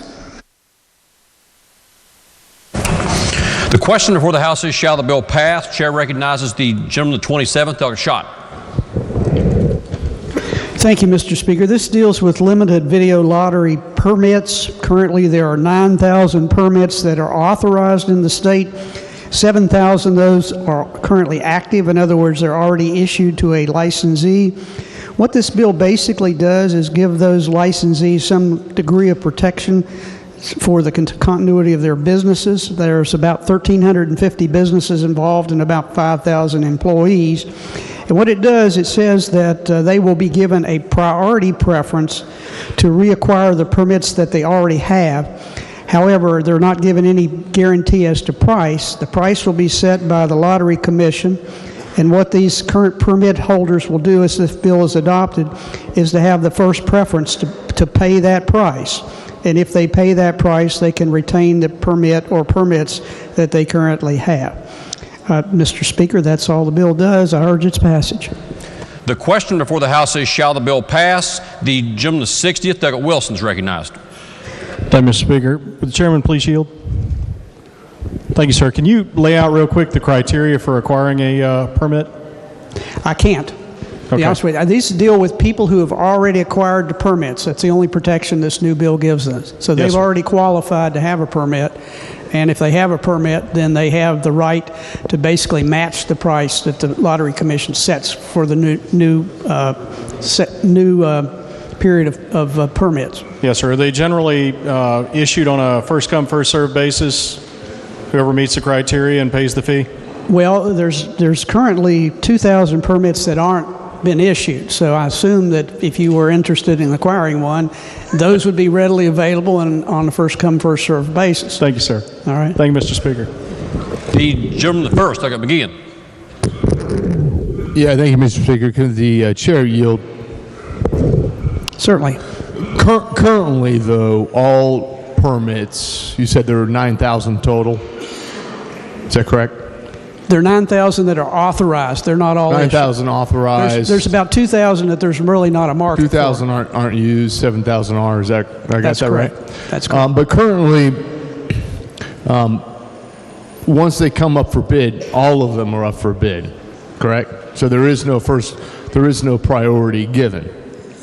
Right if the Lottery Commission puts them all up for bids at one time, my understanding, and I could be wrong about this, my understanding at one time they did it in two tranches, 2 stages, and they didn't put them all up at one time. But anybody could bid on the permits, and there was no priority given, regardless if you already had one. This is the first time, if this bill's passed, it's the first time any priority's been given. And so now we're going to basically be protecting the people that already have them. We would, in a way, we would right? protect them to the extent that they would pay the price that the Lottery Commission sets as a minimum bid. Okay. Yes. All right. Thank you. Sure. Are there other members who wish to be recognized on the passage of House Bill 4647? If not, then the question before the House is, shall the bill pass? Those in favor of passage will vote aye. Those opposed will vote no. The clerk will prepare the machine.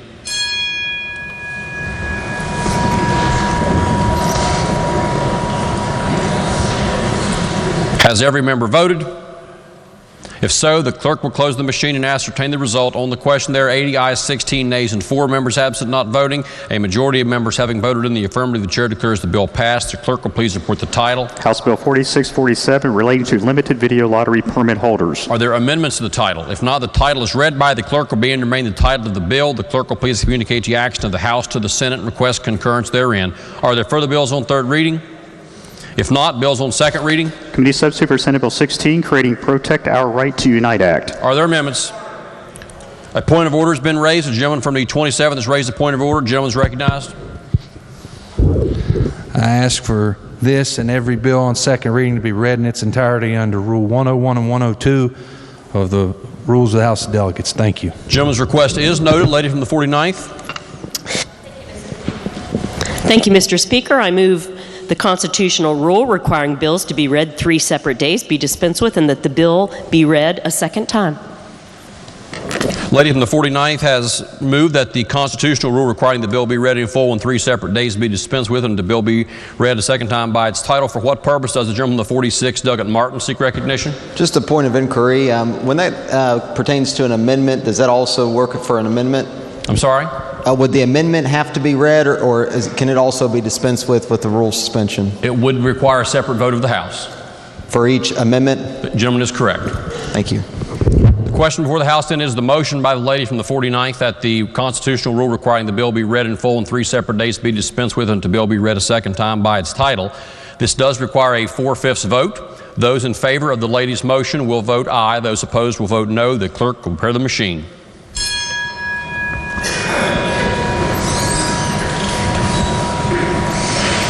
Has every member voted?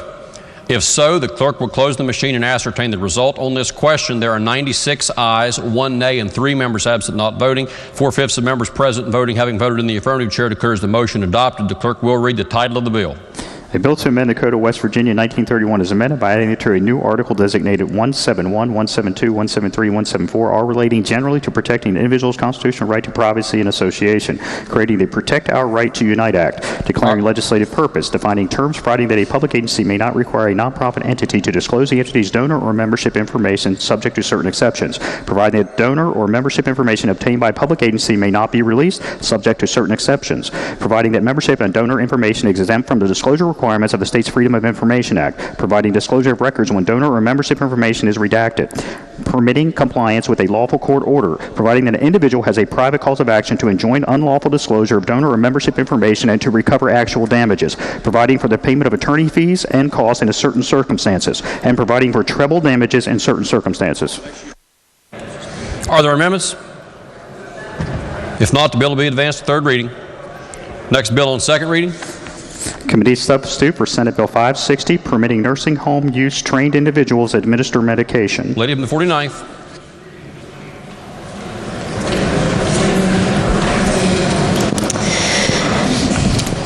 Suspend the Constitution. All right. Thank you, Mr. Speaker. I move the constitutional rule requiring the bill to be read in full on 3 separate days be dispensed with and that the bill be read a second time. Lady from the 49th moves that the constitutional rule requiring the bill be read in full on 3 separate days be dispensed with and the bill be read a second time by its title. The question before the House is the lady's motion. Those in favor will vote aye. Those opposed will vote no. The clerk prepare the machine.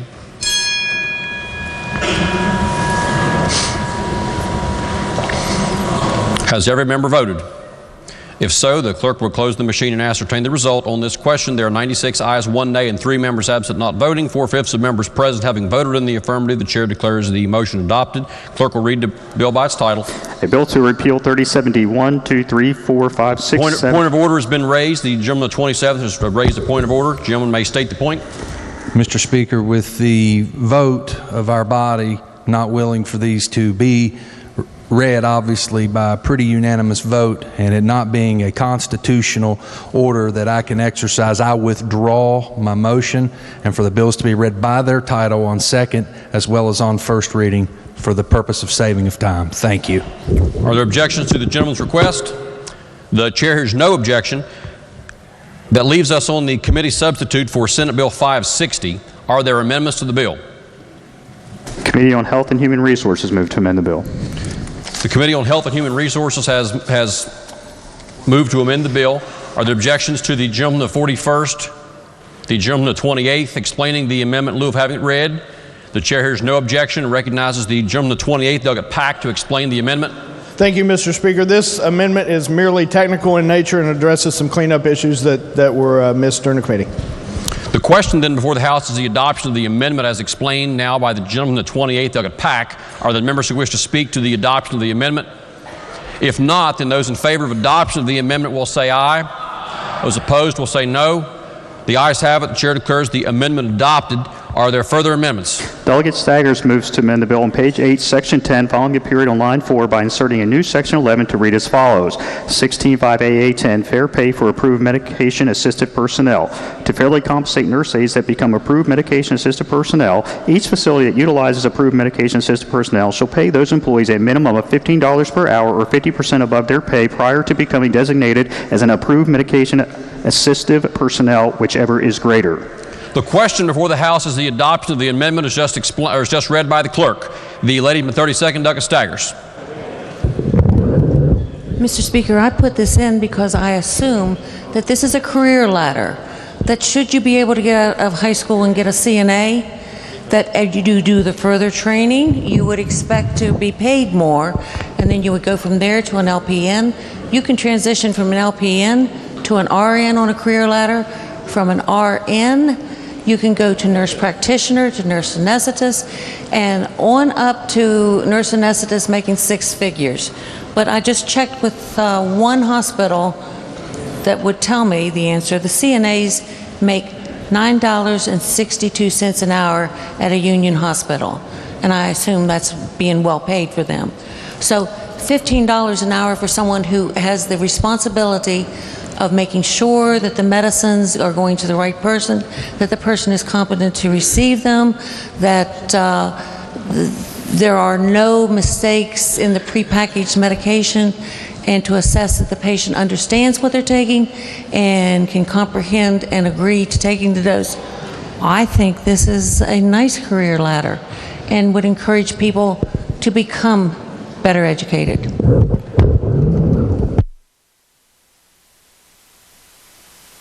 The lady with 51st, Dr. Fleischauer. Thank you, Mr. Speaker. I support the gentlewoman's amendment. I have had my father in a nursing home, and every day there were 3, 4, and 5 people absent. When there's a full moon, 10 people would fall. And my father was a fall risk, and they had to really watch out. And if you don't have enough personnel there, you could break a hip. The time that you live after falling and breaking a hip, you have a 20% chance of death if you don't survive 6 months. That's females, and it's probably true for males too. He had to be in the nursing home. As someone said, hospitals have strict limits now about how long people can stay in them. And I know that the reason those people were missing is they weren't getting paid enough. These people had families, they had children, they had to have cars to get to work, and they couldn't always make it to work. And the nursing home was desperate to have these people. So even though they missed, they frequently were kept on. I think it's a good idea.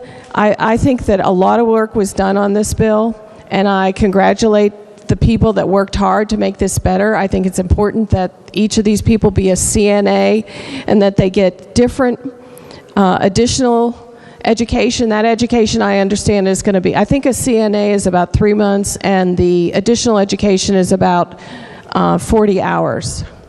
But you got to remember, there are 3 shifts. And I want people that are going into my father's room that he would share with somebody else to have a look at my father and have a little bit of training in health care to know if he's doing okay or he's not when they give him the pill in the pill pack. I think that it is a living wage in comparison to $9 an hour. And it might be, if it were $9 an hour plus half, it wouldn't be $15, and they might get $15 an hour. And I think that's the problem that we have with this huge turnover in nursing homes with the CNAs, is they don't get paid enough. And you get what you pay for. And when it comes to my dad or my aunt or your son who's in a motorcycle accident, or your daughter who has some other affliction that they can't stay in the hospital and they need skilled nursing that you get in a nursing home, I think you want the people that are taking care of them to be well paid, to have a living wage. So I strongly support the the woman's amendment, the delegates' amendment, and I urge adoption of the amendment. The gentleman with 28th, Dr. Pack. Thank you, Mr. Speaker. While I certainly respect my good friend, the lady from the 32nd, I respectfully rise to oppose her amendment. Based on the following facts, Mr. Speaker, the data that I have for nursing homes, and this is who we're talking about, these AMAPs are for nursing homes, not hospitals. The average starting salary for a CNA is $11.50 an hour. Okay? If by the letter of this amendment, that would require them to be paid, if they were serving as an AMAP, $15 an hour or 50% greater, 50% more, whichever is greater. 50% more is greater. That would be $17.25 an hour. The average starting salary of an LPN in a nursing home is $17 an hour. So a CNA would be paid more than an LPN in the nursing home.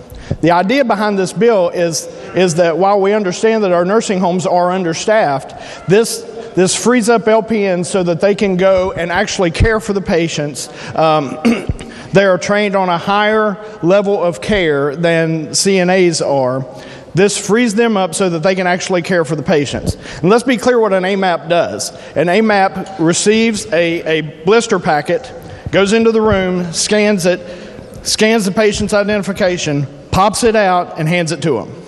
That's all their responsibilities are. This bill allows for that to be their only responsibility for that shift. So while they're doing their AMAP responsibilities, they're not in there changing bed clothes. They're not in there providing any other care for the patient. Their sole responsibility is to pass out the prescribed medication. This medication is prepared ahead of time. It's in a packet. All they do is administer it. They're not administering injections. That's a number of reasons, Mr. Speaker, why I would oppose the ladies' amendment, and I would urge my colleagues to do the same. Thank you, Mr. Speaker. Do any members who have not yet been recognized wish to speak before the chair recognizes members a second time? If not, lady from 51st, Doug Fleischauer. Thank you, Mr. Speaker. I think ideally, if it were your family member, you would want a nurse to be giving out administering medicine. You would want your mom or your dad or your daughter to have a nurse come into the room every day, at least once, and look at the patient, look at your relative, and make sure they seem to be okay. That's the kind of care the nurses do. They have been trained, some 2, some 4 years, some have masters, and they are going to notice if any mistakes might have been made. They're going to notice if somebody has a temperature. They're going to see that their face is flushed. They're going to see symptoms, and they are going to take action. If an AMAP is going to go with a tray and hand things out, and they have a certain time period to hand out the medication, and they haven't been trained as a nurse, they will do their job, as the lady from Monongalia frequently says. They will do their job, and it will be limited to that job. And we, I think, want our relatives to have a little bit more than that. And don't forget, we're talking 3 shifts a day that medication is going to be given out. Mistakes can be made between shifts. I have seen them when my family members. I think the ideal thing is to have a family member staying and watching and being careful. Mistakes are frequently made at night, you know, when there aren't that many people on duty or when a lot of people don't show up. So I think this is a way to ensure that our family members and our neighbors get better care. So I urge adoption of the amendment, and I wish it were nurses. That's what I really wish, but if it's not going to be nurses, we should make sure that the people that are being AMAPs are being paid with a living wage. Thank you, Mr. Speaker. The lady in the 49th, Douglas Summers. Thank you, Mr. Speaker. I urge rejection of the amendment. The delegate from the 51st just told us that the qualification for the AMAP is to be a nurse's aide, 3 months, plus 40 hours of training. So 3 months and 1 week to make $15 an hour versus an LPN. And I know we have a lot of different levels of nursing care that we've been talking about in here, but an LPN goes to school for 1 year. The average salary for them in West Virginia is $16.10 to $17.36 per hour, according to the 2018 Bureau for Labor Statistics. So 3 months and a week versus a year, $1. I urge rejection. The gentleman in the 60th, Douglas Wilson. Speaker. Thank you, Mr. Speaker. Because I agree with almost everything that the lady from the 51st said, I have to stand in opposition to this amendment. Because I want my family members to have good care, I want them to have the maximum number of people available. Of course, if you pay $15 an hour, you can only afford so many CNAs. And the thing is that what we're talking about, as the gentleman said, we're talking about someone who walks around with a blister pack and hands out medicine. That medicine, first of all, that person is not responsible for any diagnosis at all. We covered this in committee. They're not responsible for any, they're not responsible for the job of the pharmacist. The pharmacist determines the dosage and puts it all out there. He actually separates the pills and sets them up. All this person has to do is deliver something that is addressed to a specific person, much like a mailman, much like a letter carrier. That's what we're talking about here.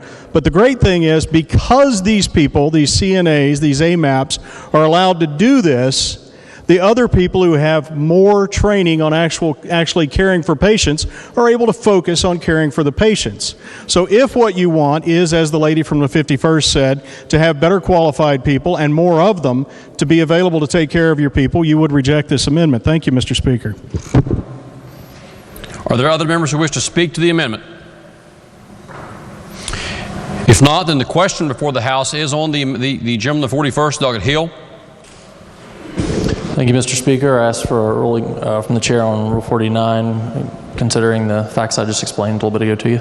Yes, as under the factual circumstances that the gentleman has explained to the chair, it would be the ruling of the chair that the gentleman would belong to a class of greater than 5 individuals and would therefore be directed to vote on not only the pending amendments but also on the bill on third reading when the bill is presented tomorrow. The lady from 32nd, Douglas Staggers. Permission to close? Yes, lady's recognized. Thank you, Mr. Speaker. The CNAs right now are trained in actually doing the patient care that you hope your family is receiving. They're changing diapers, they're doing cleansing, they're changing the sheets, doing comfort measures, all the things that you would expect a nursing home to do. On page 4, on the underlined version of the bill, line 7, it says that every day an RN must assess the health status of the patient. So at least when, I don't see how this is saving a nurse any time at all, since they have to go in and assess the health status once a day. I don't see why they can't hand them the patient medication, particularly in this same bill, which I finally got a chance to read, on page 3, line 48 to 55, these patients have to be, when you hand them the medicine, they have to be capable of independently capable of reading and understanding the label and why they're receiving the medication and consenting to the medication. So this is in the bill underlined. So in terms of caring for patients, the people who care for your family in a nursing home are the CNAs. They're the ones who really deserve the most respect and care. And I really would be willing to take out the 50% above their pay prior to becoming designated as approved medical assistance personnel, because I think $15 an hour is fair to someone who, in addition to passing out these packets of pills, which no pharmacist ever makes a mistake, and no patient ever gets the wrong medicine, and an RN has to assess these patients anyway, I don't understand why we wouldn't go ahead and... Ladies. Point of order. Are you asking to reform your amendment? My light's off. Green light's Okay. Or close. I thought you were closing, but then you said something about reforming your amendment, so just trying to figure out what you're doing. Would be willing to, because I think $15 an hour is a good salary for someone entrusted to passing medications to your family.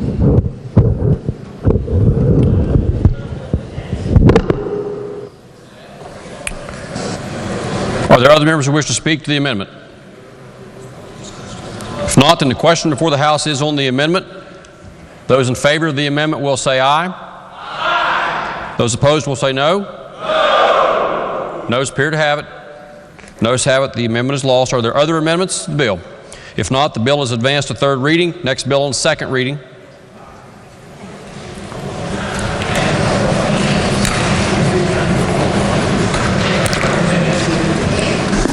Committee Substitute for Senate Bill 676, permitting fees from Child Abuse Registry be used for information technology support costs. Are there amendments? If not, the bill will be advanced. Committee substitute for House Bill 4088, disposition of funds from certain oil and natural gas wells due to known or unlocatable interest owners. Are there amendments? If not, the bill will be advanced. House Bill 4113, relating to fuel excise taxes. Are there amendments? Committee on Finance moves to amend the bill. Delegate Fast moves to amend the bill.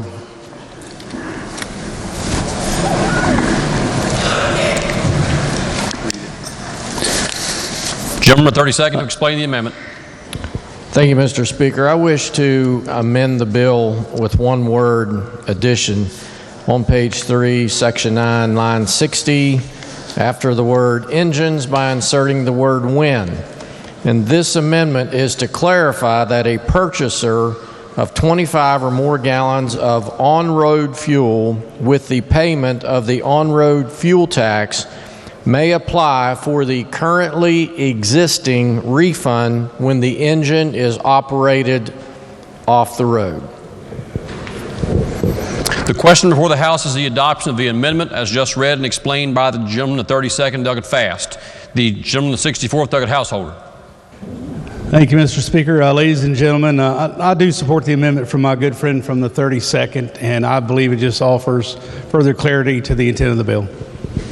Do other members wish to speak to the amendment? If not, yes, the gentleman, the 13th, Delegate Cadle. Yes, I have a question for the delegate. Does the gentleman yield for a question? Yes.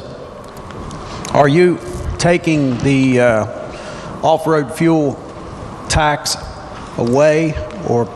No, absolutely not. It's just clarifying that it's not just for engines that run off the road, but it's also for engines that can run on or off the road. But when they are running off the road, they are eligible to apply for that refund as well. It's not taking anything away that currently exists. Okay. I think I understand it. All right, thank you. Do others wish to speak to the amendment? If not, then the question before the House is the adoption of the amendment as explained by the gentleman, the 32nd, Delegate Fast. Those in favor of the amendment will say aye. Aye. Those opposed will say no. The ayes have it, and the chair declares the amendment adopted. Are there further amendments? If not, the bill will be advanced to third reading. Committee substitute for House Bill 4158, allowing a person to manufacture a stated amount of alcoholic liquor for personal consumption. Are there amendments? If not, the bill will be advanced. Committee substitute for House Bill 4398, relating to required courses of instruction. Are there amendments? Delegate Fast moves to amend the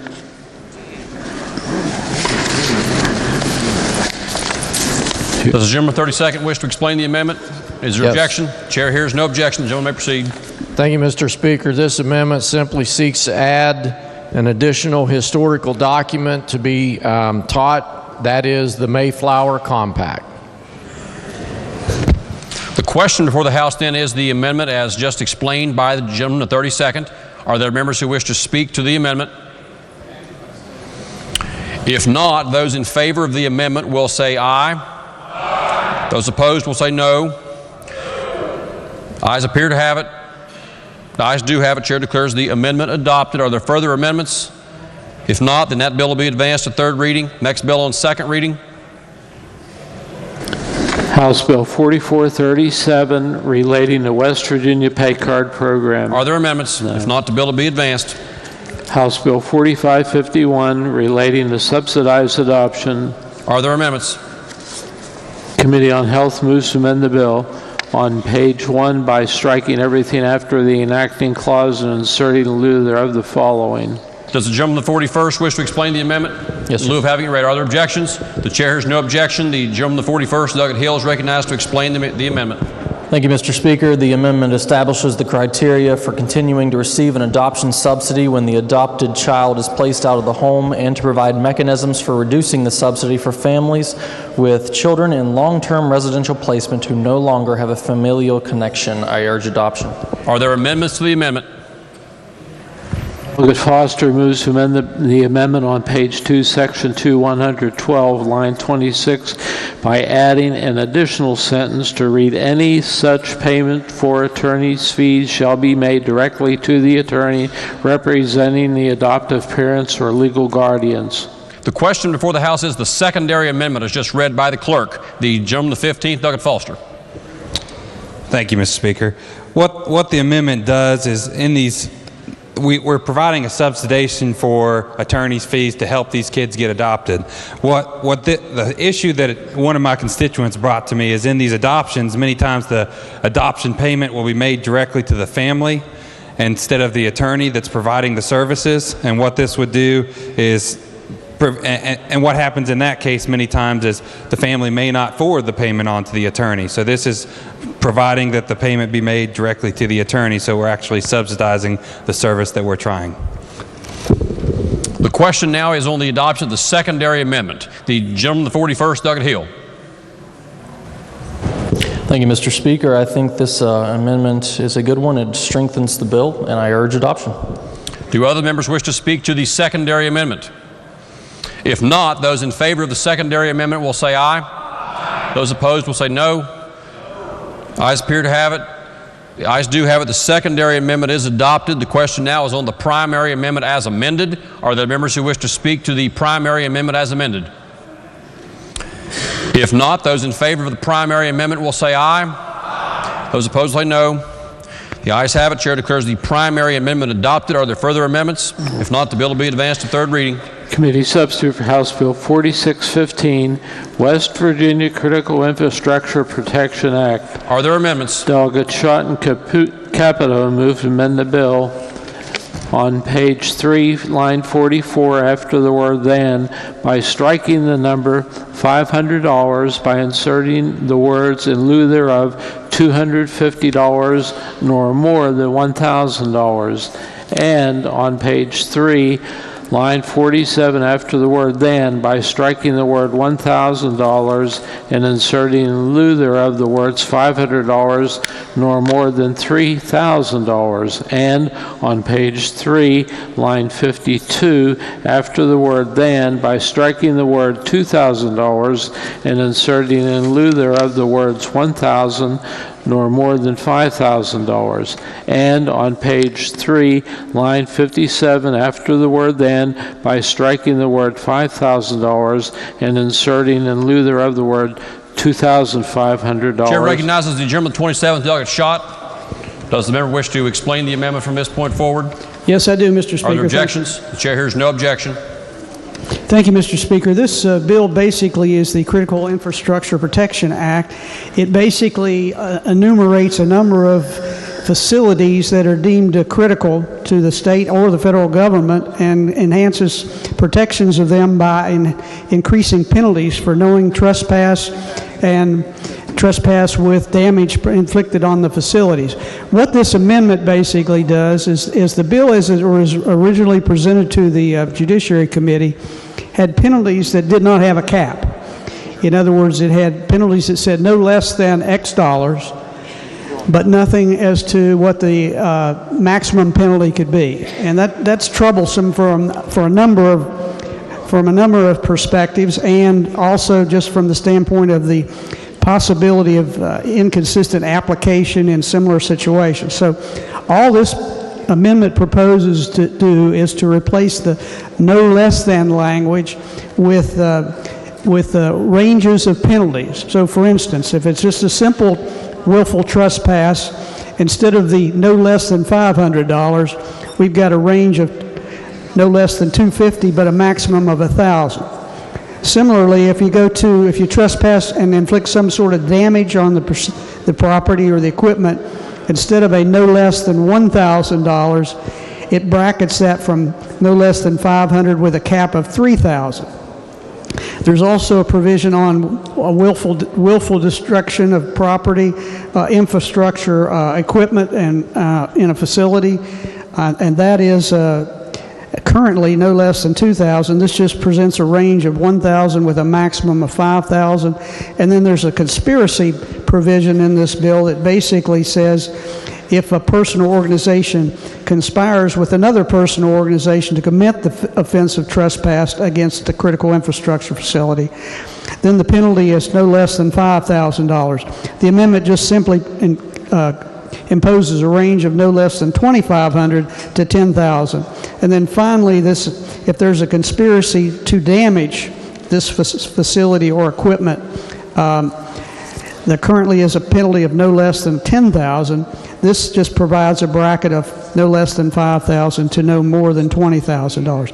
I think this is a reasonable modification. It adds some predictability to it and eliminates any likelihood of substantial disparate treatment. So therefore, I would urge adoption of the amendment. The question before the House then is the adoption of the amendment as just explained by the gentleman, the 27th. The gentleman, the 62nd, Doug Bibby. Thank you, Mr. Speaker. Would the chairman yield? Yes. I'm concerned about section, or line 59, I guess it is, or 57 to 60. This bill, as I understand it, is for critical damages to critical infrastructure, like the electric grid, things that are substantial, that if things are taken out, yes, would considerable amount of dollars would be involved. I was wondering, and we do have a lot of special interest groups that do get involved in a lot of these types of protests, and do employ people actually to go in and activate and do damage. Yet these organizations are funded in the millions of dollars, and we're going to say that they're not going to be liable for any more than, is it $20,000? That would be the criminal penalty. If you read on in the bill, there's civil liability as well for any damages of personal or real property. And there's also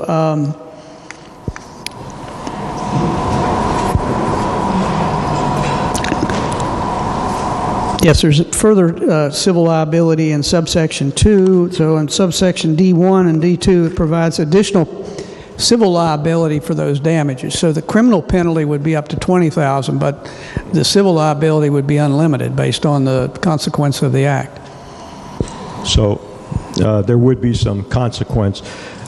Just as a general thought, would you be open to amending the amendment where it talks on line 57, it says any person or organization who conspires with any person, to eliminating the term person and say any organization who conspires with any person or organization to willfully damage?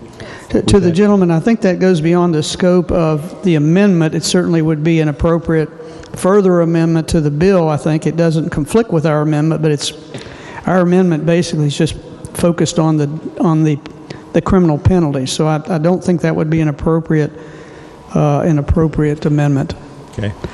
For this amendment, it's certainly an appropriate amendment if you wish to offer it separately. My concern is I just don't want to, and as long as I can be assured that there's no, that there's still civil liability, that these, that's under there is conspiracy. D1. If the conspiracy were proven, would that enter into a civil liable case? Would I guess that would. I guess if they were convicted of a criminal case under this, would that give them give further I guess weight in a court of law for a civil liability and try to recoup those types of damages? Yes, I think that's the case. Yes. Thank you, Mr. Sure. Mr. Chairman, just speak to the bill. Yes, the gentleman is recognized to proceed. I think this is a good bill. I think the amendments that the chairman has put forward are good and reasonable. They do put limits on the civil liability, and I'm relieved that there is that there's still civil liability that can be. So I would recommend voting for the amendment. Chair will remind all members the question is on the amendment as explained by the gentleman from the 27th, Doggett Schott. The gentleman, the 36th, Doggett Rowe. If the gentleman would help me understand this a little better. Sure. Now, I'm looking at the section 3, and I believe it's on page 3. And there are two different offenses there. One's a misdemeanor, one's a felony. The misdemeanor is just to conspire with somebody who's going to trespass, correct? No damage is done, just a trespass. That is true. Yes. Okay. And that would be a misdemeanor. And then under your amendment, what would be the penalty for that?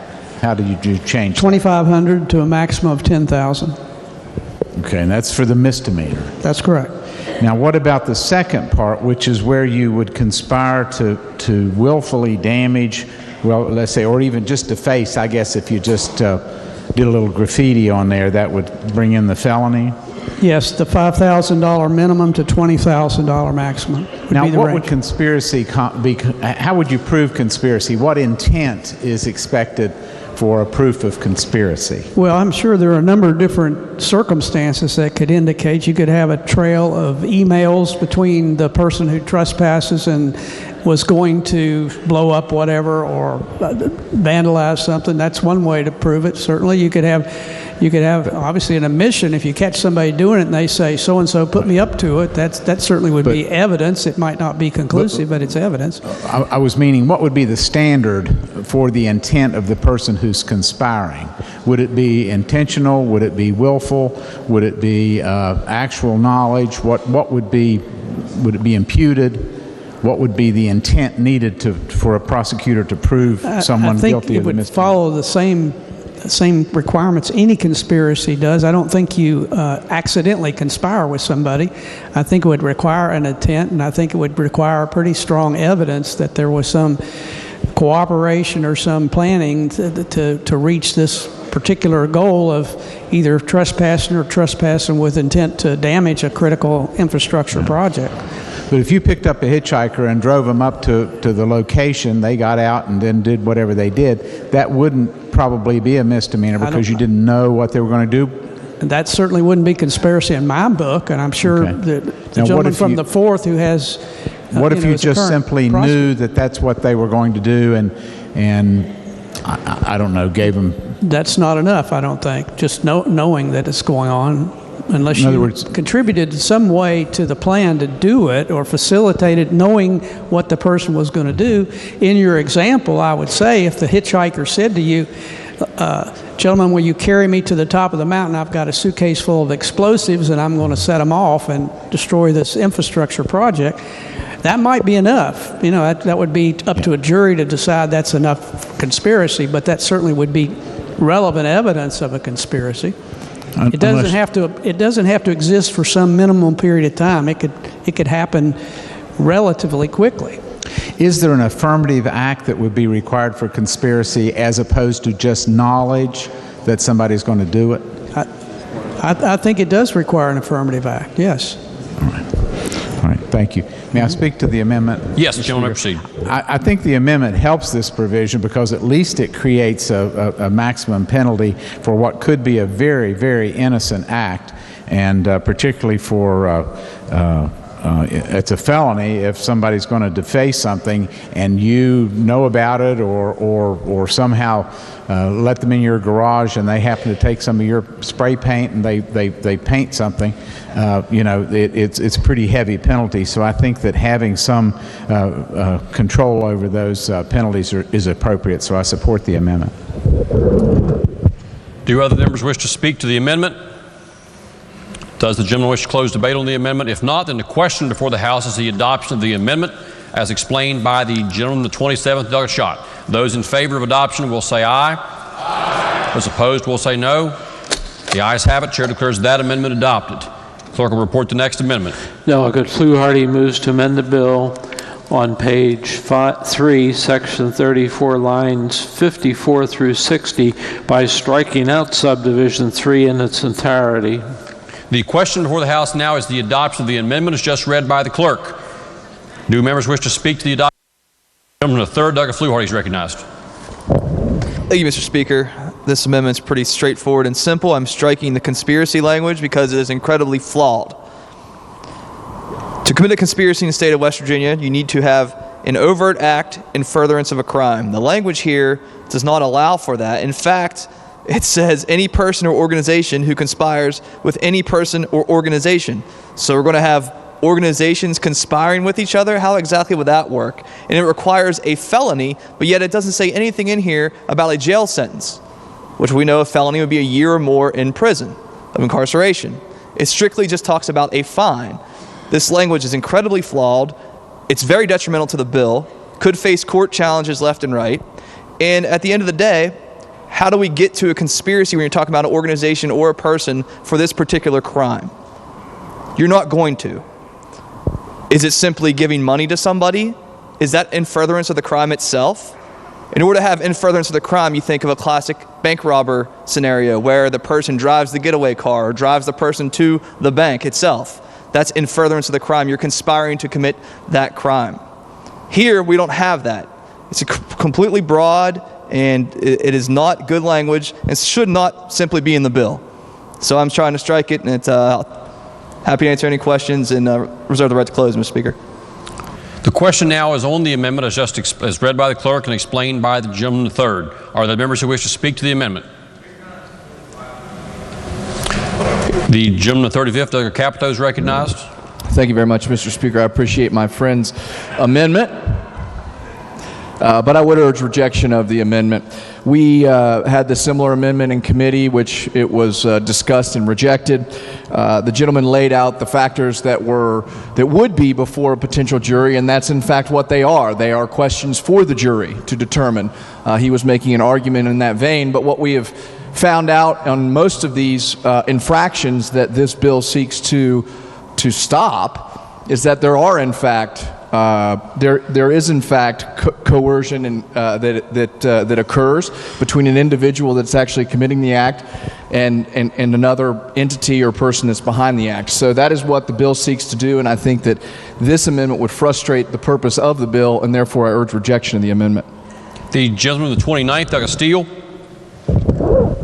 Thank you, Mr. Speaker. I find this really, really surprising, because we've been dealing with two trespassing bills. This trespassing bill that deals with critical infrastructure, and then there's another one that's up in judiciary right now that is being supported by the author of this and the other minority on judiciary, in which we're talking about jailing homeless people for staying in condemned structures. The gentleman will state the obvious reasons. Yeah, he is clearly talking about the trespassing on a condemned property bill, which is not before us, Mr. Speaker. To the extent the gentleman is drawing parallels between two pieces of legislation, the gentleman can proceed, but we'll stay as close as possible to this bill. Absolutely, Mr. Speaker. Thank you. So, drawing on those parallels, here we're upset that a conspiracy can be charged between some organization that may have given money or something like that, which I would have to say is inaccurate. There are certain elements of the crime of conspiracy that you have to actually commit, rather than just think about or simply give somebody money or something like that in order to further the criminal activity. So that, I think that's a little bit of a strong of a worry. But here we're trying to eliminate a conspiracy, while the discussion upstairs in the other bill was that they were classified as drug abusers that are inside of these condemned properties. We're all conspiring to trespass in these condemned properties.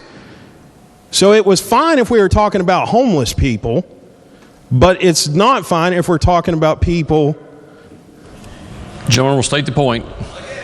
For the same reason, he's talking about the condemnation bill, which is in subcommittee, because it's flawed. That's what happens. It goes to subcommittee. And, clearly, he's outside the bounds of your previous ruling, Mr. Speaker. Chair will restate the previous ruling for all members. There are times when we do need to draw parallels between pending pieces of legislation. There are times when we do have to discuss parallel rulings. But to all members, the pending question now is the amendment. Let's all stick as close as possible to the amendment. As I was saying, Mr. Speaker, we're talking about having a problem with a conspiracy element in this piece of legislation, where we're talking about destruction of property, destruction of critical infrastructure, and organized acts of property destruction resultant from the trespass. Whereas in the other bill, it was fine. It was fine to have these charges against homeless people, criminalizing homeless people, but not here. And I find that a bit alarming that it's okay in one bill, it's not okay in another. And I think it's incredibly inconsistent. And I would urge rejection of this amendment for a number of reasons, but that most of all. The gentleman is 60th, Douglas Wilson. Thank you, Mr. Speaker. Would the gentleman from the 35th please yield? Gentleman does yield.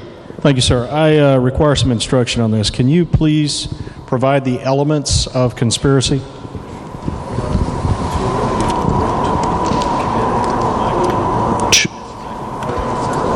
Two or more individuals conspiring and one of the individuals making an overt act thereto, essentially. It requires one or more people and then an overt act by one of those people. Okay. In the furtherance of the crime. So, in the furtherance two of a people crime. who agree that action needs to be taken to further a crime, and Correct. at least one of them actually takes action to further the crime. Okay. And then, if I understand the verbiage here, we're actually talking about organizations. Gentleman's correct. Okay. Help me out here. So, if you and I decide that a bank needs to be robbed, and you go rob the bank, then I am guilty of conspiracy? Well, I'm not agreeing to that, but that would be correct. All right. Okay.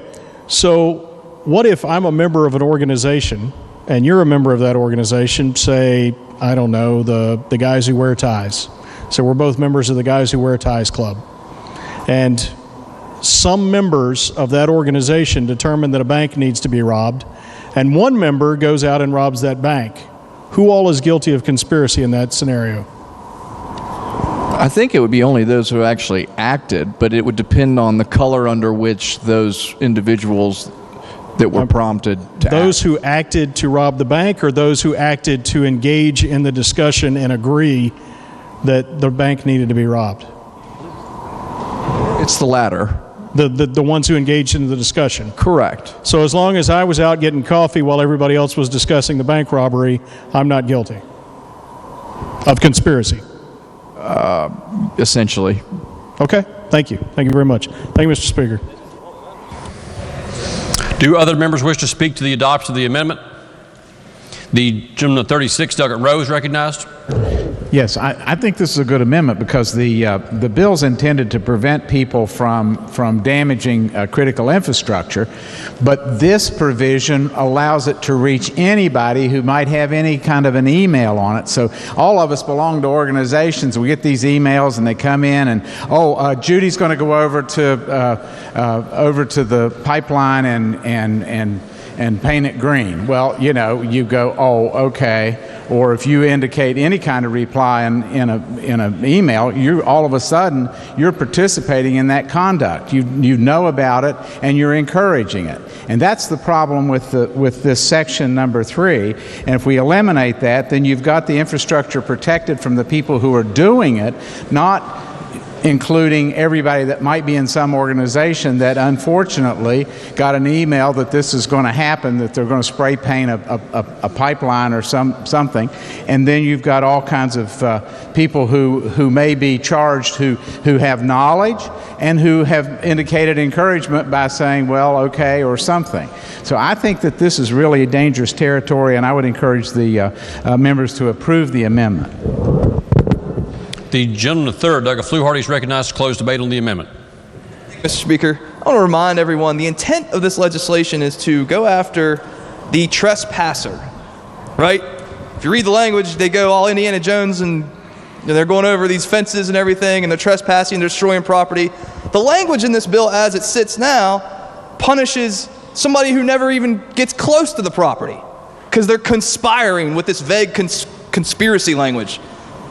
So it goes beyond the intent of the bill, and then it says this, whoever is conspiring, this organization, good luck finding them, probably outside of West Virginia. I mean, I suppose we could go after BIC and NRA and any other group under the sun, and it's not less than $10,000. So there's no cap So essentially, they could bankrupt an organization that conspires without ever having to prove a case, because you're not going to prove anything against an organization. You're not going to charge an organization. Any prosecutor under the sun will tell you that. So this language as it stands now is completely flawed, hurts the bill, goes against the purpose of the bill, and needs to be removed. So I'm trying to remove it. Pass the amendment. Thank you very much, Mr. Speaker. For what purpose does the gentleman in the 35th Capito seek recognition? Just to suppose a correction, in light of the last amendment that was adopted, I would add to the gentleman's comments that there is a cap in place. And I apologize to the gentleman if he wants to close on top of that, he may, but we did just insert a cap with the previous amendment. Okay. Gentleman has closed debate. Does the gentleman wish further comments? For what purpose does the gentleman in the first Doug McGinn seek recognition? I'm confused. Was the cap criminal or civil? If we have misunderstanding, we will reopen debate for that purpose. Gentleman will be able to close again if it was he for so civil? chooses. Okay, thank you. Further comments from the sponsor of the amendment? Gentleman the third. Mr. Speaker, just to clarify that, the fine part may have been capped, but still, we still have a felony attempting to be charged to an organization. So, hey, have at it. Thank you, Mr. Speaker. Gentleman's closed debate. The question then before the House is the adoption of the amendment as explained by the gentleman the third. Those in favor of the amendment a roll call has been demanded. Is the demand sustained? Demand is sustained. Those in favor of the amendment will vote aye. Those opposed will vote no. The clerk will prepare the machine.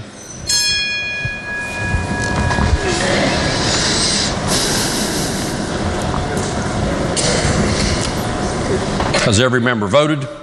If so, the clerk will close the machine and ascertain the result. On the question, there are 44 ayes, 54 nays, and 2 members absent not voting. Less than a majority having voted in the affirmative, chair declares the amendment lost. The clerk will report the next amendment. Delegate Lovejoy moves to amend the bill on page 4, section 34, lines 68 through 71 by striking Does the out... gentleman of the 17th wish to explain the amendment?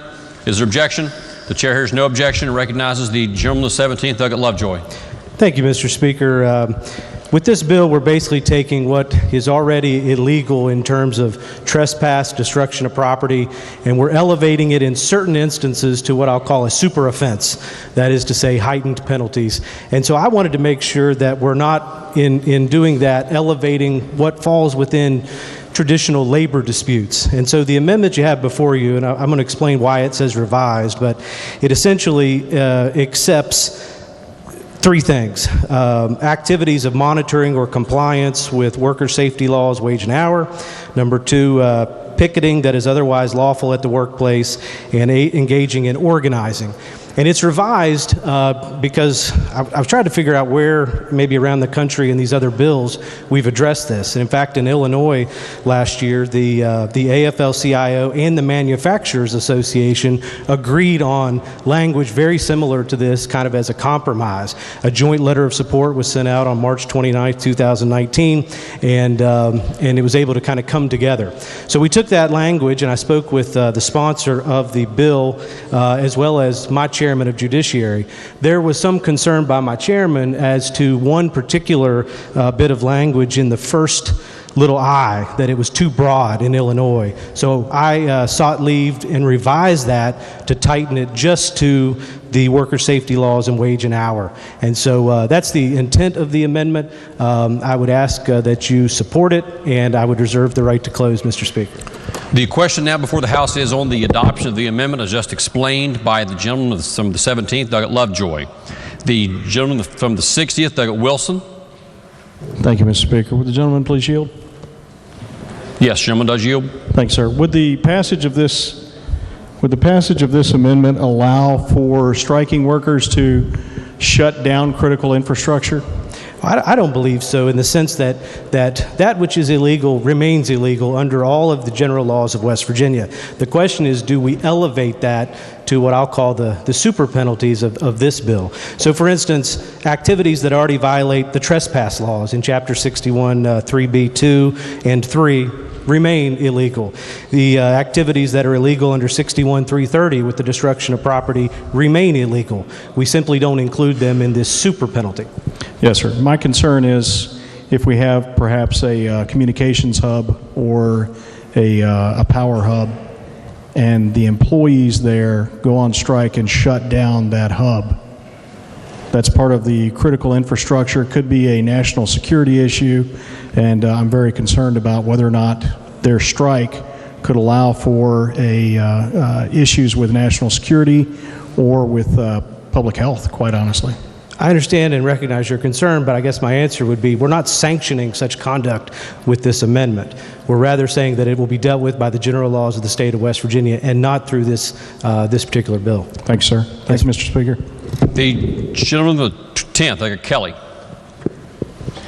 Thank you, Mr. Speaker. I've spoken with the author of the amendment. I don't believe the amendment alters the intent of the bill. In fact, it possibly makes it a little bit clearer. I would support the gentleman's amendment and urge that the body do the same. Thank you.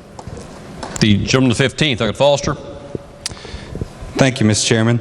First of all, the clarification, the gentleman mentioned that Article 3B, being the article of trespass, still applied in these situations.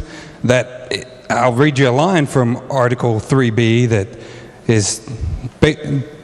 says that that's not true. So in 61(3)(b)(3) sub G, however, this article shall not apply in a labor dispute. So any labor dispute, you're exempt from the article of trespass in 3B, which also includes trespassing with a deadly weapon with felonious intent to harm a human or harm a person. So I would urge rejection of the gentleman's amendment, given that, though they're saying that 3B still applies, now we're going to give a labor dispute complete exemption under this one as well. I would urge rejection of the amendment and ask for a roll call. Are there other members who wish to speak to the amendment? The gentleman first, Dr. McGeehan, is recognized. Yeah, the sponsor of the amendment, please yield for. Yes, sir. Gentleman from Putnam County just raised an issue. Does your amendment, would that essentially exempt some sort of labor strike from the crime of trespassing on private property? No, I don't believe my amendment at all changes the existing laws of the state of West Virginia. I'm simply saying it should not be kind of shoehorned into this bill. I don't necessarily agree with my colleague, but I'm trying to pull it up. I believe there is one section, and I don't recall if it's trespass on maybe other than a structure, where there was language that my colleague attempted unsuccessfully to remove from the code in committee. But again, I don't change any existing laws. I don't sanction any conduct which is previously illegal to now be legal. I simply say we shouldn't include it in the super offense because it's legitimate labor activity. All right, thanks. Will the gentleman from Putnam County yield? Yes, gentleman does yield. Thanks. Yes. Do you agree with that assessment? And what was your... Well, my concern is the gentleman said that Article 3B still applies during a labor dispute, but it is specifically exempted under 61(3)(b)(3) for a labor dispute. So the entire, it's not just the section, it says the article, which is 3B. So the entire article under a labor dispute is exempted for trespass. All right, thanks. The gentleman of the 58th, Coles. Thank you very much, Mr. Speaker. I rise in opposition to the amendment. Friends, I think criminal trespassing, Mr. Speaker, and criminal destruction of property, those things should be illegal. They should be met with enhanced penalties, as this bill does, for critical infrastructure, period.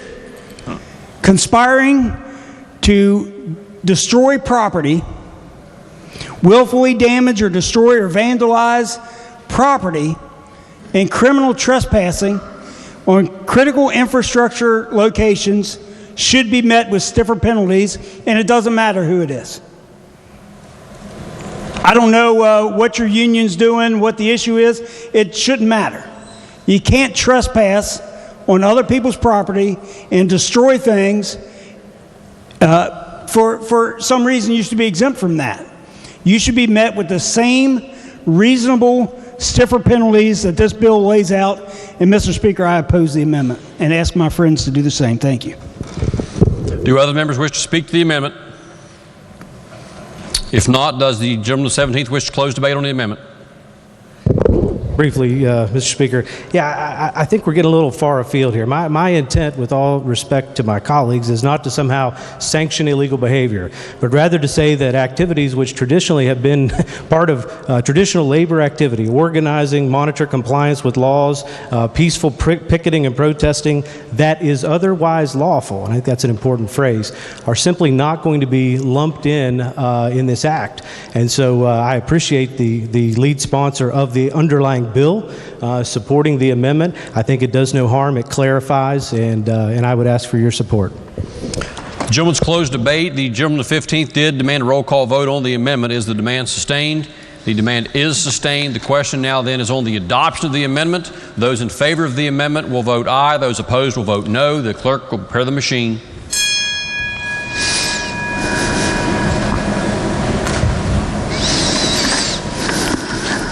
Has every member voted? If so, the clerk will close the machine and ascertain the result. On this question, there are 53 ayes, 45 nays, and 2 members absent not voting. A majority having voted in the affirmative, chair declares the amendment adopted. The clerk will please report the next amendment. Delegate Pushkin moves to amend the bill on page 2, section 34, line 34, following the comma by striking out the word "or." Does the gentleman from 37th, Delegate Pushkin, wish to explain the amendment? Yes, Mr. Speaker. Are there objections? Chair hears no objection, and the gentleman is recognized. Thank you, Mr. Speaker. What this amendment does, it expands the definition of critical infrastructure to include military facilities, including National Guard facilities, and equipment storage areas where non-military personnel are prohibited, Department of Highways facilities, locations near or on roads, and also healthcare facilities. Urge adoption and reserve the right to close.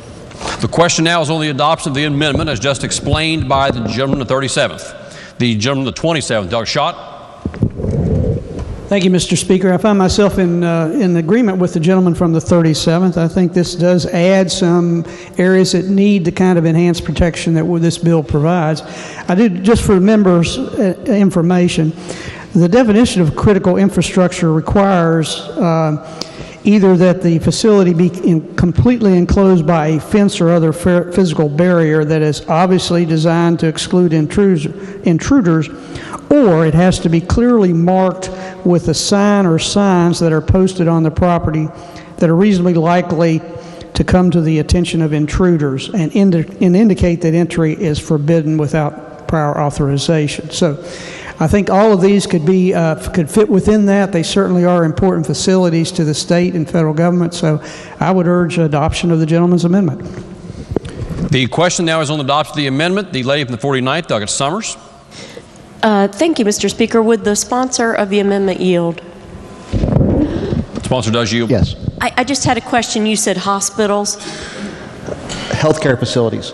Healthcare facilities, except if you're a union member. Could you then picket there and block that based on the other amendment? Based on the other amendment, Because I know that's happened in Fairmont, so I was just curious. I believe it would be under the laws that we have now, since the other amendment was adopted. I was thinking we excluded them in that amendment. Yeah, so it would be under the laws that we have now. It would be the same as it is now. Okay, so you could. Okay. So it wouldn't be the enhanced penalties. No, you couldn't, because it's still, trespassing is still illegal, but it wouldn't have these enhanced penalties for that. Okay. The gentleman the 14th, Doug Butler. Thank you, Mr. Speaker. Would the sponsor yield again, please? Sponsor does yield. Yes. And I guess this would be considered subsection 15 of your amendment, or not 15, 16, Department of Highways facilities and locations near or on roads.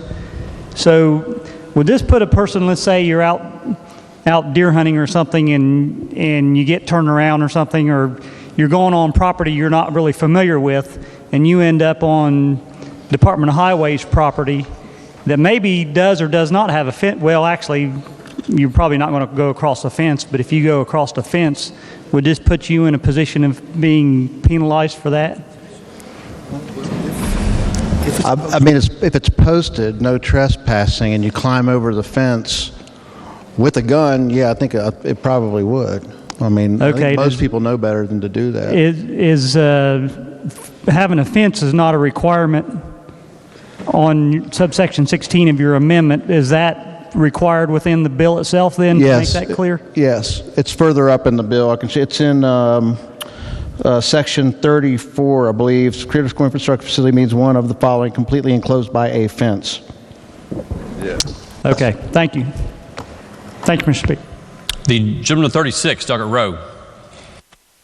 Sponsor would answer a few questions. The healthcare facilities is such a different category of facility compared to everything that's listed in the bill.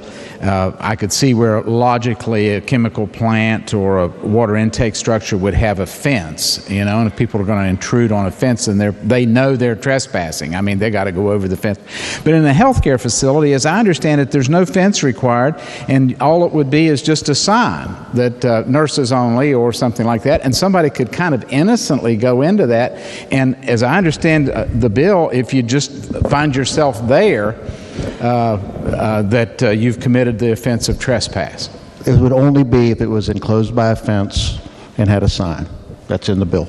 Well, but I thought it was either enclosed by a fence or had a sign. Critical infrastructure is indicating defined in subsection 34, completely enclosed by a fence or other physical barrier and clearly marked. So just a sign won't do it. It has to be fenced, I guess locked, whatever would be.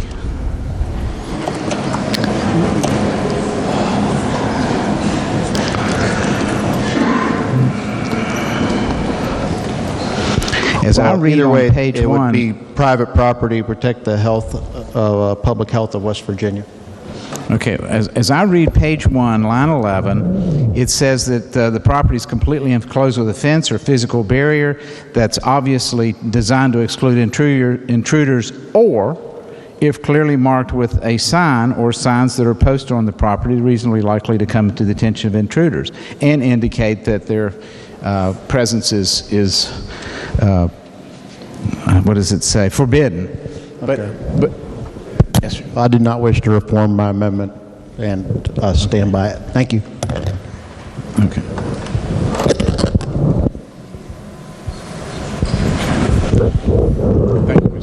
Do other members wish to speak to the adoption of the amendment? If not, does the gentleman of 37th wish to close debate on the amendment? If not, then the question before the House is the adoption of the amendment. Those in favor of the amendment will say aye. Aye. Those opposed will say no. No. Roll call has been demanded. Is the demand sustained? Is the demand sustained?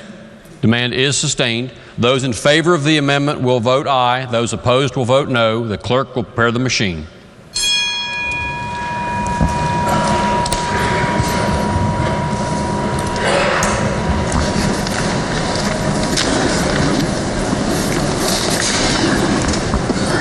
Has every member voted? If so, the clerk will close the machine and ascertain the result. On this question, there are 56 ayes, 41 nays, and 3 members absent not voting. Majority having voted in the affirmative, chair declares the amendment adopted. Are there further amendments? If not, the bill will be advanced to third reading. Next bill on second reading.